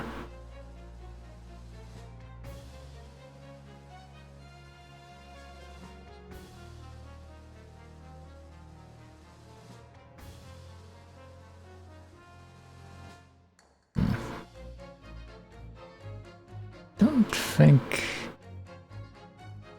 Sasuke ever worked as anything other than a novelist, according to his little blurb here on the internet. Despite how told now I can't afford a bill. Boy. Yes, all the people that got found innocent in the trials against Twin Six now had to pretty much leave the country immediately so that they wouldn't get killed. Don't have to stay away like that anymore. Get the feeling that Sasaki's never going back to Britain though.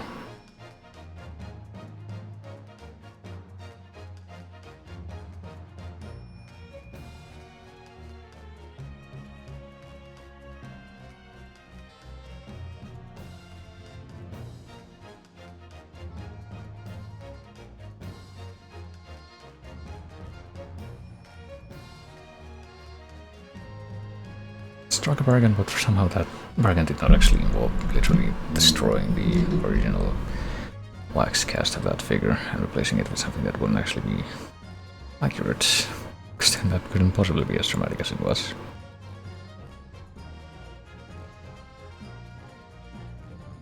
These three are just in jail together now. Still salad the spaghetti.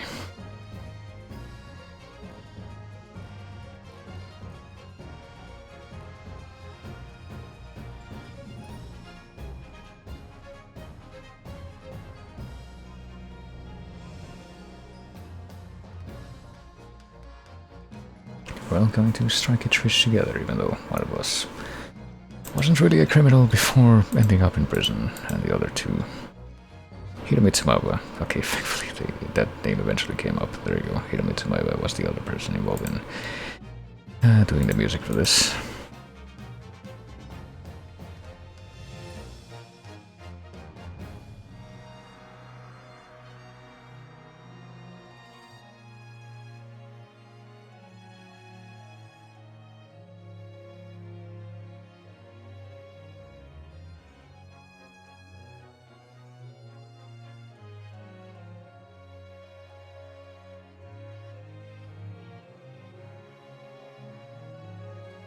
Until then, I leave Karma in your care, even though I'm pretty sure that we've already been privy to this exchange. Out of all the scenes that we've had as part of this ending sequence so far, I feel like that's one that we had very much already witnessed directly. Are we returning to the present time, I guess? Yeah.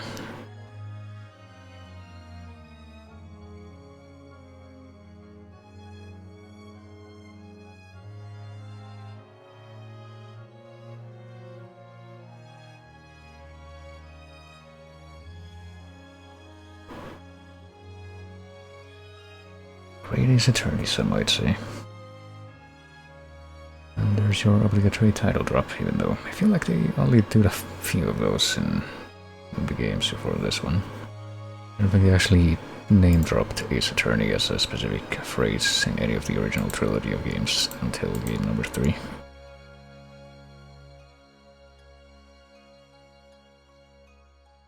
Also, that cat still exists, even though we didn't see it at all in London during this part of this half of the story, I don't think.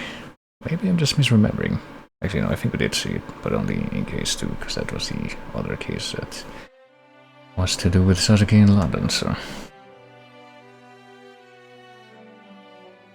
Alright, I don't believe that the rest of the credits is gonna have like any other intervention, dialogue intervention from the characters. It's just gonna be like a same kind of parade that they have in the credits for part 1 to cap everything off. But yeah, there you go. That's certainly something that I found very interesting all throughout, as sort of joint.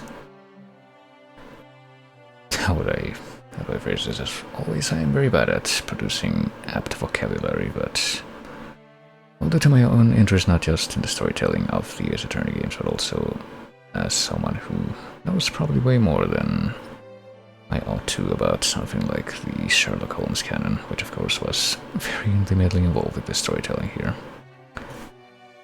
Something that I found very interesting, even if there are a few things that stand out to me in a really bizarre way, like the whole design decision with Watson's true identity in this, or at least this universe's version of Watson's true identity. It's just like, Okay, sure. At least this is something I can just kind of look the other way and it won't be something that will be continued to, I don't know, be dwelt upon too much.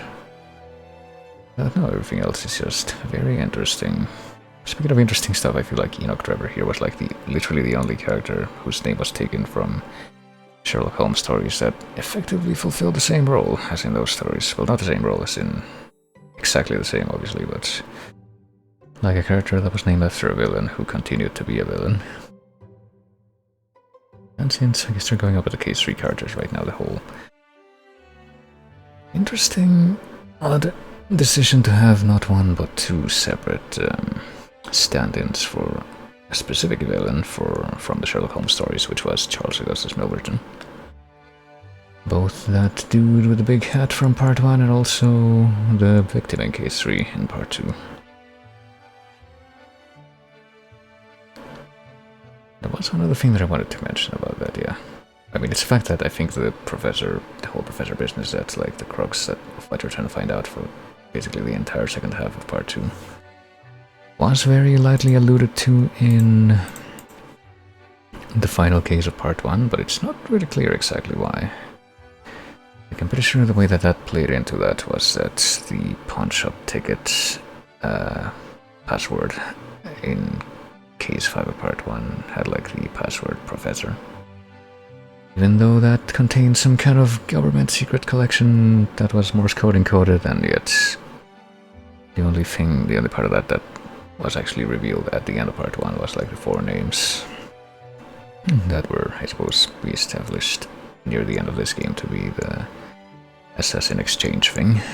I don't think that would be directly related to the professor, at least not in a way that whoever would have actually created that telegram, you know, would have been able to keep or would have wanted to express in such a way. Also, there's the fact that that guy just has a breakdown where he claps very fast. Or at least part of a breakdown where he claps very fast. I think he actually claps very fast before he has his final breakdown, because he has like 4 different fake-out breakdowns before he gets to the final one. And I'm pretty sure that I've been vaguely made aware of that having the potential to lead to a fan theory that that guy is somehow Damon Gant's ancestor from Ace Attorney 1 DS. Which would fit in more ways than one, when you actually try to think about that, but makes about as much sense as fucking Rinosuke being the ancestor of the localized version of Phoenix, right? Makes about as much sense as there being some kind of Japanese clan that took on the name Karma, which was localized as Von Karma in the mainline series of games that somehow turned out to be the ancestors of those people. Because I'm pretty sure that in all versions of, not just the localized one, but the original too, the Von Karmas turned out to not be from Japan. Or at least not in their immediate ancestry.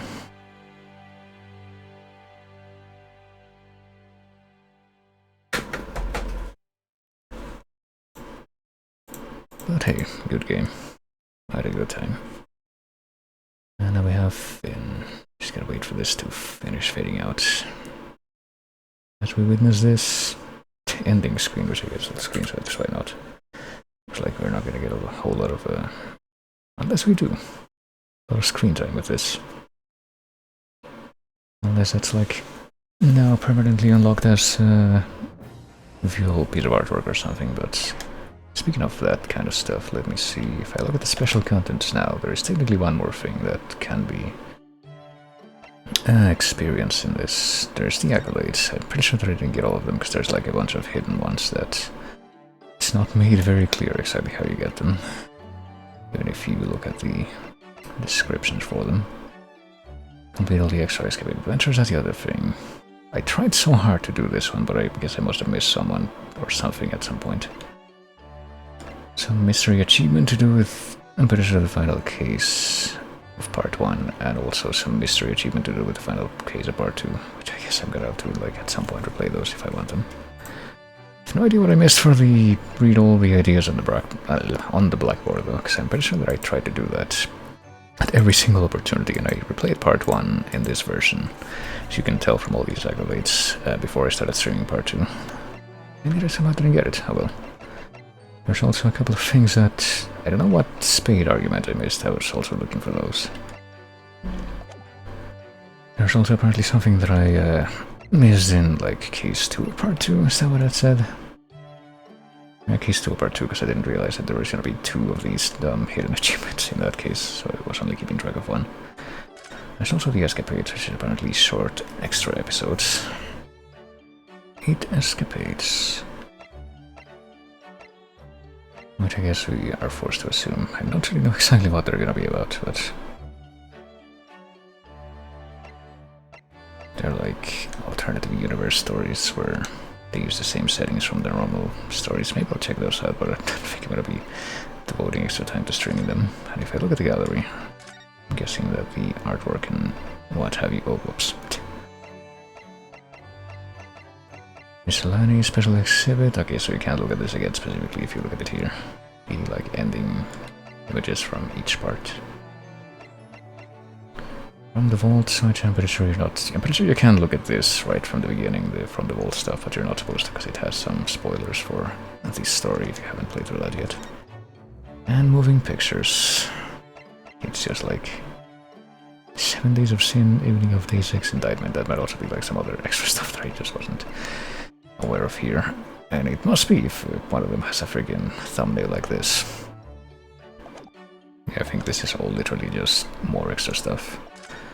The auditorium, which I think is just the sound test, or at least a limited sound test, because I'm positive that this does not have all of the soundtrack of this. Not even close. That's much of unused stuff, though. And of course the Taylor thing, which I should probably switch that off now, at least partially, if I'm gonna ever come back to this, but you can also look at the credits again, but I think I'm gonna look at the credits of my own stream here, as well, I mean, it doesn't really matter if I save or not. Because I'm no longer in the game, so it's literally impossible for me to do it right now. And anyway, I've beaten the game, if I want to, like, go back to it. To maybe chase any of these accolades that was left behind, thinking that I would have to probably just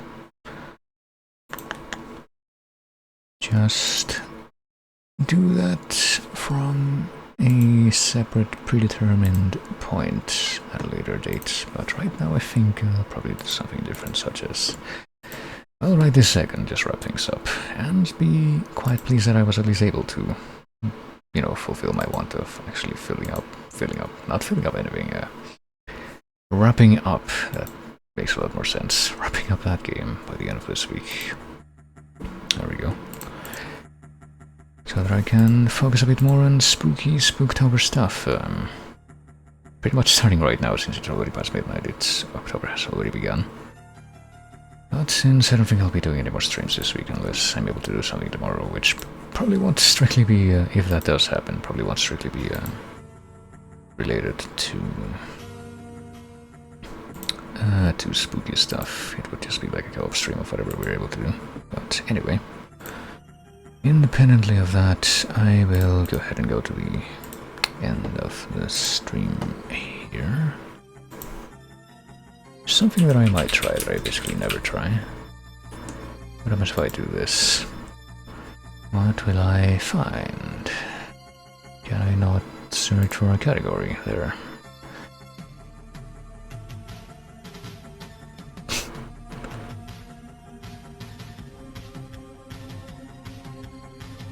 Maybe not, I don't know.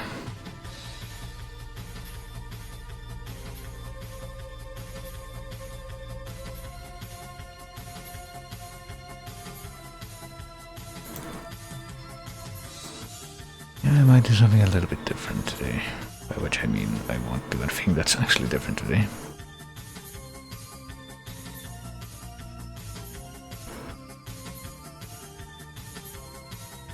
You know what, why not? I feel like I might just go ahead and start doing things off without greater fanfare here.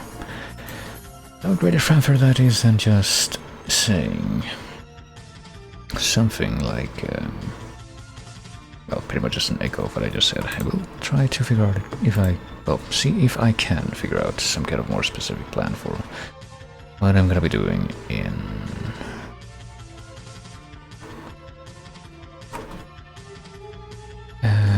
the month of October, so that I can come up with like a specific thing to bring up before that starts properly. But like I said, I'll see if I can figure that out in time for at least whenever to bring something up before whenever I start doing things next week. But yeah, got a few things planned out, and I am looking forward to pretty much all of them. Which, you know, makes sense. Would be to be expected, you would hope. You would imagine.